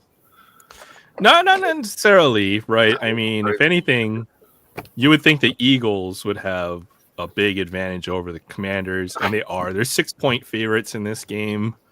I think the Eagles will win by more. I know a lot of folks want to see Jaden Daniels, and very may well go his way. But if I had to take a team on that game, if there are one pick I would make, it would be the Eagles at home against the Commanders. I'll go against the public right here. I'm with you. I would do the same. I think a lot depends too on how Hurt's knee is. I haven't heard how well he's doing. It's going to be interesting, and Philly has a tendency to lose games that they should have a big advantage in, but I think I would just take Philly. They're just a more experienced team. The Commanders have made a great run, and they could very well Cinderella their way all the way to the Super Bowl, but that would probably be the first game I would take, would be the Eagles. The second game in the schedule will be the Bills and Chiefs. And the Chiefs will be at home for this game. And it's very hard to bet against the Chiefs, just the way that they run. Oh, yeah. I'm taking the Bills. I would take the Bills. I would just money line it on the Bills if you think they're going to win. Yeah, I think they're finally. I think they're due. I think Allen has finally controlled his recklessness.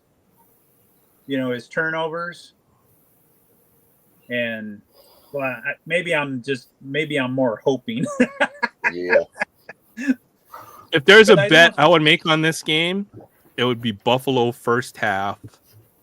Right? If the Chiefs are gonna, do their magical BS like they have every game, right? Don't bet on the game. Bet on the Chiefs first half.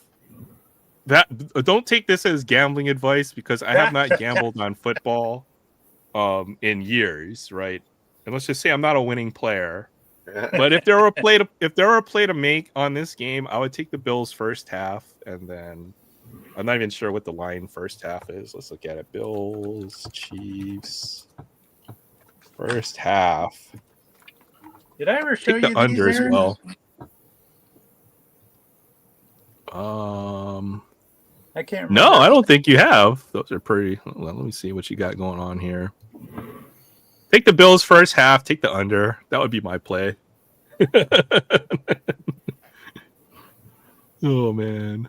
Oh crap! I missed a whole lot of chat.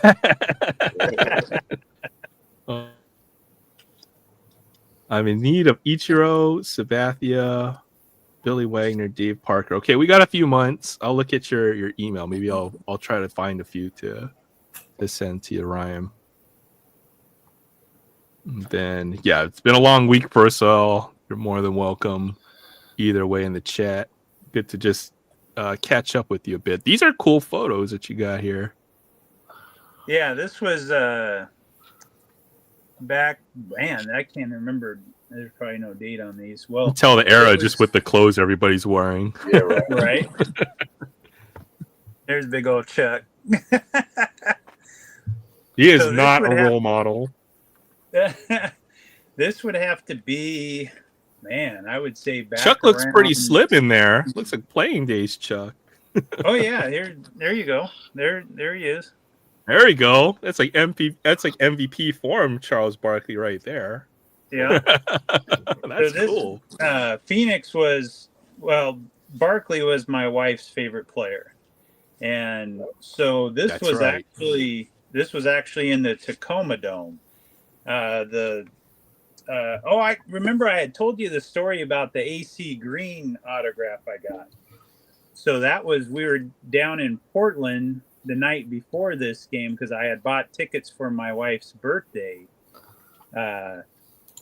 Or not her birthday, but for Christmas, because they were going to be at the Tacoma Dome playing the Sonics. And so we met AC Green. He's from Portland, and I got his ticket signed for the game the next night. He's like, wait a second. It was funny. He's like, isn't this for tomorrow's game? I go, yeah, but I didn't have nothing else to get autographed, so I'm getting that signed.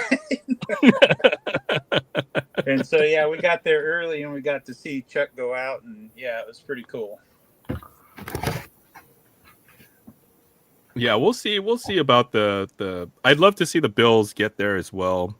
We need to see another team in the Super Bowl, and it's just a storyline. I think that which storyline do you believe in the NFL? Right? Will we get Phillies, Bills? Will we get any permutation of those teams? I put in a $10 bet for anytime touchdowns, chose 8 players, and put $10 down to win $42,000. Well, good luck, Collectorholic. I guess you'll be rooting for a very, very high scoring game in both of those. 8 touchdowns, huh? Wow. 8-way parlay. Probably unlikely because you're probably only going to see, 3 or 4 touchdowns in the game. They need to be perfectly distributed across all the players. But I'm rooting for you, man. Which game did he say? Which game he put that on? I'm guessing it's going to be for the 2 games. The NFL games is my guess. Yeah, I would hope it'd be both. Though. Oh, is that for both games getting 8 players to score? I would think so, yeah. But if he hits the perfection right there, then that would be monster. Yeah, that'd be awesome. That's awesome, Lucy. Thanks for hanging out with us pretty much all night. You guys all rock in the chat. Hey, Surfer. Round mound the rebound. That's my boy, Charles Barkley. Oh, snap. What's up, Ace Surfer? Let's go. Taylor Swift and the refs will win. So I said Bills first half and take the under. What is the over under? Let's go and look. 48.5. So it's probably like 24 or 23 for the first half. Yeah, that sounds about right. 14-7 at the half, 14-10. Something like that. Well, both them places are, I imagine they're going to be cold. Oh, yeah, for sure. Oh, it'll be 30 degrees or something, I think looks like will be the projected temperature. I think Trev sent a picture, and man, it looked freaking cold. I guess 30 wouldn't be terrible. Well, the picture that Trev had, like, there was snow everywhere, you had to bring out the snowplow so you can get out of your driveway kind of snow. It looked cold. It's like, I'm not built for that. Yeah, I cold weather's no fun. Hey, what's up, Surfer? What's up? All right, since you're here, let's rip a few packs. I don't have any football or hockey or football or basketball. I think I ripped way too much over the last month or so, so we're on a budget tonight. So we got to catch up. We got to catch up, so we're over budget. Now we got to go back under budget so we can buy more Prism. Since I don't see it on the shelves anywhere, Prism or Prismatic Evolutions. Tiff's gym teacher was in high school, was a coach for the Great Falls. Good night, Ryan. Oh, okay. Good night, Ryan. Thanks for coming by tonight, man. Right. I really appreciate you. I'll have to check in. I know you're looking for cards to the Hall of Fame, and perhaps I might be able to send you a few. So we'll catch up. I'll catch up with you, and then check your YouTube channel for how to get in touch with you if that's okay, and then I'll shoot you an email.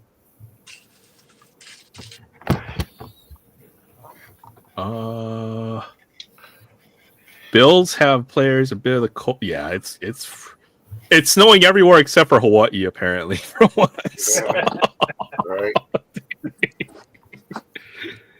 Texas is getting snow. Yeah, you know it's bad right there.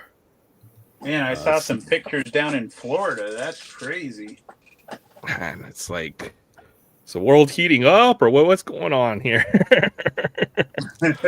I'm just kidding.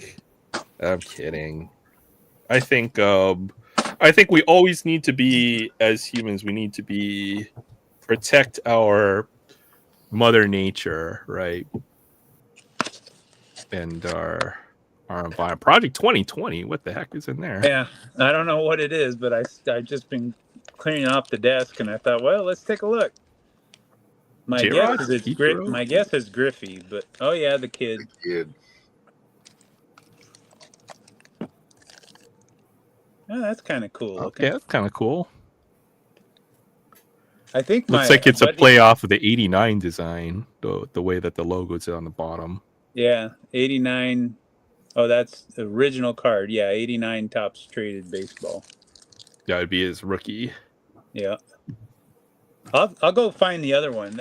My buddy here, he buys all sorts of stuff, and he gave me 2 of these. So he gave me this one. I'll have to go find the other one. I'll be right back. All right, I took a screenshot of your address, so I'll be able to try to get in touch, but I definitely should be able to find some stuff for you. Especially if you go to the Hall of Fame, that'd be really cool. I've got at least 4 months to get it over to you. Oh man.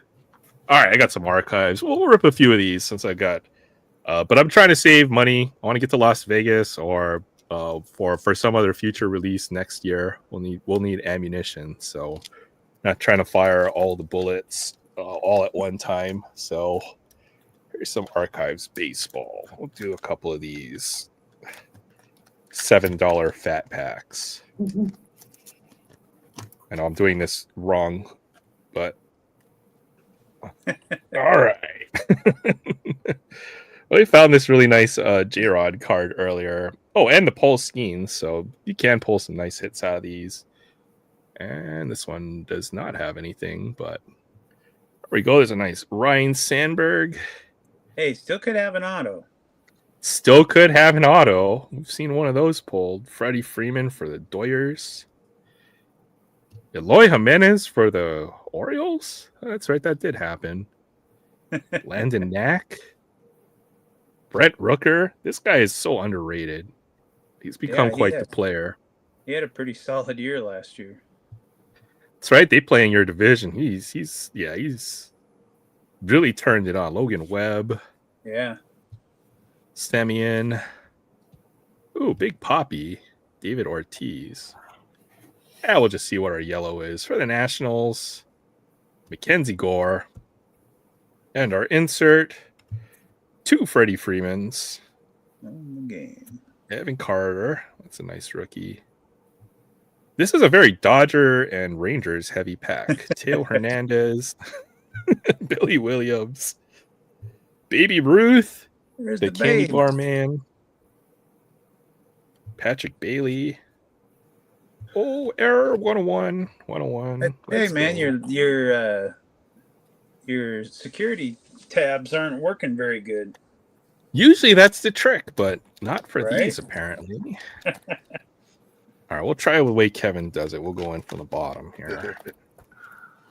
That worked actually. All right. See, much easier. They rip pretty good down that middle if you stay away from the hanger. The top tab, yeah. Yeah. Maybe there's a good yellow in there. There's Anthony Volpe. Let's see. I heard about the young kid that pulled the 101. Yeah, I would have turned down that offer too. It wasn't good enough. Oh yeah. Well, especially if you don't live in Pittsburgh. Right. I know. What is that kid from LA going to do with 30-year tickets to the Pirates? Yeah. They did say that even though he turned it down, that they're going to have him out for a game. That's cool. Pirates need to do stuff like that for PR purposes. Yeah. Ooh, Gunnar Henderson. Gunnar. Let's go. Gary L. I'm surprised that they didn't at least counter with some kind of cash offer. I'm surprised. Well, yeah. If he auctions it and sells it to somebody, then they're going to give that offer to the person that buys the card. Oh, that's nice. And the Jackson Holiday behind I'm it. sure they probably would. I'm thinking it's that way. It works that way. Rosarena. Well, he's gonna find. I think isn't there like a bounty on that card, anyways? I'm guessing there might be $1 million bounty on that card. He said he's putting it up for auction. Yeah, I don't think there was a bounty on it. Colt Keith. All right, not a bad pack there. It's going up to Fanatics to auction it off. Yeah, it's gonna be a big card regardless. So. Well, how much stubborn. Do you think 30 years of tickets are worth? For the Pirates? Now it is if it was Yankees, plate, so. If it was 30 years of Yankees behind home plate, that might be worth $1 million over 30 years, but not for the Pirates. Well, I was thinking, like Kevin was saying, if you're a Pittsburgh guy, if you can get the card for, $400,000 or $500,000, is it worth going after to have 30 years of season tickets? Good question. All right, Jim. Hey, thanks for stopping by. Have a great weekend, Jim. Have a good one, Jim. I don't know. I don't even know how much season tickets would be for the Pirates or what it would cost to get down there around home plate for season. Yeah. How long will Paul Skeens stay with the Pirates? Are the Pirates a serious team who will build a contender over the next 30 years? It's a big question. Mitch Garver. Oh, hey, we have another guest in the back. Hey, what's up, Lucy? How are you doing tonight? Thanks for stopping by. Hi, yeah. I just been busy networking and doing my things. Willie De La Cruz.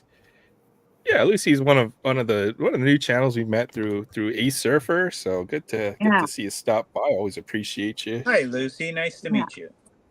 Yeah, nice to meet you, everybody. You get to see the card community and collecting all of that and so on. When I was growing up, I remember I used to collect Magic cards and Pokemon cards. Oh yeah. I have a big Magic collection, and Pokemon is still. My brother has a huge Magic collection. I loved it. And so I loved growing up. Friends there. Yeah. Grew up playing it my pretty much throughout my entire childhood. I mean, I think Magic's been around for over 30 years now. 31 years. That's about as old as I am because I'm only 32. Mm-hmm. Well, that's cool. Thanks for coming on. Thank you for having me. When did you start collecting Magic and Pokemon cards? And just curious, when things happen, and I don't know what happened to whatever I had with Pokemon cards and Magic cards, but I don't know. I might start collecting a little bit of Pokemon cards. Maybe, I don't know yet. Because we all know that costs money too. Oh yeah, absolutely. And I know a lot of us always had childhood collections, that some folks have lost over the years, and that's quite a common story within the the collecting community, I've been fortunate to still have a lot of this stuff from when I was a kid. You know, I know it's always been a collector and stuff. So, but if you have those lying around, they could be worth some money for sure. And you know, even though collecting on the surface, you know, you'll see it's a very expensive hobby, but you can still enjoy it at a very reasonable price if you do it the right way. So yeah, like if you don't abuse it, like if you don't binge buy, right? well, absolutely. Or if you collect stuff that you know, isn't, you know, it's for cards, it would be, you know, people not named like Michael Jordan or LeBron James, and for Pokemon it might be you know, Pokemon not named Charizard, Pikachu, or certain Pokemon. But you know, if you're like a Psyduck fan like me, Pokemon can be quite reasonable and stuff like that. So Yeah, ways to enjoy the collectible hobby. That's Misty's Pokemon. It's the most. I love Psyduck. You have no idea. Yeah. I love Psyduck. Yeah, that's Misty's. He's supposed to be. I think he's supposed to be like not that bright too, right? Oh yeah, Psyduck is an absolute. He's like the lovable buffoon of all the Pokemon. I love him. Yeah, but when he evolves into Golduck, it seems like he's a completely different person. Like he's more aware and more smarter. Oh yeah, the Golduck is like the there's an episode of Pokemon where Golduck is like the he's like the player always chasing after all the girls and stuff. But yeah, Psyduck, the way he is just it's just awesome. A buffoon. Do you have certain Pokemon that you remember from your childhood that you grew up with that you remember? Well, I mean, obviously, everybody knows what Pikachu is. Yeah, and then Bulbasaur, Charmander, and then Zubat, Eevee. I like Eevee. Oh yeah, Eevee. That can, it can evolve into anything really. Oh yeah.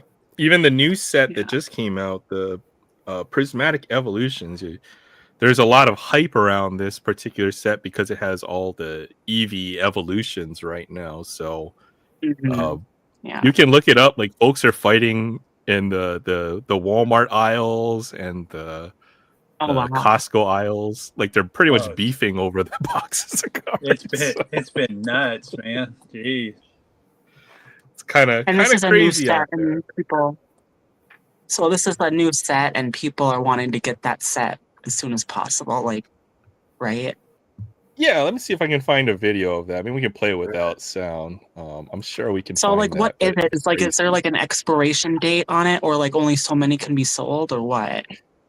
Well, the big thing is folks are always trying to find it at retail price, right? Because whatever the stores sell it for. So, like a box of Pokemon cards that has 8 or 9 packs, or they call it the ETB, which is the what do they call it? Elite Trainer Bundle. Usually has about 9 packs, and they retail for $40 or $50 or so, right? But the scalpers or on the secondary market, that could be $140, right? So 120 is what I sold mine for. People see that and they realize they can make money off of it, and they're not the only ones who are thinking about that. So what they'll do is they'll camp out the various retail outlets that sell it, and there's always there's way too many of the people, and then not enough of the product to go around. Luckily, all I had to do was be at my local comic shop when they opened that day. Right. But even did they sell it at retail price? Because if they did, so that was quite generous of them, right? I don't know too many. A lot of places jacked it up. Exactly. I've been thinking about collecting Pokemon cards again.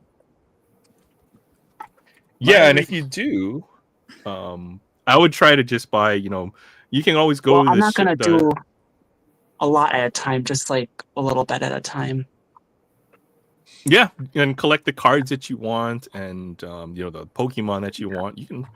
A lot of these cards, are like $1 or less, or you'll be able to put together a really nice collection of cards. Yeah. As long as you're not chasing, the ultra rare pull that might only come out of like, one out of 1,000 packs or whatever, you can pretty much collect everything else. It's like a lottery ticket almost, or gambling. You don't know what you're gonna get. Oh yeah, the packs themselves, absolutely, Yeah. absolutely. Yeah. I'm trying to find this video. Oh yeah, here we go. There's like people beefing in the streets. So, let's see if I can share this real quick. Present. What am I doing wrong today? Oh, there we go. It's not coming up. Okay, I will do it this way. But basically, people are fighting. They're fighting in freaking Walmart for these the boxes and stuff. Here we go. There's a nice Costco. Yeah, oh my god, that's Costco, I think. Yeah, that's bad. Like, that one was people interesting. at the stores must want them to do that because it would be really easy to just force them to get in a line and hand them one apiece. And now that's just one example. Yeah. I There's don't another one I understand- saw that was I better. don't There's a understand story on how that one. Costco did not limit anything, because everything I've seen, like I seen one where they had them all lined up, Yep. and they had it on a pallet, and then they just let them go, and they I all know. ran It's over like there they do it grabbing. for show and entertainment. Yeah. And then I saw one I'm guy just fall interested. down with one, and everybody took the boxes that he dropped. I saw These that people one. are absolute animals, man. Yeah. Somebody gets hurt, they need to Is sue that the like is that a freaking rug? store. Looks like Look a like card that's a rug. these people just like. I mean, that's just nuts. Yeah, it looks like that guy has a custom Pokemon to Charizard. That's cool. Yeah. It is awesome. Almost like a giant sized one. All right, let's see if I can find. Yeah, that's why I didn't even go and try to look for any, because I didn't want to deal with anybody. I don't want to get beat up over some packs of Pokemon cards. That's all I have to say about this subject. It's not worth it. That's just nuts. I showed up at my LCS 15 minutes before opening, and the guy came out, and there was about 20 people in line, and he had 20 tickets for Elite Trainer boxes. And he said, if you got a ticket, you get a trainer box. That's a good way to do it right there. This is how mine did it. He actually, so there were some people I saw lined up 2 hours before, and when they got in, he said, "You know what we're gonna do? We're just going to take your name down, and we're gonna have drawings, and we're gonna give them away." He didn't even sell them. I was They like, stood in "Wow!" line, and then he pulls a lottery on them. You're Well, supposed to but they were getting lottery them in for advance free. so people don't stand in line, you dumbass. Right. And that his partner told him that, yeah, he should have done it a little different, but at least he wasn't charging them. Yeah. And I saw one of the guys that was there first that I saw it when I went by. He actually won one, so that was good. Yeah. I'm trying to do the math in my head because Big interesting demand math in my problem. area. Nowhere has got any, except that. It's like they're going Black Friday over it. Yeah. Well, Black Friday at most places, they make you line up, and then you usually can only get one thing from the Black Friday list, right? And they got to go to the next place and line up, and then. But for Black Friday, I always used to figure out all the deals, and we'd hide the stuff all over the store for the next day. So we'd put it in like the refrigerator. I had some stuff in a stove once, or behind. Oh! It fell behind the shelf over there, and then we'd go there later on in the day. Yeah, here you go. I did that once. My wife and I were down in Portland when my daughter was young, and that's when they used to give away free stuff, when you'd go in and stuff. So we went to I think it was a KB Toys, and they had one of them scooters for it was like for $10, and it was like $100 scooter. Wow. And we went in and we were able to get one, but the line was like 2 hours long to check out. So I hid it behind some stuff. We came back later, about 4 hours later, and it was still there. And Where'd you we go guys up. find this stuff? We sold out of this first thing in the morning. We had it, and the lady was like, "Oh my God, how'd you find that? That was the first thing to go." We said, "I don't know. It was just over there by the box." I found it in the appliance section Right. in a stove. So I did the math on this. Okay, 2 Pirates tickets for the next 30 years. So that would be 60 years worth of tickets, and there's 80 games per season. So that would be 4,800 season tickets, roughly, give or take. Divided by perhaps, what would you get, $1 million. So if you could sell those tickets on average for over $50, you would make more than $1 million over the next 30 years. Sensei. Yeah, but they're worth more than $1 million because they probably go for more than $50 a ticket, right? Especially behind home plate. So maybe you are better off taking that for sure. Yeah, but can you imagine the work to sell them all? I mean, you just put it up on StubHub, and then they pretty much should sell themselves, right? If you put the right price. Well, I guess that's true. Yeah. You just always undercut them, and then have a steady income coming in. Yeah, that would be. That's like I used to collect. Yeah, I used to collect Pokemon cards. I still collect Pokemon cards. I think that's what I think that's what Ace Circle is referring to. Yeah, let's go through some Pokemon cards that I've got lying around. So I'll show you some of the stuff that I collect that I think is quite reasonable. That you can find really good stuff for. Maybe this box right here. We'll look through this real quick, but this is the kind of stuff I find in like a 50-cent bin at like a card show or whatever. And is my eye at a card show or a card store, and you can get Charizards. So this is a promo. They're not very valuable cards. They're very cool cards, right? Like the Lance's promo. Garbodor, don't ask, but such a dumb looking Pokemon. I'm always about the derpier ones. There's Garbodor. There's a Dark Flareon. This is one of the older cards. So this is the kind of stuff I look for when I go to shows or when I'm looking to pick up, like foil Greedent. This is Squirrel. There's a Golduck, just because I like Psyduck. Ponyta. A lot of the older border stuff as well. So definitely I like the Ponyta one. The fire pony. Oh yeah, Ponyta. Ponyta's another great one. Oh yeah. Ninetales as well. I think all the fire Pokemon, Vulpix, the little fox Pokemon. So, this is kind of stuff I pick up when I'm at shows and stuff. The Jolteon and stuff like that. That's one of the evolutions. So yeah. You said there's that. As always, Aaron, it's been fun, but it's 2:00 my time, so I'm gonna take off. All right, Kevin. Hey, thanks for stopping by, man. Hope you have a great weekend, man. I'll see if you're still on when I wake up. All right, nice meeting you, care, man. Good night. It was nice meeting you. Slurpuff. Yeah, this is another one of my favorite. Oh yeah, Psyduck. Any Psyduck. There's the Dark Jolteon. A lot of Japanese cards as well. If you can't get the English version, the Japanese versions are often quite affordable as well. Togepi and Togekiss. I think it goes Togepi, Togetic, and then Togekiss, right? That's like that's what it is. And I think in the video game you have to use a stone to evolve it to that. Usually like a fairy stone or some one of those stones, right? To evolve, it can't just evolve on its own. Oh yeah. I've played most of the Pokemon games, so I grew up with Pokemon.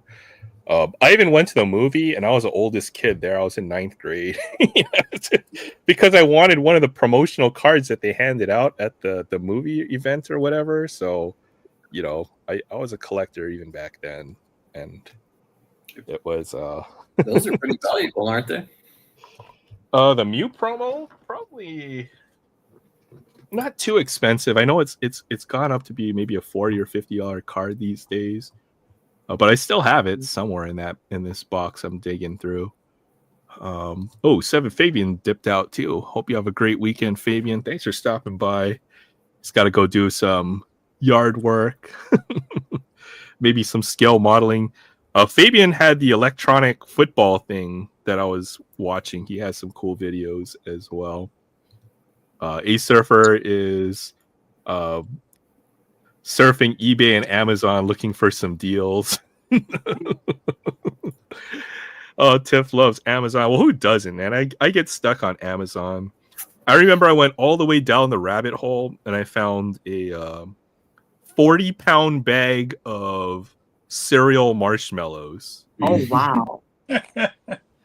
And it came in a box the size of a refrigerator box. Okay, so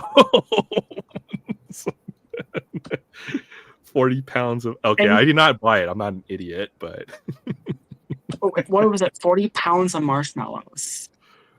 you know the ones you get in Lucky Charms, like the heart and the clover and Yeah, the right. moon. Yeah, 40 pounds of those. Well, was it little or were they bigger than that? No, they were the exact same marshmallows you get, except there was none of the cereal. It was only the marshmallows. Okay. So Okay, that's interesting. because Who they're would buy so them? light. Good question, but it was on sale on Amazon. So I was looking at snake meat, and then I went down the rabbit hole on Amazon. You find some crazy stuff on there. Okay, do you ever go on Wish or Temu? I try to avoid it because then I know I'm going to end up buying a lot of stuff that I don't need on Temu or Wish. So, I got this off of not Temu, but I got this off of AliExpress. So every once in a while, there's something I want to find. Yeah, best $15 I've ever spent on AliExpress. So That costed you $15. yeah, it even dances. Oh. You can turn. Well, Will probably would want to see this, but it dances. It plays a song. It went super viral in China because people were fighting over the Psyduck toy when it first came out. So when I saw that, like on a either a YouTube short or on like some kind of social media, I was like, okay, I have to find a way to buy one. So, and I ended up bought that off of AliExpress there. So certain things, I know you can find a lot of good stuff on there. Do you use those websites personally? Anybody here? Well, you know that crown. I mean, that crown I got. I can't remember either Etsy or Amazon. I can't remember which one it was. That's where I got my crown from. Okay, that's pretty cool. Yeah, $10. It wasn't, it wasn't that bad. I would look for stuff, online at these websites, right? It's like better than trying to go out into the open to try to shop for it because you're never going to find these things, right? You just type in anything you think of, and then, you never know. It'll probably be on sale on one of these websites, which is a crazy thing. Yeah, I think. More people are using the internet. Like the malls are like a dying thing now. Which is a shame. Yeah. Well, in Minnesota we have Mall of America, and that's the biggest mall in America and one of the biggest in the world. So, I mean, I don't think that'll ever go away just because it's a landmark. But like your other malls, right, are kind of dying off. If you've ever seen like those retail archaeology channels where they go to all the dead malls and stuff, it's kind of crazy. Wait, when you say dead malls, you mean like abandoned? Either abandoned malls or malls that they haven't remodeled since the 80s, where a lot of the stores are mostly empty. So a little bit of both. Yeah. I think it's called Retail Archaeology. Pretty cool channel. So down in Portland where I grew up, there's a pretty good sized mall called Lloyd Center. When I was growing up, it was the largest outdoor mall, open air mall in the country. And so that over the years they remodeled it and closed it, and it was a pretty good sized mall. The last time I went down there, it looks like a scene from a zombie movie. There's like maybe 5-6 stores in the whole mall now. Oh wow. It's crazy. I mean, it was unbelievable to see. Yeah, it's like, Is is it it even full worth time? having that mall open? Right? Yeah. You know? I think maybe there won't be as many malls, but certainly, folks want to go out to shop and to eat. Yeah. And the malls that have, that a good amount of people that go to them, and a lot of stores that folks want to go and look around at, then I don't think the mall's going away. It's just that there's going to be less of them than there Yeah. are Well, right like now. Right? like I said, Mall of America, that'll never go away. Oh no, Right. does that have like a roller coaster and all kinds of stuff in there? All Yeah, kinds it used to be of like Camp Yeah. Snoopy, and now it's something else. Yeah, they have a park in there. It's crazy. We have a giant mall here in Hawaii. It's called Ala Moana. Yeah. It's the biggest outdoor mall in the United States. So it's kind of on the same scale as Mall of America. Like it takes up literally an entire block. Like it's huge. Oh, okay. And it's Yeah. only gotten bigger ever since I was a kid. Like it was 3 floors. And then now when you go back to, it's like there's like 6 floors of shops or something crazy. So I don't see that like, that's if you want to like make a round, like the whole, like if you want to go like to every shop and make your rounds around the whole Mall of America, you're gonna want to spend like 12 hours. It's huge. Oh Like, man, that's it crazy. would take that long to get through everything. You wouldn't even be able to go shopping. That's just to walk around in a mall. Yeah, well, I mean, you'd be Yeah, browsing. just see everything. Yeah. It's on the bucket list. I know Mall of America. It's always in movies or TV shows. Very, very famous. So Wait, you mean your bucket list? You want to go there someday, the Mall of America? I mean, perhaps I'm a American. I love to shop, and Yeah. I'm a consumer at heart. So it's a landmark. Yeah, for sure. I'd love to go and check it out someday. Yeah. Yeah, and I'm only like 30 minutes away from it. Okay, okay. Yeah. That's pretty cool. But yeah, I mean, it gets cold here, and it's been very cold. We've had a couple days where it was a negative. One day it was negative 17 degrees, and then the next day it was negative 22. Oh yeah, no way. That sounds so cold. Jeez. That is so bad. I think it gets down to 60 degrees. It's like the lowest it'll ever go in Hawaii. So at that point, I have to put a t-shirt on, and It's like 58 the other night. it was kind of chilly last night, but it never gets colder than that. If it was 60 degrees in January, I would need like a t-shirt and shorts. Yeah, that's what I'm in right now. Probably around, low 60s. I say is a pretty as cold as it'll get here in Hawaii at night. So anything besides that. I will be moving to Virginia in the spring, though. It'll be a better climate. It won't be as. I mean, it will still get cold, but not as cold. Yeah, Virginia, I think still definitely sounds pretty cold, but it's not North Pole cold. Yeah, it doesn't get down to 20 below there. Okay, so are you native of Minnesota? Is that where you're born and raised, or that area? I was born and raised in Minnesota, and then I met my sweetheart, Diamonds, and we've been talking for 5 months, and I'll be going there. Oh, that's cool. Yeah, definitely to go out and at least go and see somewhere else, right? And try it out to see if it works. Yeah. For myself, I've always lived in Hawaii, and it's always difficult to just pick up and move from Hawaii because you pretty much have to leave everything behind, right? So on the mainland, it's a little easier. Well, like I've had POS family members that have rejected me, and only made it easier for me to, go there and just almost like start over at somewhere new and be a part of, his family. Yeah, make a new life, and I totally get that. That's good. When people in your family have, I mean, not my well, there's one person in my immediate family that did, but you know, the immediate family that I live with right now didn't, but this other distant family members did. So did me dirty. So it's just, you know, that's only making it easier for me to move. Yeah, I'm sorry to hear that. You know, family drama is never, you know, everybody has their own fair share of it, I'm sure, but you know, it's never easy, right? They're your blood, they're your family. And then when you see that happen, you know, it's Well, just for never me, good.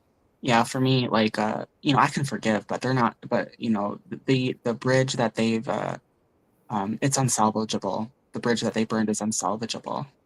Yeah, yep. That happens from it's happens more often than you would like to see it, unfortunately, Yeah. right? So totally get that. I did find that the promo from the movie I went to. So this is why I went to the movie theater 30 years ago to try to find this card. So this is the movie promo, and I've kept it this whole time. So I suppose it was worth it 30 years ago.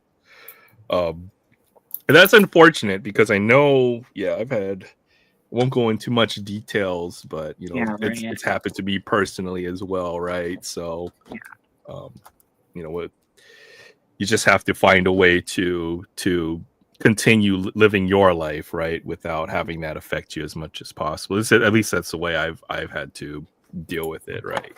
So, yeah, totally get it. There's some other Pokemon stuff I had a lot around. Let's see. Well, I kept the prices on some of this stuff, but there's a nice Meowth I paid a couple dollars for. what you know what I really like about Meowth is the payday attack. So you get money every time you battle. I wish. I wish I had a cat that would just give me gold coins every Right. time. Right. Go out there and fight the stray cat out there and get me some gold coin. Yeah, earn me some money. Yeah, the only thing my cat gives me is hairballs. Exactly. There's the original Blastoise. I paid a few dollars for the reprint of this. There's that's the original artwork for Blastoise there. They just recently came out, so there's always going to be cards. This is a Venusaur I've had ever since I was a kid, so still have some of the old Pokemon cards there. You know, in the later series of Pokemon, I know. Have you ever heard of, like, you know, they evolve in their normal stages, but then there's Mega Evolve, right? Mega, and then they have VMAX. Like it changes every year, every generation. There's always Yeah. something. But I wonder, when they Mega Evolve, do they go back to their normal form, or do they stay like that? See, I don't know. I can't. I'm pretty sure you can't just keep a Mega Evolved forever, or can you? Maybe Well, for that generation you could. I've never watched, like, the later series. Like, I'm still only on season 7, so you know, with May. I don't know if you watched it, but like with May and Max, I mean, that's the characters' names that Ash and Brock, you know, travel with. I've only watched the first couple of seasons because I remember we were watching a lot of Pokemon, Dragon Ball Z, and then a lot of the other animes that they had at the time, the mid '90s. But I know they kept on making Pokemon even years after, and then I kind of lost track.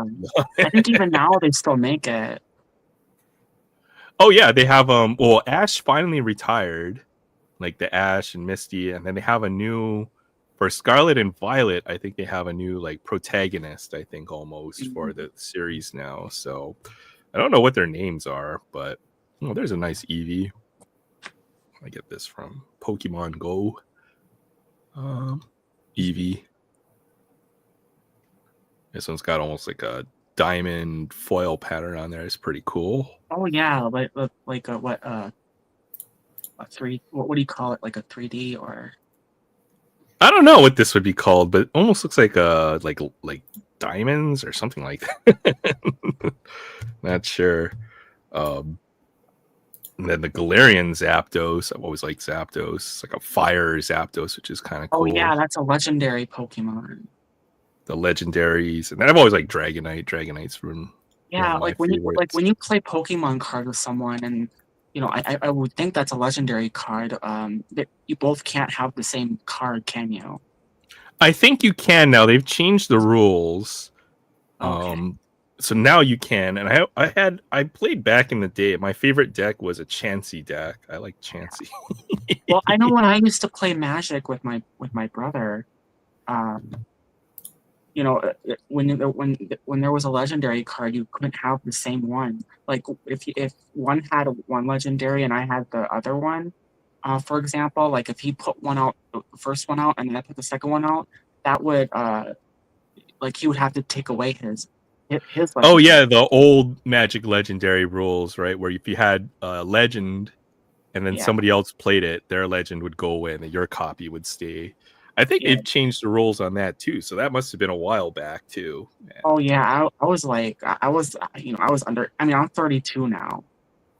Yeah, I was at least 16 or under when we were playing like that. Yeah, that was back in the day. I've got Magic cards from when I was a kid too, somewhere. But well, I'm curious to see what A Surfer was looking for. But we'll just have to keep on tuning into his stream to find out what A Surfer found on Amazon or eBay.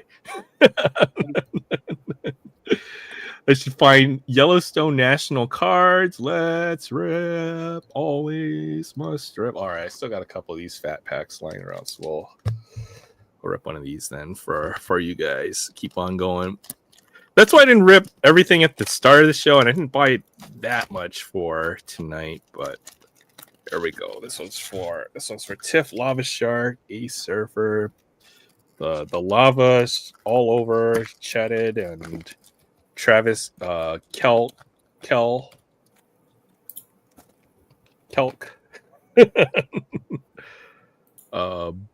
This one's just got one yellow in there. There's Derek Jeter. There's the captain.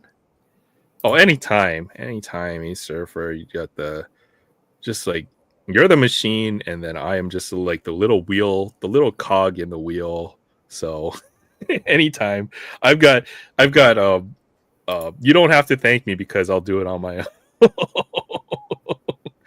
Bryce Harper, I'll take that one. Royce Lewis, I got the yellow. Jonathan Clase, that's a rookie at least. Okay. Alcantara, he's a great pitcher. Cole Reagans. I wish I had some. Actually, you know what? I've got a couple packs of Magic. Let's do a pack of Magic after this. Diamondbacks. I think I have somewhere like when you get those books, and then they have those slide-in things, and you put your cards in. Do you know? Yeah, like a collector's binder and stuff. Yeah, I have a collector's binder actually with baseball cards in them. I don't know where it is. Okay. Yeah. Yeah, you'll have to break that out sometime and go through it. You might have something valuable in there. You never know, or something that you remember from your childhood. Because a lot of the cards that I have them in binders, and they're not necessarily valuable in there. But I remember putting the cards in there when I was a kid. I remember all of those cards, or those cards meant a lot to me as a kid. So, yeah. Monetarily valuable, you might find a card that you remember from back in the day. Yeah. Well, like if it's like, what is there such a thing as antique cards? And I don't know, what's the age of antique cards considered? Antique. Yeah. Or you usually refer to it as vintage, but it depends on what it is, right? If it's Pokemon, it might be from the 90s. If it's baseball, I would say anything like from the pre-70s or 70s era would be called vintage. Actually, yeah, around there. I would say for me, it depends on the collector, but for me, anything vintage kind of starts around the 70s, in my opinion. Yeah. Well, I think All right, Tiff. Isn't that 20 years old? Well, if it was from the 70s, that would be what, about 50 years old at this point? Yeah. So, I've got a couple vintage cards lying around, but they're, I wasn't around back then. Yeah, there was All right, well, this is Lost Caverns at Ixalan. That's might have some dinosaurs in here, so let's see if we can pull a dinosaur for Tiff. I found these on discount. These were pretty cheap, so It's a cool set. It's got almost like an Aztec theme or like an Inca theme on these cards with dinosaurs and all kinds of cool. So let's see if we can pull a dinosaur out of here. But yeah, I think I've collected or played Magic ever since I was a kid. So yeah, pretty much 25 years of Magic. Over the edge. The artwork's always excellent. I always like the older artwork as well. Is that a dinosaur? Oh, it's an insect horror. Oh, primordial gnar. That's kind of gnarly looking. Looks like a giant centipede. The water wind scout. Yeah, I don't know if you can see the artwork. It's pretty small on the card, but always amazing artwork. There is a Old Tech Cloud Guard. It is a... What kind of animal is that? That's crazy. Looks like almost like a bat. Goblin Tomb Raider. Always can't have magic. That's and a then you giant can't have bat. red without goblins. Looks like a giant bat. It's like a dude riding. That's a girl riding on a giant bat. And Glorifier of Suffering. I'll find a dinosaur. Whaling Pirates. Waterlogged Hulk.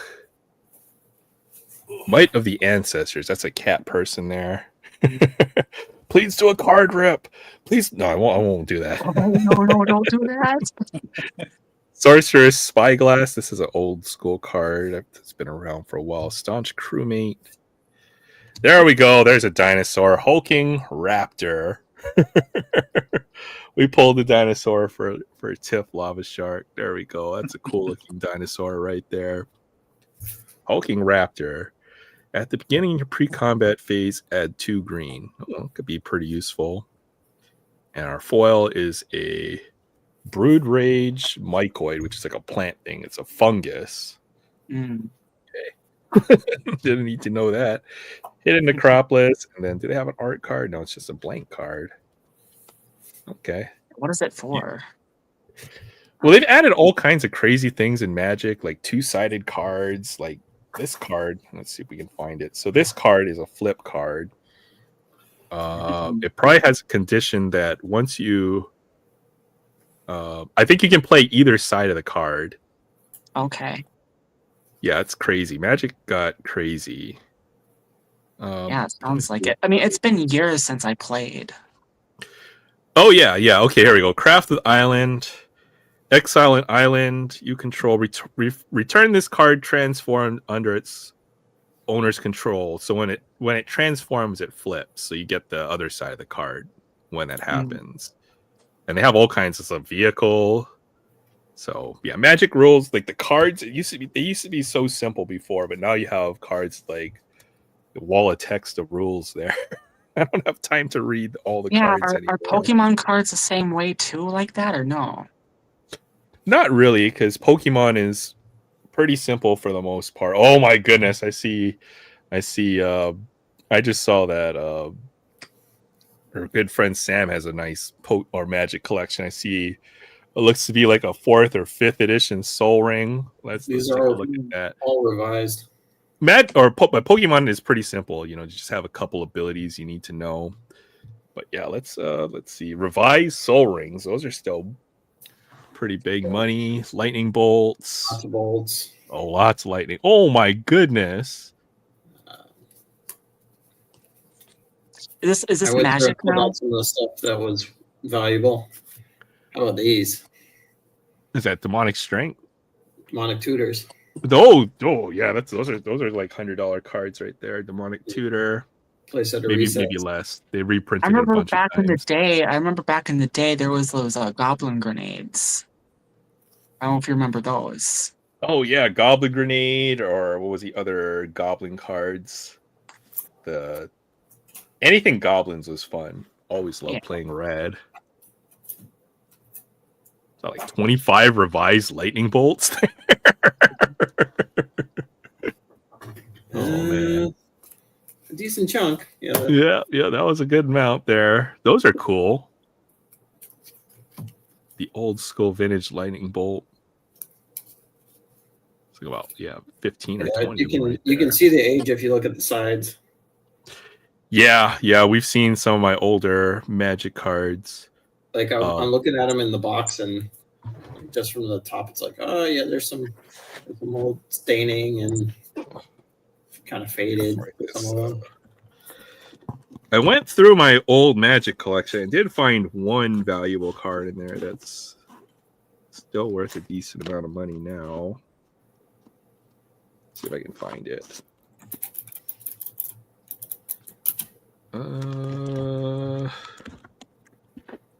Yeah, it's always hard finding stuff in my collection.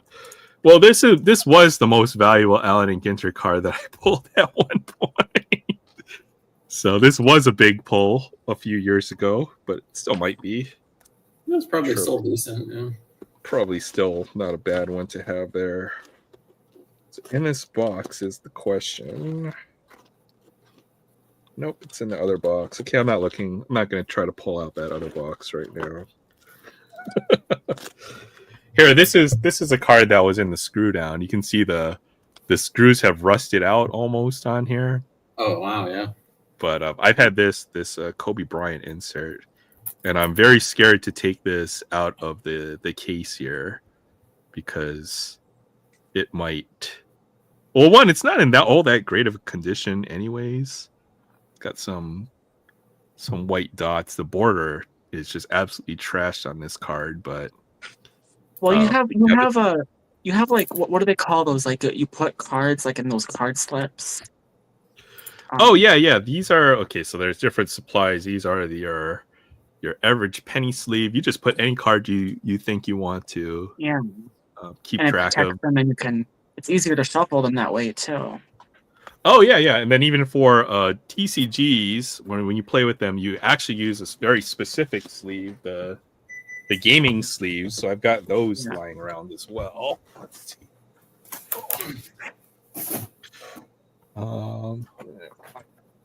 I remember using those all the time when we were playing Magic.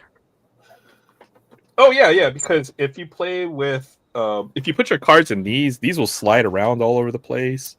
So you can't use these. You've got to use the gaming sleeves specifically for Magic. Yeah, I mean, I remember I never used the clear ones, but it had a backing on it. Yeah. Yeah. Were you talking about the Magic? This is Lost Caverns of Ixalan.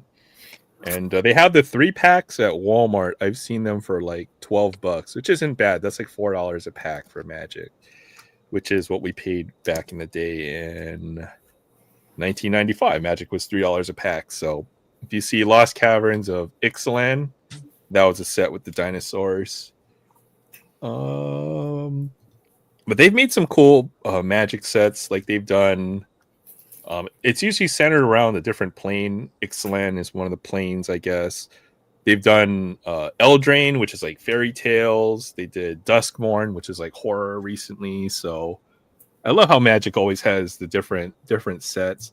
They did Kamigawa, which was like a Japanese theme set. And the most recent one was like a neopunk Japanese set, or Japan, which is really awesome. So, Magic's got a little bit of everything. And then they're going to cross over. There's going to be a set with Final Fantasy Magic the Gathering, which I think might be the next thing for Magic I might be purchasing. So, yeah, that's interesting that you say that because Disney crossed over with Final Fantasy too. That's right. With what was that Kingdom game? Hearts. Kingdom Hearts. Yeah. And then they did more after that. I loved Kingdom Hearts. That was such a great game with Sora and Goofy and all the Disney. Yeah, I really liked the first one. You're almost like in a different movie, right? You could be in Alice in Wonderland, and then like the next level might be like Hercules or something. It was I love that Tarzan. game. Yeah. Love it. It didn't have every Disney World, but it had some of them. Had a good amount, right? Which was all fun. I enjoyed that. I know they just made, was it Kingdom Hearts 4 for PS4? I think was the last one. I remember when we playing up to 2, like the second one. Well, actually, no, Yeah, they that's did. They about where also I did stopped. one for I think it was like either Game Boy or Game Boy Advanced, and then they did another one after that. I remember Kingdom Hearts 1 was on PlayStation 2. Yes. And then Kingdom Hearts 2 as well was on PS2. And then I kind of lost track after that as well. I'm not Well, too much I of did a too. console gamer. But you mentioned you did a lot of gaming as well. Yeah. So And I what kind of remember games playing that. were you interested in at the time? Yeah, I mean, I like Spyro. You know, that was before like the Reunited trilogy, like the 3 original games. Oh yeah, that's the good old PlayStation game, Spyro the Yeah, Dragon. and then even Spyro. I never beat it, but Spyro Catch the Dragonfly, which, by the way, they're talking about. I think they're talking about. You know how they did like the Reunited trilogy? I think they're gonna like do a remastered version of the 4th one as well. Okay. They should remake a few of these games. I know they've have a few properties that they haven't. They haven't done a Spyro game. They haven't done Crash Bandicoot or certain Sony properties. They just haven't made new games for them in years. So And like no remastered version. yeah. I see Like Barrett with sorting out a Yeah. massive pile. Well, they did that. They did that with Fable. You know the game Fable. I like playing Fable. Oh, Fable's a fun game. Are they ever going to make a new Fable game? Oh, that's Well, awesome. they're talking. I wonder. I think it's like maybe sometime even this year. They're Look at that talking Crash about making. Bandicoot Funko that Barrett has right there. That is sweet. Heck yeah. All those what do they call them? Those pops. Oh, that's a chase Yes. too. Very nice. Yeah. But no, they're talking Barrett. about making the 4th one, Fable 4 this year. Okay, so they are making a new Fable. If it's coming Yeah. out this year, it's been in the works for Last time a I bunch. checked, I mean, yeah, there was talk about that they are going to make one. Is But it this wasn't one of your exactly- special custom decks? Oh no, this is all your blue stuff. Oh man, you've got a lot of Magic cards lying around too. I've only got a handful from my childhood collection. Oh, Ace Surfer says Borderlands 4 is coming out this year. Heck yeah, I love Borderlands. Don't think about how much time I've spent playing Borderlands. I'll tell you what, my favorite game is Minecraft. Oh heck yeah, Minecraft. I haven't invested into Minecraft, but I do enjoy it. It's a fun game. Yes. Do you do mostly the creative mode, or what was your favorite thing to do in Minecraft? The survival mode. The It is survival. frustrating when you die, though. Oh yeah, for sure. Especially when you start a new world and you don't have any protection and you're just surviving. Yeah, and you're punching sheep for their wool, hitting trees and rocks. This new world that I'm at, I started out in the middle of a jungle. So there's really no sheep or cows around. So it's like a challenge then to survive and to build up, right? You don't know where you're gonna end up when you because it's just gonna it's gonna put you at a random Plop you somewhere in spot. the world, right? Yeah, a random spot in the world when you start a new world. I know with the chases, they have a specific sticker in the bottom right corner that you'll be able to tell whether it's a chase or not. So I saw the sticker. I knew it was a chase. It's usually in the bottom right corner. Yeah, right there. See a little chase sticker there. What does that mean, chase? Well, they might make maybe a few different Funkos for whatever they're doing. If that's Peggy Bundy, then that's for Married with Children. Yeah, so Married with Children. There'll be one or two that'll be Barrett's pointing at right now. Yeah. So see her top right here is like kind of a green stripes, and then if you can see her inside there, she's got like a leopard skin top on. So Yes. that's the chase version. The regular one looks like this, and then the chase version, she has the leopard top on. So they just do that. Funko Pops come in a case of 6. So 5 of them would be the regular one, and 1 would be the chase. Okay. But not every pop has a chase. They only do certain ones with chases. You got Ace Surfer is going to check out the Funko section now every once in a while. Yeah, there's some cool ones. There's a lot of times Walmart has some anime ones that can be worth a bit. Yeah, I walk my way all the way back to the electronics section because that's usually where they keep all the pops, and then I'll go and look. But I never buy any because I know I don't have space to have Funkos everywhere either. Well, these Funko Pops, I don't remember having them growing up. They must be a relatively new thing. Yeah, I think so.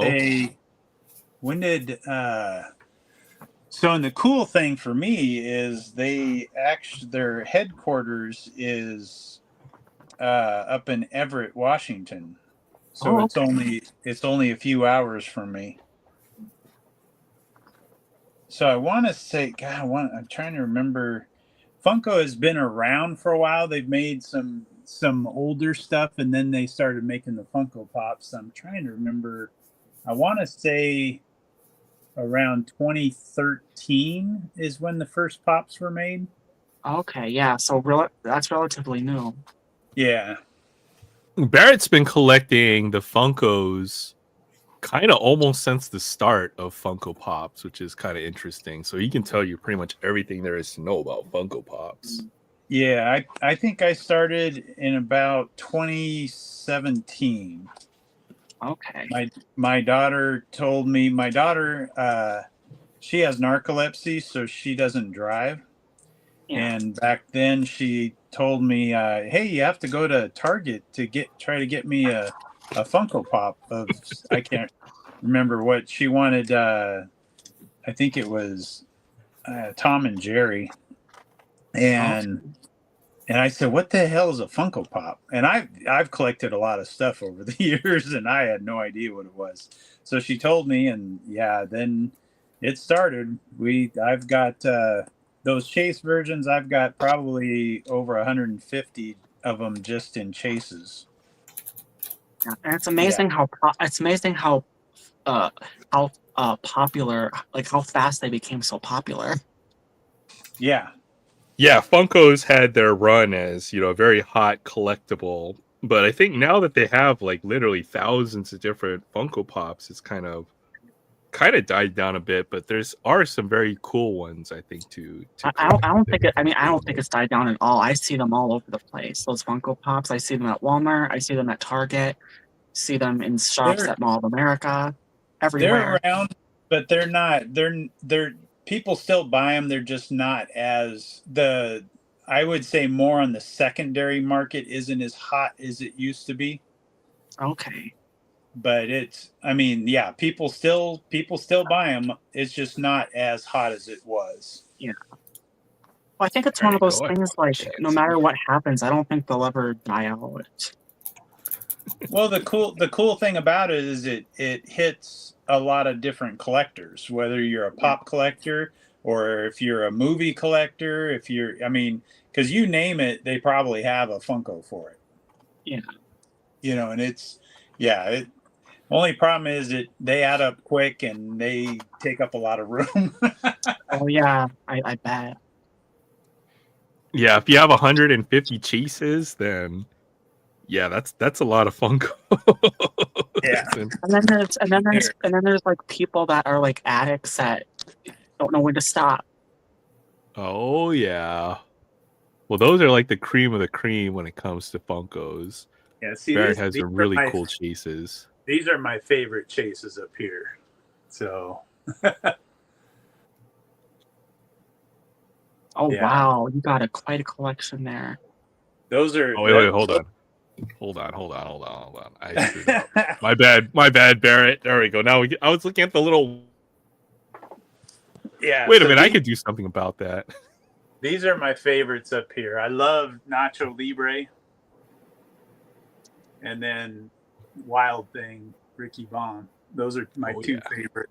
But then here's more here. These are 3 deep of chases. Wait. I love how you found the one cabinet that can hold them perfectly like that. That is Right? awesome. Yeah. Yep. The only problem is when you put them in the cases, you can't go 5 wide. See, these aren't in protectors, so I can put 5 in. But when you put them in the protectors, you can only go 4, and then you have to put them sideways. But then, well, Barrett's in his collector's room, so he does technically need a whole room to store all this stuff. Yeah. Oh, the giant LeBron James, and that one's a cool one there. Scar. So, yeah, from Lion King.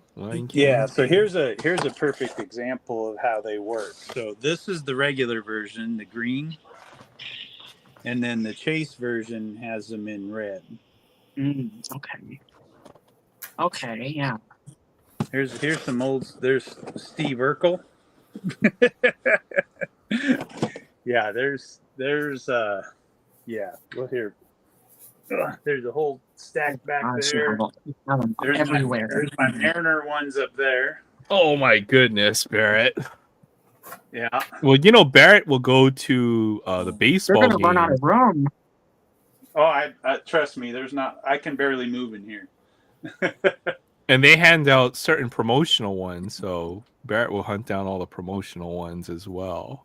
So, oh my goodness. This is why I don't collect Funkos. I don't have enough space to do this. You have a Funko Pop for everything. Yeah, pretty much. There's. Oh wow, Adrian Peterson autographed jersey. We're just talking about him. My daughter got me that for my birthday. That's sweet. Here's a couple. These are a couple old ones right here. Clubber Lang and AKA Mr. T. Well, let me ask. Do you ever take them out and kind of play with them or no? No. So see, this one's from 2012. Oh, okay. So those would be one of the first Funkos then, huh? Yeah, this is probably a $150 pop. Oh wow! You can tell just by the numbering, right? That one's like number 27. Yeah. In the So series.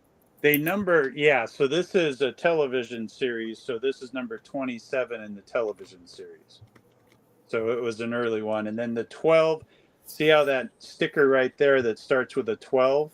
That 12 is the year. So that's 2012.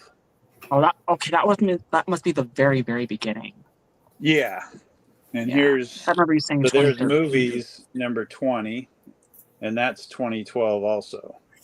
Okay. And he's about $120. I bet. There are some rare ones, that's for sure. This guy right here, he's about a $300 one. That is crazy. Yeah. How many pops? That Brook one right up there, that one's about a $400 one. Holy moly. Yeah. Anything one piece. Yep. And that one was a funny story. My daughter, she had sent me to see, I do have a couple out. See, there's a big 10-inch LeBron James right there, and then a 10-inch Jordan right there. My daughter had sent me to Hot Topic to pick up some pops. And so I went in, and there was one that she wanted. I found it. Well, then I saw they were 3 for $27. So I said, well, I might as well buy 2 more. And I found that Brook one. I just thought it was cool looking, and I didn't think nothing of it. Well, then it blew up, and yeah, it's a spendy one now. So yeah, and then these are the ones that Aaron was talking about. See how they're 1,000 pieces, those are ones you get as at the stadium with a giveaway for going in. But they give away 20,000, but then they have a special one that's worth 1,000 piece that I'm able to find those. So that's fun. And of course, there's Griffey. Let me guess. Do you happen to have any Minecraft pops? They do make them, but I do not have any. Okay. Yeah. Yeah, I know they make them. I was just wondering if you had them. You know what? I'm trying to think. What was? You need to get the creeper, the freaking cactus Yeah, the thingy. creeper. I seen the creeper Funko Pop. I can't remember. And the skeleton. Oh yeah, yep. Fabian's admiring your room of collectible collector's trove right there. Yeah, anytime we see Barrett's collection, it's always something to behold. That's for sure.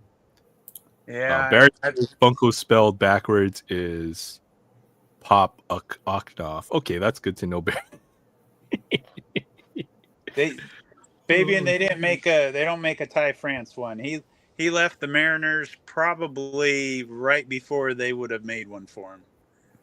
Okay. Oh, hey, Pesadillo Periferico. Thanks for stopping by. Yeah, we do all kinds of collecting. And he said he found some sealed Pokemon games, 1 Ruby and 3 Sapphire. I found some unsealed Pokemon stuff. I found my, what was a green one? Emerald Green, I think for the Advance. I found that cartridge recently. Let's see what else in the chat. Ryan has a Kyle Busch Funko. Sorry, Barrett, what was that? Yeah, they do have Kyle Busch. They're going to have another Ichiro Funko this year, Hall of Fame one. Oh, I bet, They just announced that. They're going to have Logan Gilbert and then an Ichiro one, another Ichiro one. That's the first Ichiro one they had right there. Oh, that's sweet. Oh, and it's 1,000 piece. Yeah. All these up here are 1,000 piece ones. So, will you be going to the game to hunt those, or what's the plan on?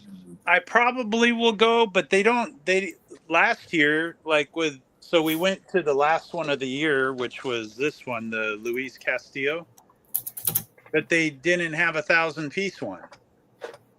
So that was a little disappointing. And they didn't make one, or they didn't make one. They just did the 20,000 and that was it. And so next year, they did this with the bobbleheads this last year. They did it where instead of giving away like 20,000 in one game, they did it over 3 games and they did 10,000 on each game. So they're doing the same thing with the Funkos this year. So I don't know if I'm going to go or not. It kind of takes the hunt aspect thrill out of the hunt. Yeah, trying to get the 1,000 piece ones, but I'll probably go and just grab my one and enjoy the game, and that'll be it instead of having to try to hunt for everything. Well, for the way that collecting and the hunting has been, I wonder if there would be unruliness over a Ichiro 1,000 piece. Yeah. If it turns out you folks could find out that resells for a good amount, right? So, yeah. So, all right, Aaron, I'm gonna go ahead and jump off. Have a good night. Thanks for having me on, and everybody in chat, have a good one, and we'll see you next time. All right. Thanks for stopping by, Barrett. Always a pleasure talking with you. All right. See you guys later. Nice to meet you, Barrett. Nice to meet you too. Barrett's got such a great collection. It's insane. Oh my gosh. Wait, you sold a graded Pokemon sealed game? What the heck, dude? Yeah, I found it in my back room. I bought it at the book sale that they have in McKinley every year. Yeah, no way. Oh my goodness. I bought it in 2012 for $1, and I forgot I had it. And so I found it in 2020, and I'm looking on eBay. I'm like, I wonder what these go for. and ungraded it was like $500. So I spent $150, sent it in, got it graded, and then put it up on eBay and sold it for like $1,600. That was the perfect time to sell graded games as well, because I know Yeah, that that was market the is peak of the market. that market has completely crashed from what I saw, or graded games. So, oh, Yeah. you did really good on that then. That's crazy. You know the worst part though was I had the Fire Red game too, because I remember buying both. Yeah. I don't know what happened to it. You I probably don't know. opened it. Maybe you played it for a little while. No, because I never had a Game Boy Advance. I was gonna get one, and I just never got around to it. Okay, I still have the Leaf Green. I think that's the cartridge I have, but it's only the loose cartridge. It's maybe worth like $40 or $50 from what I saw. I think they're like $100-something now. Okay, I'll have to go digging. Yeah, that was a surprise. I was like, oh, I forgot I had this. It's like buried deep in my closet, though. That's the only problem. But I do have some cool video game collection stuff. It's kind of tough because I'd love to collect vintage games, but it's also something that's very space consuming, right? Like you could, And expensive. Oh yeah. if you wanted to play the games, like there's other slightly illicit ways to do that, right? Like you can find just about anything out there on the internet. We'll put it that way. There's something about owning that game or whatever. Unfortunately, I got rid of a lot of my not vintage, but a lot of my gaming stuff over the years because it was just too much space or whatever. So unfortunately, I don't have a whole lot of that lying around. Okay. I remember I still have my PS2, my GameCube, but they're kind of like worn out. You know, if you have the consoles themselves, if they work, there's always going to be demand for those consoles. PS2. I still have my PS2. I do not have a GameCube. I've got a PS2. I've got a NES. I've got a Game Gear. I've got the Game Boy Color. I've got 2 Game Boy Advances. I've got the what is it? What is the one that flips open? The 3D. No, I got the DS. I have the 3DS. I have a Nintendo 3DS, and I've got a Switch now, which pretty much to play Pokemon. That's what I play the Game Boys for. What other consoles do I have? I've got an Xbox, the original Xbox. I've got a 360. I got an Xbox 360, but that's toast too. Oh, does it have the red ring of death on it? Or it don't turn on? It doesn't start anymore. The problem with a lot of the 360s is they had like a manufacturing flaw, and it's called the red ring of death, where you see it has like the little, like the circular logo. You'll see little 3 red lights on there, I think, is a red ring of death. But my 360 still works, so yeah. Well, I think what was too, like, I was using it too much, like I wasn't giving it a break. that's what it is over time eventually the thing will burn out, I think, for the 360s. So I try not to use the 360 too often. Barrett's collection's just incredible. Well, you know what? It is 2:00 here, and I need to get ready for bed. So. Yeah, I know. Sorry I kept you up so late. No, that's okay. That's perfectly fine. This is like my bedtime. Like, I'm up for 36 hours. I've been up for 36 hours.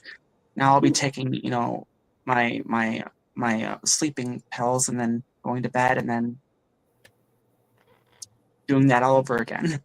Well, try to get some good rest, and then you want to try to get back on that regular sleeping schedule. But I know I have kind of the same thing where I'll stay up for a long period of time, maybe like 20 hours or so, and then. Well, when you network, you kind of have to do it that way if you want to, like, you have to work around like 24 hours around the clock, right? And then everybody shows up to your stream. And I guess that's really the only way to do it if you want to make it in the algorithm. Oh yeah, well, we just do this for fun, so yeah, a lot of people do, yeah. Mm-hmm. But I know for some, like I know your live stream, you're really grinding or at Oh least yeah, trying I to work get that hard. channel going. Oh yeah, So yeah, fortunately, I don't have that kind of responsibility on this channel. So we can kind of take it easy. But if we had to try to optimize, and we wouldn't be doing sports cards. We'd probably be doing something else that would be a little yeah, bit more wider appeal, maybe gaming or something like that. yeah. Well, I Um, started out as like a gaming live stream, but I know I have more fun with the panel though. Like that's what I do now is open panels. Yeah, you meet great people out there. Just Yeah, our paths fortunate to cross, and A Surfer and a lot of others that I've yeah, met through the live panels and stuff, and it's just a good way to enjoy our hobbies together. At least for mhm, this particular live stream. So we kind of yeah, try to do it all. and good conversation. Hmm. Absolutely, Yeah. great to have you on though. So Lucy, you burn that out. Wait, are you talking about my 360 or are you talking about me going 36 hours? could be both, but I think we're talking about the 360s not working. Oh man. Yeah, well, I really got to get going. So, yeah, it was nice being up here with you guys. Yeah, I'll see you around. All All right. right. Catch you Good around. night. Thanks for stopping by. Good Yeah. night. Let's see. What do we have here? I'm buying a PS5. I have a PS5. I don't use it a whole lot just because there's not a whole lot of PS5 only games out there right now. That's been what I've found. But there's some good stuff out there, I suppose. And if I had a choice between PS5 and whatever the latest Xbox is, I suppose I'd get a PS5 if I had to do it. And then yeah, we're all buying GTA 6. Oh man, I'm looking forward to that game, GTA 6. I'm trying to think of anything else that is kind of on the horizon that I really want to play, but that's the only one that I really want to play right now is GTA 6. Good night, Lucy. See you soon. Yeah, definitely. Good hanging out with you tonight. The new Star Wars game is my favorite so far. Which one is that? Is that the what is the newest Star Wars game out right now? Oh, GTA 6. I think they're gonna announce the release date. The next big announcement will be announcing the release date. So it's got to be either this year or sometime next year, if I had to guess, on GTA 6. Believe it when I see it. Yeah, exactly. Vaporware, as far as I'm concerned. We can look it up real quick. Let's go and check. GTA 6 release date. Watch, it'll be a Rickroll. Probably. Okay, the announcement of the release date of GTA 6 could be just around the corner, according to this new release date. Okay, so there's no release date on it.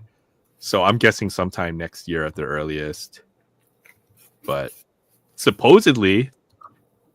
But been sitting there for years. When did GTA 5 come out? That must have been like 8 or 9 years ago? Why do we have to wait so long between every version of the game, man? It's crazy. September 2013 was GTA 5. No way. 2013. No way.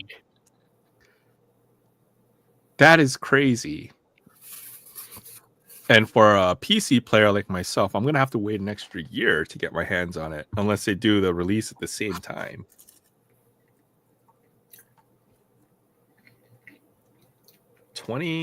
No way, 2013 on Let me see this. GTA 5 release date. 2013 for PS3 and Xbox 360. And then September 17th, 2013. What the? See, that's sad because we get a GTA game every 10 years now instead of every 2 or 3 years. So GTA 7 in 2045 or something like that. Okay, Star Wars Outlaws. Yeah, it looked like a pretty interesting game. I know you just kind of it's like almost open world. That's the one by Ubisoft. So I think I've had my eye on that game. I'll pick it up eventually when it probably goes on discount or after they release all the DLC. Then I like to buy that game all at once and then play it if anything. So Star Wars Outlaws. Okay. Funny thing my gym teacher told me was one of his players was like running in his pants. What the heck, Tim? Man. We get a Madden every year, or we get a NBA 2K every year, but we don't get new releases. Like, what was the last Final Fantasy that came out? They're doing the 7, the remake, but what 16? Oh, they just came out with one a couple years ago, but it seems like Final Fantasies are once every 5 or 6 years as well now at this point, which is kind of crazy. Okay, well, so you predicted the future. Well, not this year, but at least the Lions got to the playoffs this year, Fabian. Won the Super Bowl with the Browns. Nice. And hey, don't hate on my Raiders. Will they have a positive record? Oh, I don't know. Probably not this year. Maybe next year might be I'm our jealous. year. You guys are getting Pete Carroll. I'm very happy about that decision because I know you're a big Seahawks fan, and I've watched the Seahawks be very good year after year with Pete Carroll. So very happy about that. Wanted who are the Patriots hire for their head coach? What's his name? The Titans head coach. Who's Pat's new head coach?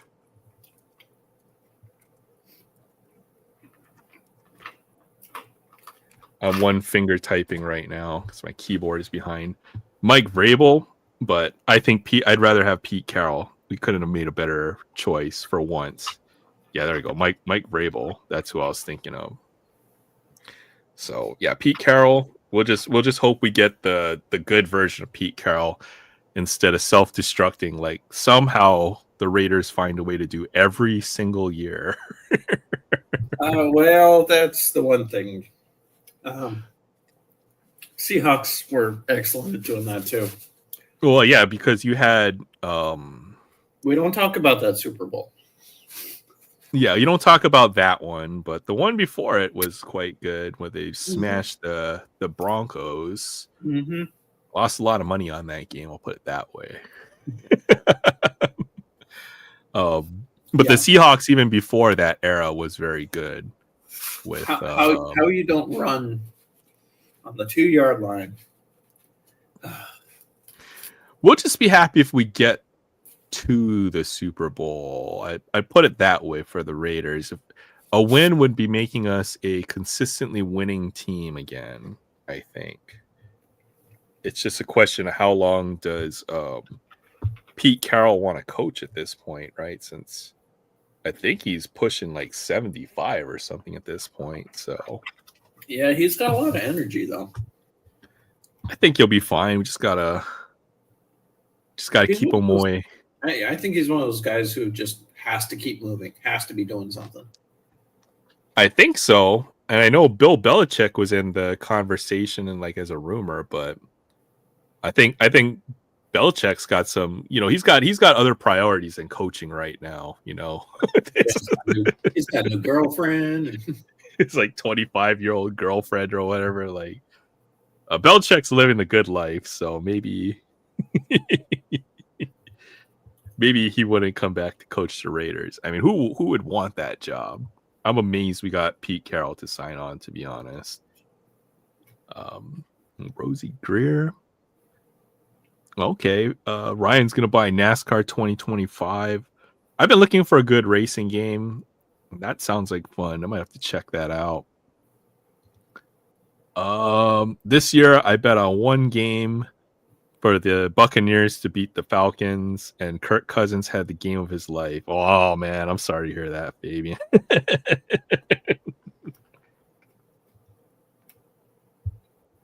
Oh, that's right. Belichick's going to coach college next year. Almost forgot about that. Funny you mentioned that. So he's already tied up with the Tar Heels. So that'll be interesting. So he gets his I know why he's coaching in the colleges now. He's going to do the Urban Meyer thing, right? Yeah, I've got a couple more of these. Might as well rip what we have, and then not sure if you've got other stuff to show or anything like that, but we can kind of get through that, and then I still got a half case of the Topps Holiday. Oh dear, Because how's that been going? I know you've been going ripping into it some already. You started what? I opened half of it already.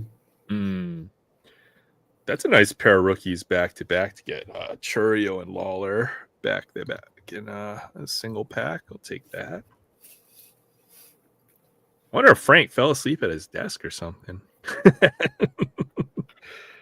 Big Dumper, Fernando Valenzuela, Nemo, Kyle Harrison on the yellow, Jordan Westberg, another Jackson Holiday. I think that's like the second or third one I've pulled from here. Bichette, Monty Irwin, not a bad pack. There are a couple, the three rookies in there: Lawler, Churio, and Holiday in the same pack. That's actually pretty decent. I'll take that. It's going to be interesting to see how this year's rookies last over time.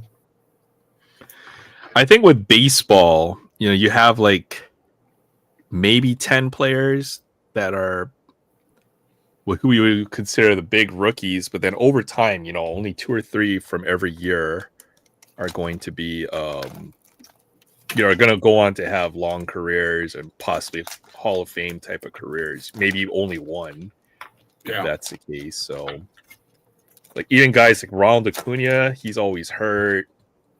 Tatis with the PEDs, and then you have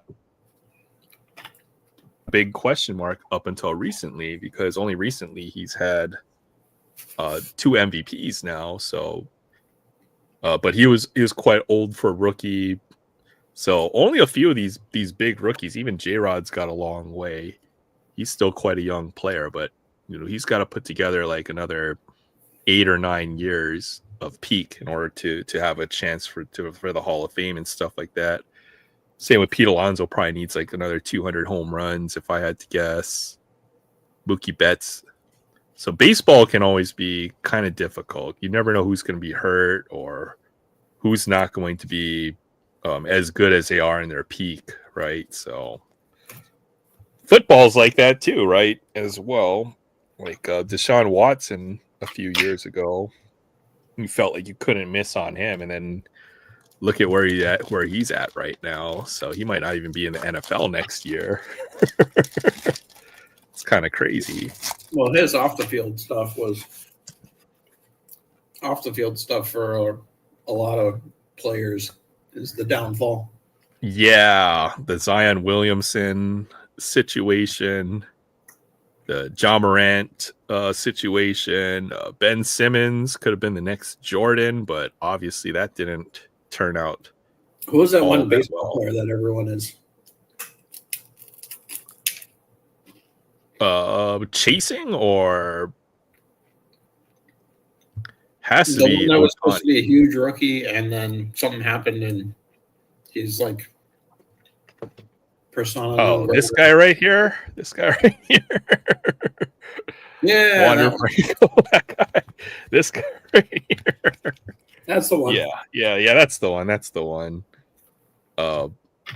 He may never play again. He's still going through his legal battles. Like I already had, it's just not a good situation. But I think they're finding that they're paying these players. In my opinion, they're paying them way too early. Right? They're getting life-changing money, and then after that, there's no motivation for these guys to play anymore. Right? And I think that's what's really killing this sport, or a lot of sports, a lot of players' careers. Yeah, Ben Simmons, Joel Embiid, DeAndre Ayton.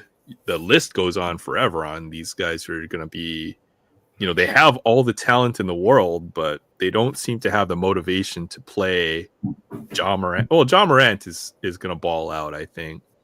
Or your Zion Williamson, who's only played, I think, in like 25% of the games that he could have played in. He's played in something like 90 games over 4 years, which is absolutely insane. But on the other hand, you have certain guys. Heck, even Jimmy Butler. I never would have thought Jimmy Butler would be in this much drama. He was always one of those guys, I had respect for because he was, all about the hustle, play as hard as you can, ball out. And there are still a few. There's like your Giannis, your Steph Curry, Nikola Jokic. These guys put in the work.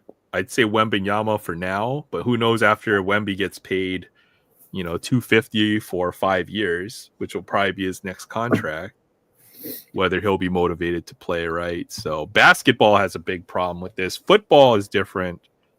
Football, they have to play for their next contract. So yeah. Baseball as well. You get guys like Anthony Rendon, big contracts that are just total busts. Have you opened any of these? Oh yeah, I did my fair share of Topps Holiday, that's for sure. They're fun with the short prints. Like I got most of the short prints I was looking for. The ornaments are pretty sweet. Let's see how many. One, two. How many ornaments do I have lying around? It's how many mega boxes I opened up. Maybe about 7 or 8, I think. Good luck. I know somebody locally pulled a Mike Trout sticker auto from like 2021 Topps Holiday, so it's possible to get big cards out of here.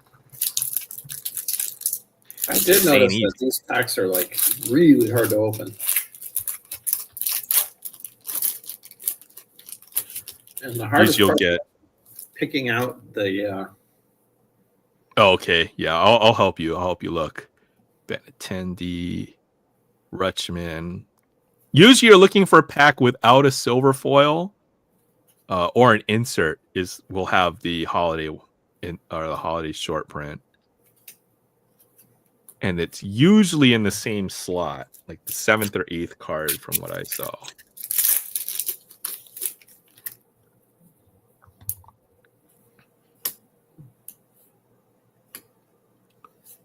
Okay. So right there would be the slot. You may want to go back to see if you missed one. Is the hard part. Yeah.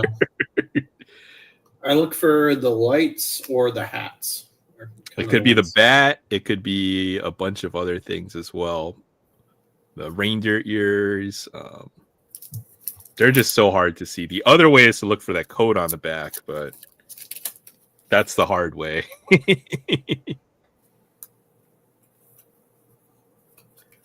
Marte.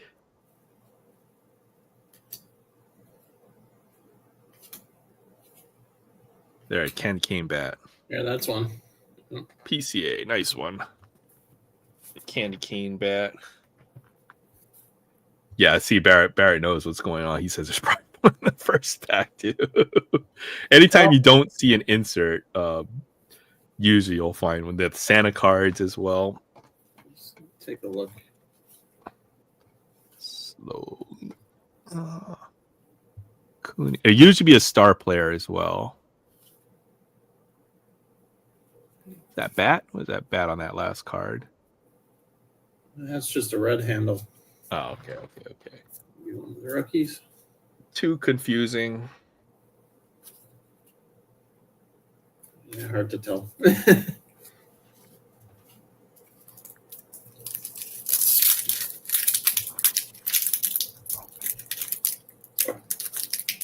Goodness. They use like extra glue on these packs. Tamper proof. Let's see. Silver. Oh, silver.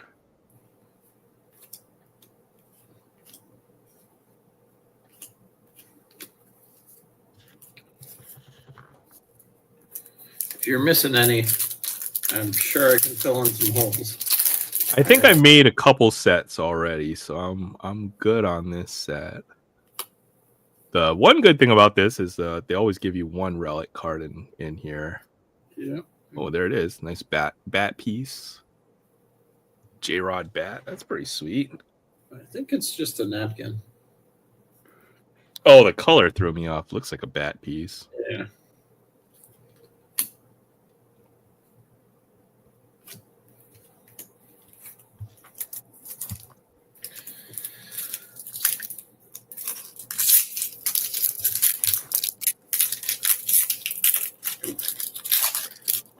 Padres jersey looks like it should be from like Miami or something with the neon lighting, but I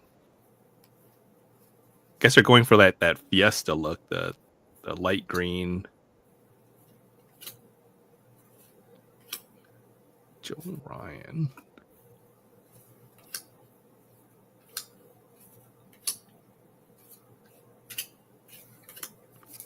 And there are numbered parallels in this set. They're just pretty hard to pull. Yeah, I don't think I've seen one yet. I did hit a numbered relic card. I pulled one, I think, this year. Let's see if I can find it. Oh, you pulled a numbered relic? Okay. Oh, you know what? I pulled a Santa hat relic out of here as well. Oh, it was Yoshida. Santa hat. Okay. Yeah, there's Adley on the short print. Let's see if I can find my holiday hits.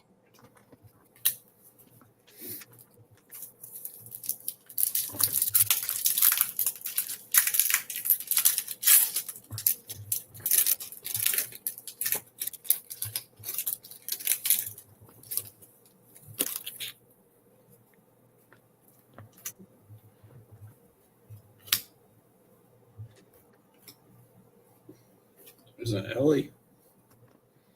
There you go.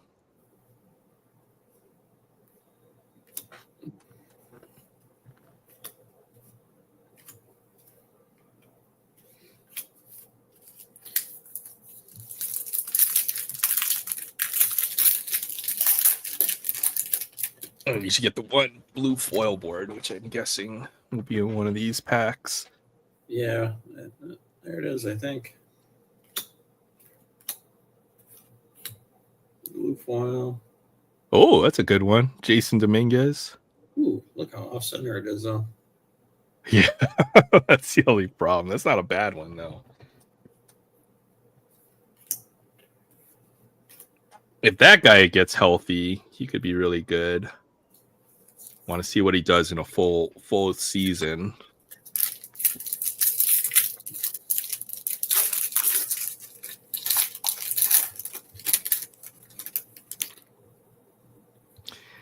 Yeah, definitely is a J-Rod night, it seems. The relic, the insert. Cheerio.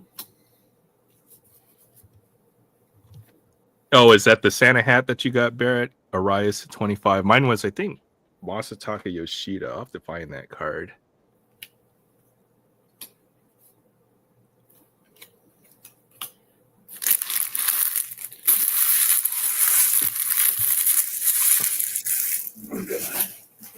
I'm gonna open up one more. Oh, yeah. I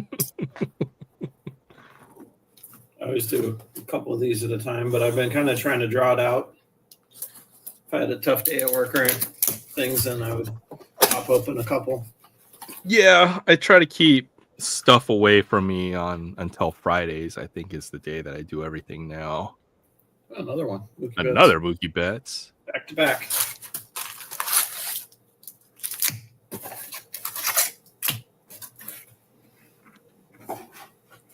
Yeah, I had some stuff I was going to save for tonight, and yeah, I ripped it all.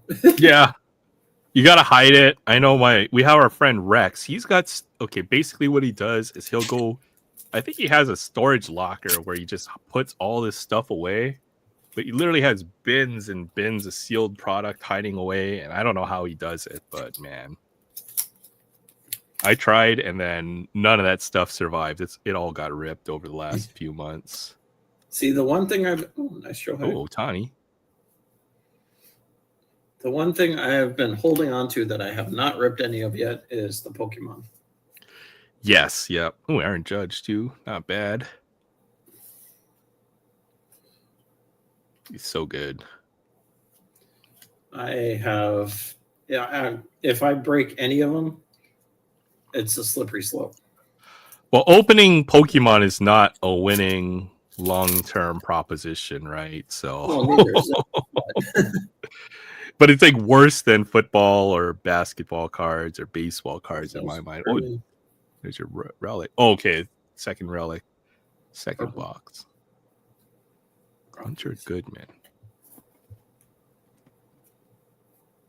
Let's see how I find that relic. Santa hat one.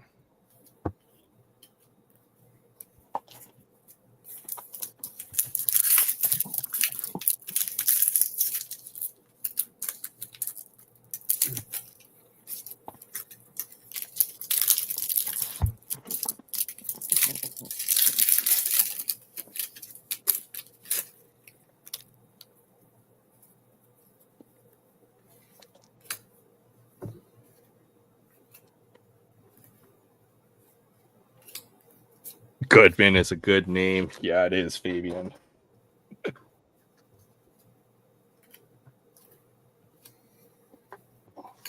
Saul Goodman.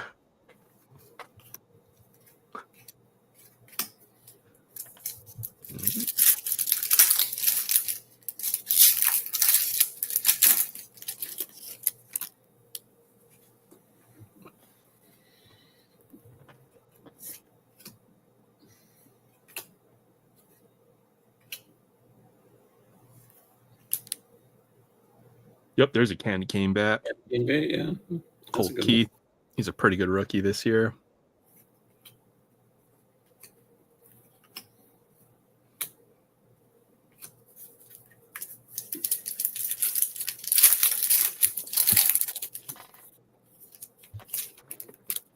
I wonder if these megas have a case hit. If I hit something special. I don't know. I think Tops, you can go on the website to see how hard it is to pull certain things. I think from they put out the odd sheet, so you'd be able to know how hard it is to pull whatever. But autographs are in the thousands of packs. Maybe something like the Santa Claus cards might be a case hit, or every 2 cases, I'd say. The Santa hat relics, maybe every couple cases as well. But for the most part, holiday is really hard to pull hits from what I've seen. Yeah, you get lots of base. Yeah, even the short prints. I don't know if they have multiple tiers of short prints. Like in previous years, they had the SPs and then SSPs and then SSS. Like there are different difficulties on different levels. Yeah, I'll check. Let's look it up on the Topps website. I always like to look. Topps.com/odds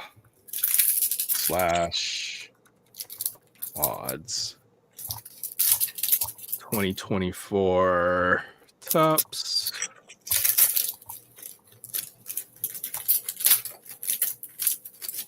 Holiday box. Okay, so you get 10 packs per box. Yeah, the nice thing is you get a decent amount of cards. It's really good for the price in my mind because also the set is only 200 cards, so you're more likely to pull the rookies that you want right out of these boxes. So I think it's a great product. You probably don't want to buy more than, for me, it's somewhere around 4 to 6 boxes, and I feel like I've gotten mostly everything I would want from holiday. But if you're chasing stuff like, let's see. There we go. Short print. Okay, Topps Holiday Mega Box. Yeah, numbered parallels are in the 1 out of every 212, so it's almost a case hit on that. Inside the Santa archive, so I think the Santa cards are 1 out of 200, so yeah, about a case hit. Hidden Elf. Autographs 1 out of 805, so every 4 cases or something. Oh, how many boxes are in a case? Are there 20? Yes. Yeah, 1 out of 4 cases on an autograph. Let's see what else. Holiday relics 1 out of 1200, so every 6 cases on those. Yeah, that's some rough bull raids. Autographs are just impossible out of this in my mind, which makes it really tough. But I do enjoy this set, so and I like at least the base set design. So I want at least a couple, like a few of the rookie cards, at least the base rookies, even like the Paul Skeens, the Ellie De La Cruz, a few of the others. Yeah, I think there's only one level of short print this year. They're about 2 or 3 per box from what I've seen. They don't have short print odds on here though. Oh, holiday short prints, 1 out of every 4 packs. So on average, 2.5 per box.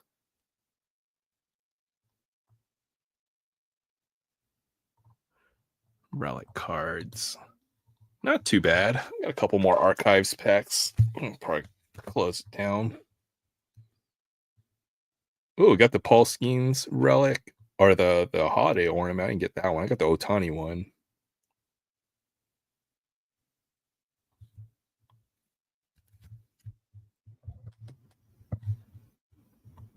Oh shoot! Did I mute you on accident? Oh, you muted yourself. If you're trying to say anything. There we go. There you go. There you go. So this will be the last one. All right. Good luck. If it makes it that long. No worries. You got nowhere. Nothing else. We're never in a rush. Bogart's on the blue foil. I like those blue foils. Those are really nice. Trying to think.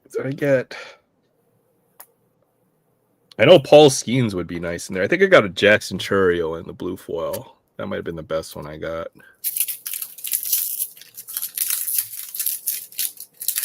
Oh yeah, I got a couple of base sets worth already. Yeah. Easily. I think I sorted out 2 base sets already, Fabian. I wonder if there's a market to sell the full base set. Maybe just throw it up and try to get some money back for it. I'm sure maybe $15 on a base set seems reasonable. Yeah, exactly. Just because sorting them all would be the pain.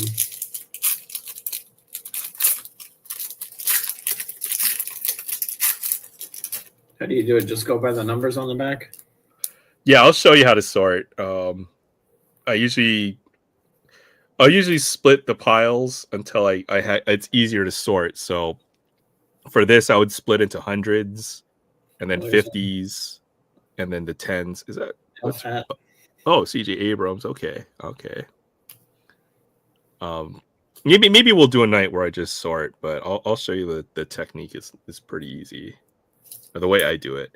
It's time consuming, but we'll say I sorted all of my 24 update, which was about, let's just say it's in the thousands of cards. I was able to mostly sort that over the course of a night. So it's possible.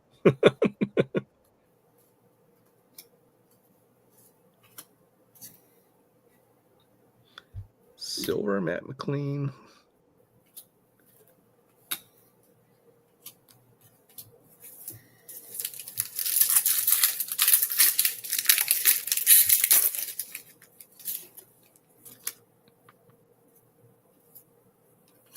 Churio. I think this rookie class is deep. There's a lot of rookies that are going to be good, like Jackson Merrill, too, as well. Oh, there's a Santa hat. Nice. Jackson Merrill. He's another good one, I think. Yeah, there's just so many rookies this year. And 22 was good as well, or 22-23, because he had you have Gunnar Henderson, Corbin Carroll. There's a lot of good rookies in that class as well, I think. Adley Rutschman. Oh, there you go. Silver Churio. Silver. Churio. Churio is one of my pet favorites, I think, as far as I think he'll do very well over the next few years. Kind of collecting his stuff. Yeah, stacking up certain players. Definitely stacking Jackson Churio when I get the chance. Jackson Holiday, even if he hasn't shown everything quite yet at the major league level, but he seems to be, he's going to be a good hitter from what we saw in the minors. I think it's just going to take a couple of years. Like Bobby Witt, right, is hitting his peak as well around now. So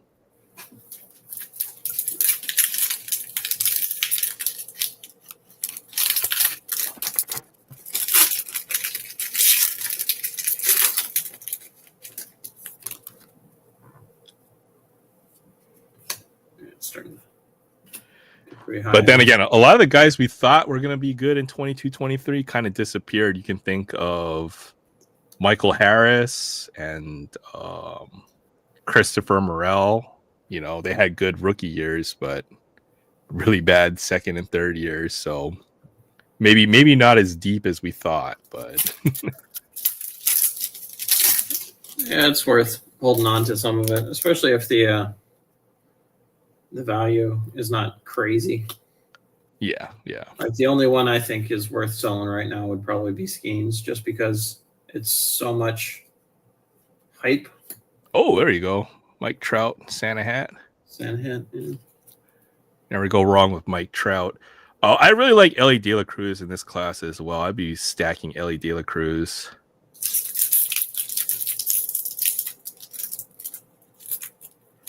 He's such an amazing player. He almost did 50-50 himself. You know what, 40-40 at least this year, or close to it.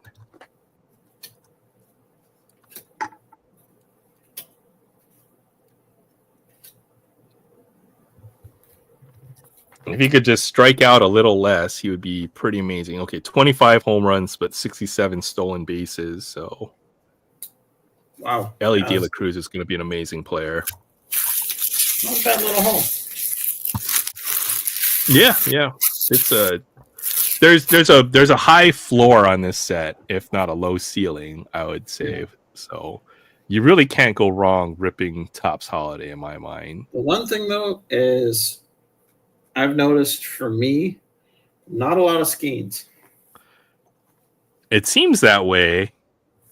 I pulled a decent number of Paul Skeens base cards from here, but it just depends, I think, on the individual luck. Like I haven't had any luck with Jaden Daniels, but Paul Skeens seems to be appearing reasonably often enough. I haven't pulled any Paul Skeens like parallels or anything like that. That's what I'm missing out on. So yeah, that would be the most Barrett thing I've ever heard, is for Barrett to have a box with 4 Paul Skeens. Oh, I know who's following me around. Freaking Josh Jacobs, man. That Mosaic Mega Box or Blaster we did with 4 Josh Jacobs cards in it. That was stupid. All right, I've got like 2 more of these, so we'll rip this and then maybe we'll call it. We'll hang out for a bit. I was about to say, if that was another Jackson Holiday, that would have been like the 3rd or 4th one I pulled out of these fat packs, but not Jackson Holiday. Okay. Tip says she rips Jurassic World cards in her game. I'm gonna have to go check out that game you're playing, Tiff. There's a Jurassic World game. That sounds like fun. Gary Sanchez. Ronald Acuna. I haven't seen. Is it? Please. All right. There's another Paul Skeens rookie. So Paul Skeens rookie, and I got the short print out of short print, but there's a Skeens base. JP Sears. All right, let's see what our yellow is. Oh, for the Blue Jays, shortstops will be Bo Bichette, I'm guessing. Yeah, Bo Bichette. And our insert for the Mets, hey, Pete Alonso. We'll take that. And then I thought I had another Jackson Holiday rookie. That would have been freaking hilarious. All right, well, this is the last one I've got. I said I had about 10 of these to rip tonight, so glad we got to do some archives. I'm probably done with archives retail if I had to guess, though. I might be pretty much done with 24-25. Might be a little slow over the next few weeks. Maybe we'll go back to ripping some hockey. or some football if I can find. If I can find some Prism, I'd want to rip some of that. I found some on Target. They had the mega boxes for a bit, and then they also have the blasters and the fat packs for Prism. Okay, I'll have to check. I mean, that might be the only way I get some is to just order some online. The only downside with Target is the shipping. So I combine blasters, fat packs, and kind of did a little bit of everything now. Oh, this was the Rafael Devers pack right there, if I've ever seen one. The yellow parallel and the insert right there. Another black, Mason Wynn, Wheeler, Seager, and Lou Gehrig. So it seems, I would say numbered parallels, maybe out one out of every 10 of these. But it hasn't been all that great for the blasters I've seen for even the numbered parallels. Maybe one out of every 3 or 4 blasters from what I've seen. So retail on this stuff, probably done with it with the amount I've done. But we did get some cool cards. This cool J-Rod tonight. So the yellows would be really nice. Like imagine the Paul Skeens in a yellow would look really nice. Yeah, if you can pull it. And then we did pull a good amount of the rookies. I'll have to sort through. These are all the relics that I've hit so far. Oh yeah, let's see the stack. Holmenkauser, J-Rod, Goodman, Ruiz, Imanaga, Churio. Oh nice. Ellie. That's nice. Jomhuli, Skeens. Okay, I think I got Paul Skeens as well somewhere. This is the numbered one, Bobershett. Oh, it's almost got like a glitter in the bottom corner. That's cool. Got a glitter ornament and glitter around the ring here. Let me see if I can find that Yoshida relic. I had it somewhere around here. Oh, where did I put all this stuff? And then these are the ornaments. Ellie, Wyatt, Cunha, Wyatt, Judge. Well, looks like you got enough to decorate a tree there next year. Oh, man. Do you put up a fake Christmas tree or anything every year? I know, I don't even bother anymore. I wonder if you can grade these. Stuff. The ornaments, I'm sure if you pay PSA or SGC or any of these companies that they will grade. All right, DK, have a great weekend. Thanks for stopping in, man. Have a good night. Let me see if I can find the relics that I had. They're in one of these boxes. Nope. Got to really get organized. It's been such a pain. So disorganized. Every week there's just more cards that appear, and then I've got to. Yeah, figuring out the bulk is kind of. I really got to get that sorted out at some point. Let's see. Not in this box.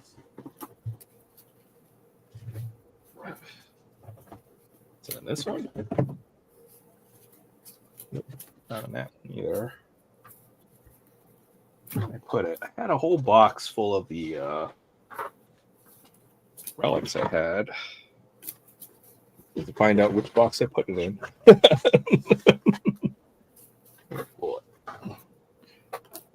It is here.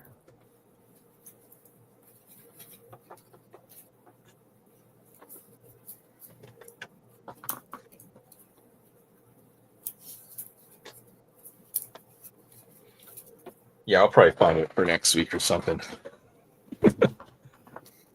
I mean, yeah, you get a holiday boxes, which I think is good. This has got to be my favorite for the short prints.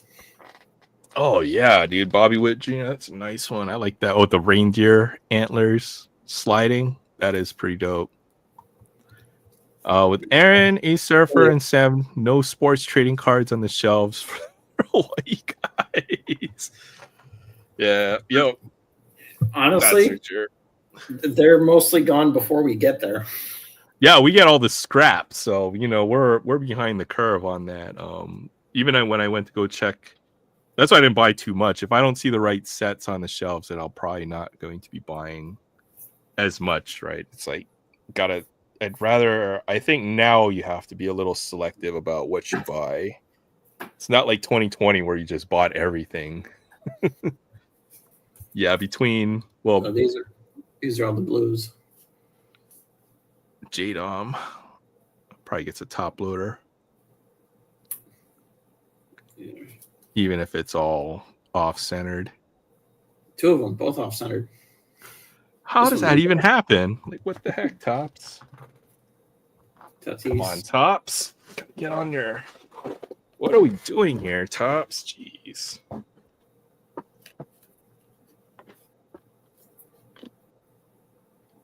I like the blue ones. They're very nice. They are. I do enjoy the... So we can find something here. This is football.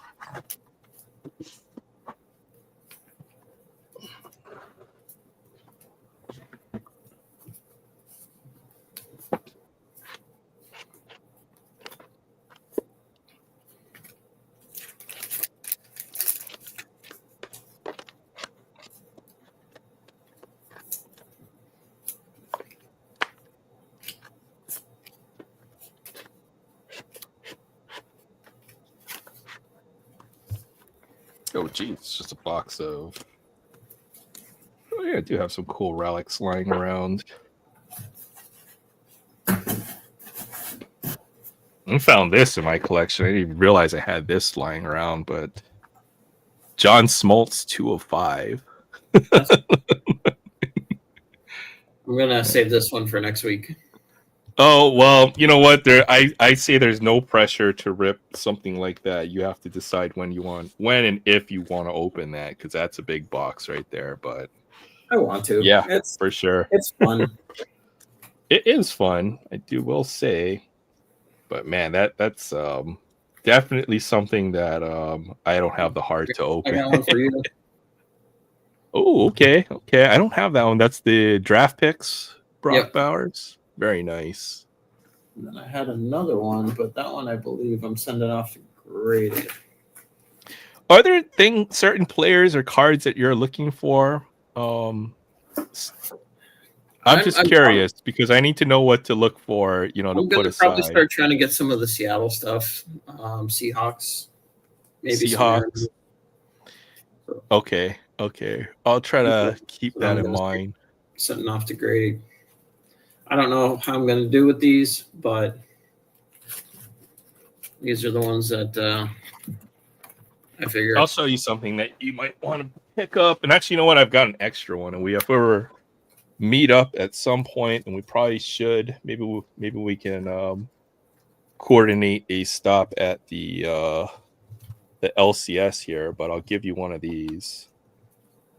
This is the grading tool that you can use to look at your cards to determine the centering on them. Oh, I've seen that. Yeah. So I've bought like 3 of these because I have one in my card on eBay. So yeah, I'll give you one. You don't have to buy one, or I'll just stop at your house and throw it in your mailbox or something. next time I do the Target hunt, I'll just throw one in your mailbox or something. So basically, with one of these, right? It's like almost a template. You should be able to see the centering on any card. So this is good for centering. Like this J-Rod would be very close, but you can tell by the eye. This border is a little thick. This one's a little thick. So it's probably like 60-40 top, bottom, and then 60-40 left to right.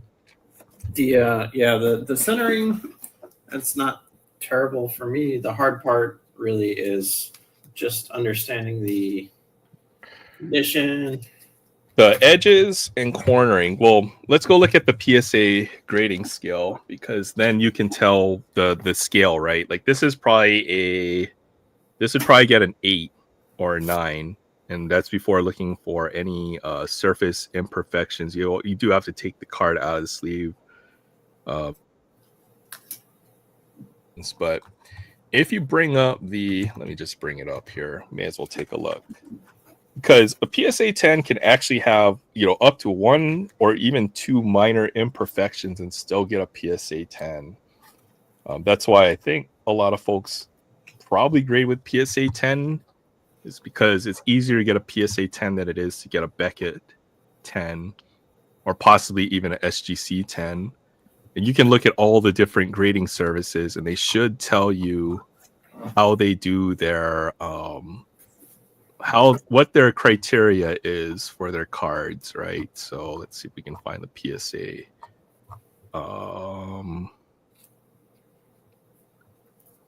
PSA grading and what their grading scale is.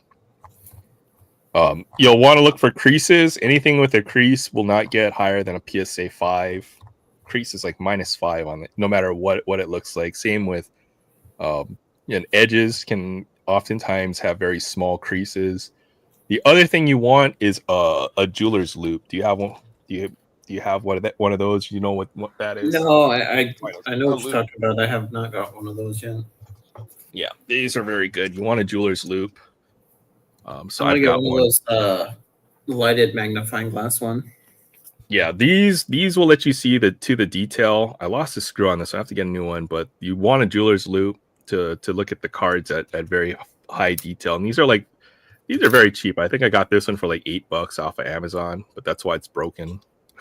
So they're $8 for a reason. Maybe you want to invest in one that's a little bit more expensive. This one's got a light, so you can look at your cards at very high detail through a loop.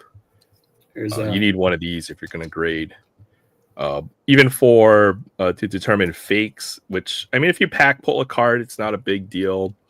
But if you buy any kind of high-end raw card, you're always going to want to look at it with a loop. All right, good night, Barrett. Thanks for stopping by. Who's that? AJ Gold. Oh, okay. I pulled a Zach Charbonnet autograph. Maybe I'll put that aside for you. He's probably might be their big running back for the next few years. I know he got into the mix. Oh, yeah, so I put in a couple for grading, and this was one of the ones that I was looking at that didn't quite make the cut. And there's a print line right here. There's just a couple other things. So I've been trying to look at it closely under the light.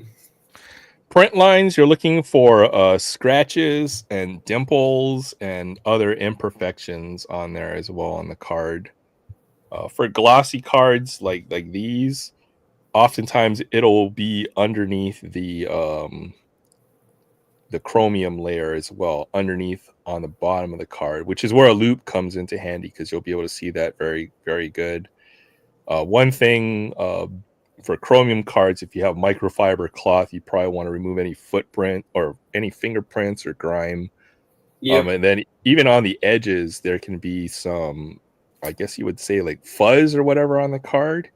Yeah. So what you can do is get some painter's tape and then,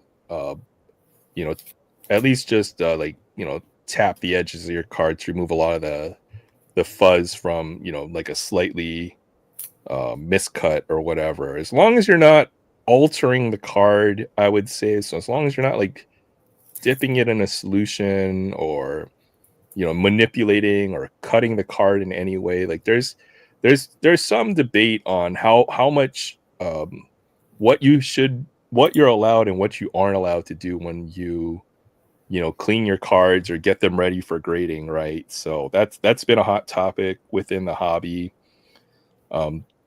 There's some controversy because there's examples of folks wiping the cards, to an extreme or polishing them. Like, for example, some folks will take something like carnauba wax, like car wax, and really shine up their cards, or use like an alcoholic or some kind of chemical solution to alter their cards and get better grades. Like if you wanted to remove any kind of print defects, certain surface defects, you could do that with a chemical cleaner. But there's a lot of debate in the hobby on whether that is ethical or not, and I'm certainly against any kind of alteration of your cards when you do submit them. But same with like if there's a dent in the card, like you could use like an iron to almost iron out your cards. So a lot of folks have come up with a lot of very borderline techniques to change or alter their card, and there's kind of a fine. Acceptable would be to, if there's like a fuzz or whatever from a miscut, that can be touched up or cleaned up a little bit with a little bit of painter's tape on the edge. Any kind of corners, if the corner's raised or depressed, folks have ways of manipulating it. I would not touch any corners or alter the size of the card. For centering, folks cut off a very minute part of the card, they would get a better centering grade. I would highly advise against anybody who wants to do that and consider that altering the original state of the card. And PSA, they will notice this, right? For example, I saw one.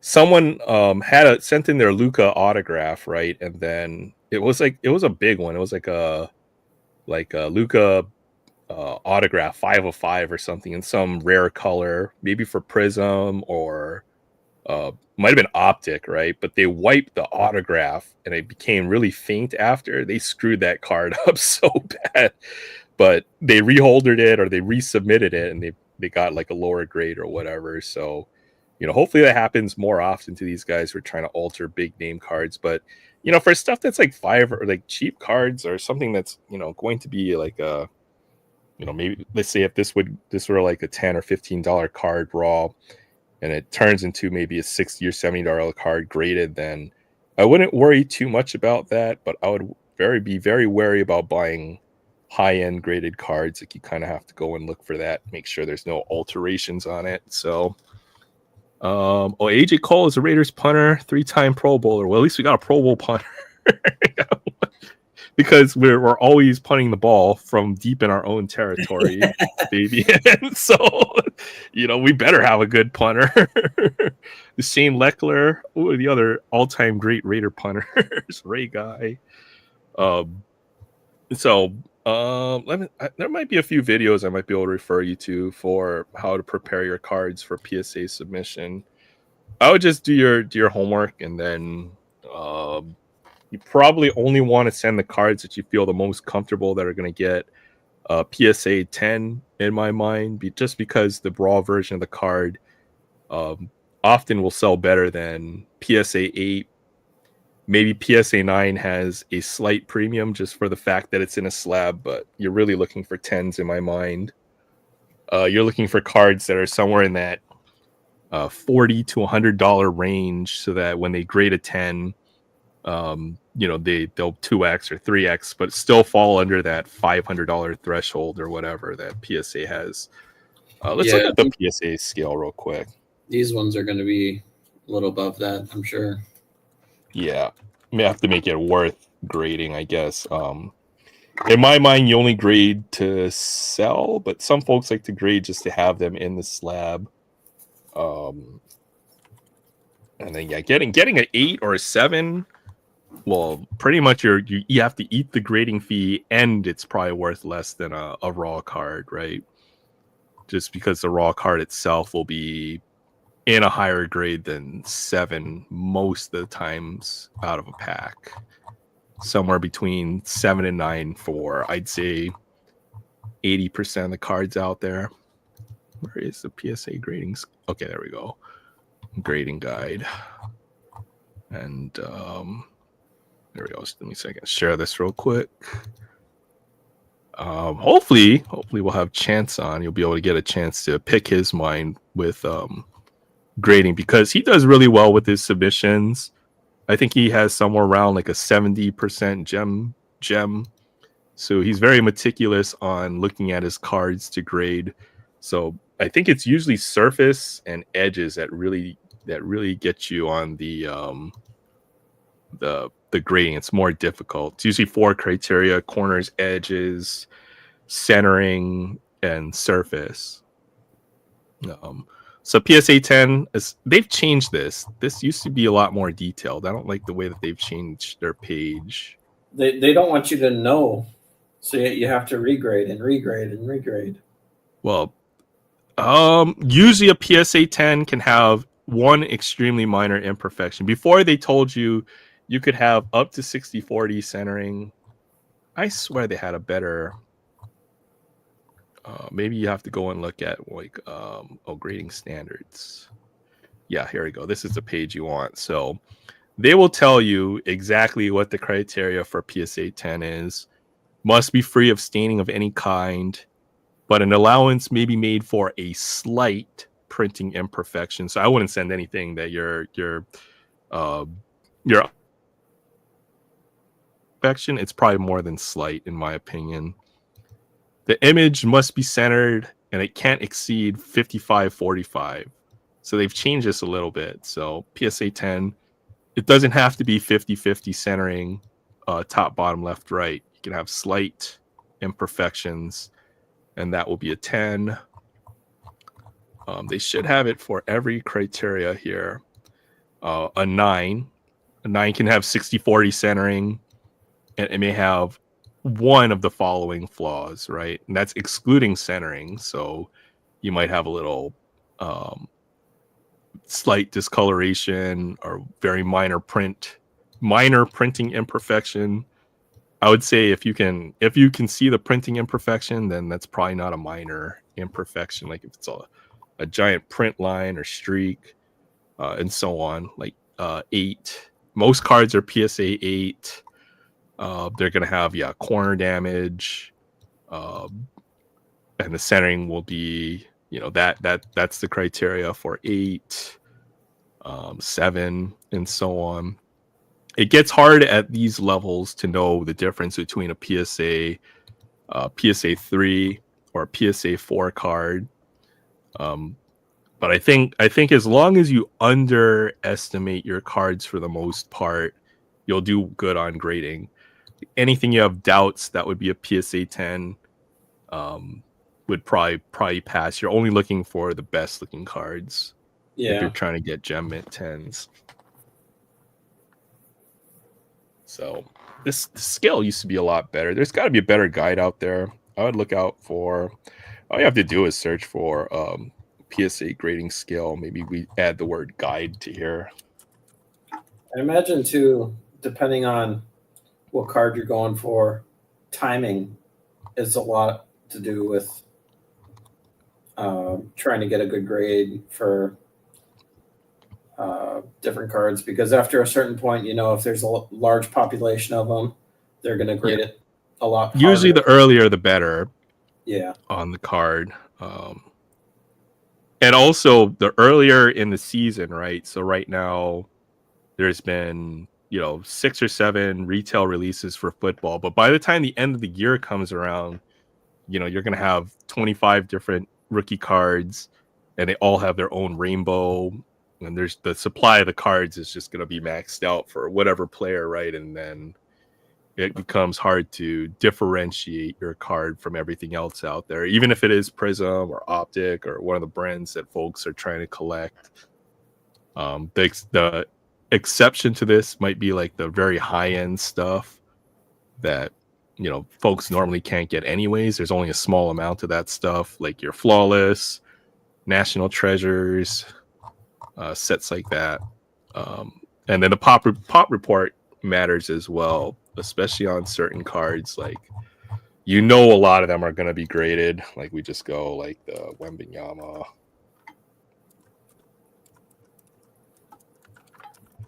Prism base. There's probably tens of thousands of that particular card out there right now. Well, let's see if we can find it.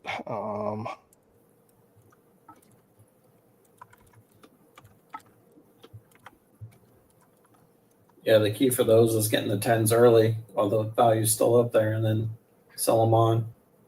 Yeah, once there's possibly, I'd say he's got maybe pop report might be up to like 15 to 20,000 on this card if I had to guess. Oh my goodness. Okay, so 41,000 graded Victor Wembanyama's and 60% gem rate. So there's 25,000 of them out there. That's crazy. That's way too many. So that card is not rare at all. That is a lot. Don't understand the prices on it. I wonder how much that card goes for these days, but certain other things like the Connor Bedard Young Guns as well. There might be 10,000 graded PSA 10 at this point for that card. So the earlier you get it, the better premium you're going to get on the cards. Let's see. You're trying to sell. Do you think it's safe to submit cards to PSA? Yeah, you know what? There might be a group submitter who does it. Even in your local area, there might be some group submitters here. Just have to go and look for it. And then when you submit to PSA, for the most part, I don't think Hawaii has a massive porch pirate problem. Not like, certain areas of the mainland. So for the most part, I haven't seen too many problems, but T's in life, right? So I would be hesitant to send it. That's my personal, for the same reasons you're probably thinking, but people do it, and it's for the most part you shouldn't have a problem. Maybe you don't put all your eggs in one basket, so if you lose a shipment, you don't lose all of your big cards out there. That might be one way to approach it. So just some food for thought on the whole grading thing. I can't imagine if I had like all my big cards in one shipment and then it got nicked or lost in the mail or something like that, but you never know these days, man. So how many cards are you planning on submitting, did you think?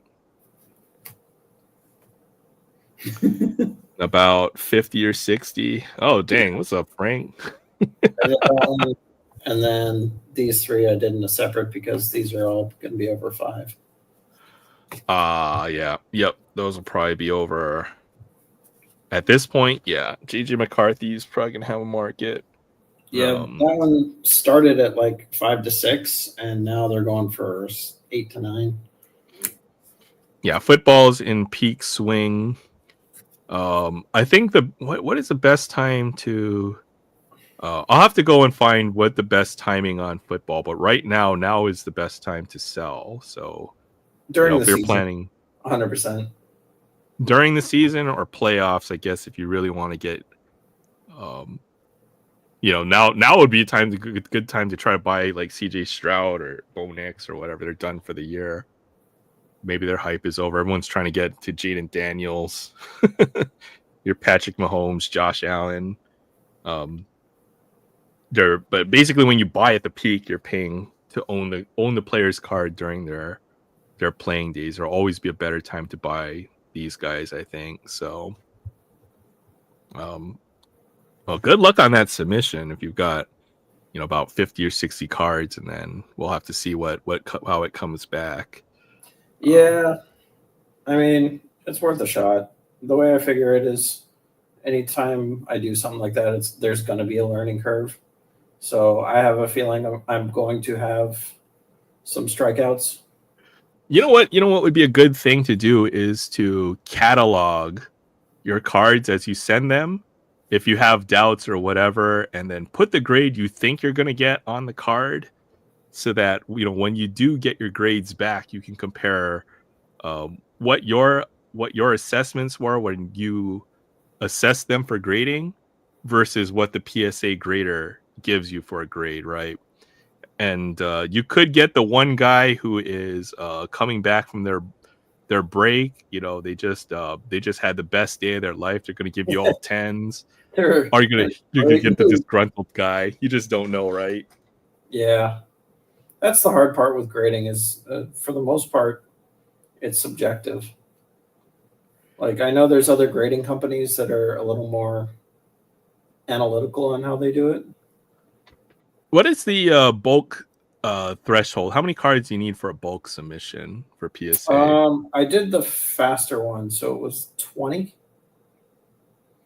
Oh, okay. Yeah, maybe you would want to send it in a minimum batch, so that if you get the bad grader, you wouldn't get completely hosed on your grades. Oh, that's fair for everything.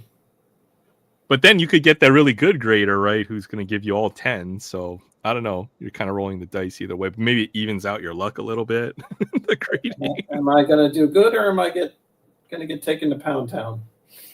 For the most part, though, the graders on average for PSA, you see really bad examples where you feel like they screwed up the grade or whatever.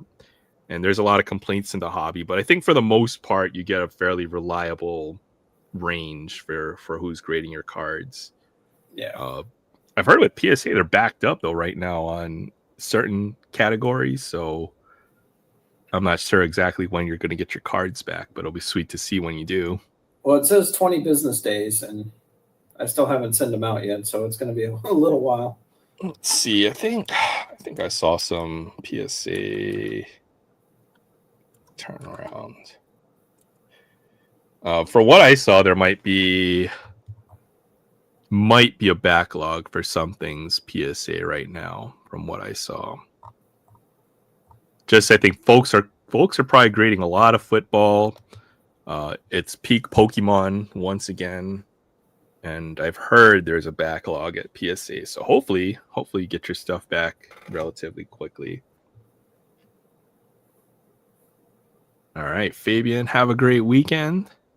Appreciate you stopping by, and good luck with the garden. And I saw the electronic football. I wanna play. It looked like fun. But take care, Fabian. All right, we hit 6.5 hours. You feel like anything else you want to get out there for the evening before we shut it down? I think tonight was a little more chill. I definitely not quite 100% yet from last night. So. All right, yeah. I hope you feel better, dude. I know you said food poisoning, and yeah, I'm doing better now. But man, last night was a rough one. Oh man. All right, man. We got to find some time to meet up. Maybe we'll meet up at the LCS or something when it makes sense. And then I'm off the next 2 days, so if you want to plan something, let me know. Shoot me a text. Maybe we can do it Saturday or Sunday for sure. I'd be down. 6 hours, I guess I should hop on now. Yeah, Frank, you're a little late. Oh man. But yeah, we'll shut it down for tonight. I'll catch you before Frank comes on, and I have to stay here another 3 hours. Nah, I'm just joking. Wow. All right. Thank you everybody for hanging out with us on a Friday night. As always, it's fun. The discussion's always lively and great. Feels like we talk about just about everything on a Friday, and I always appreciate you guys hanging out with us. So everyone have a great evening, and we will catch you next week. Yeah, just kidding. It's been hectic here. All right. Take care, everyone. Have a great weekend, and good night. Night.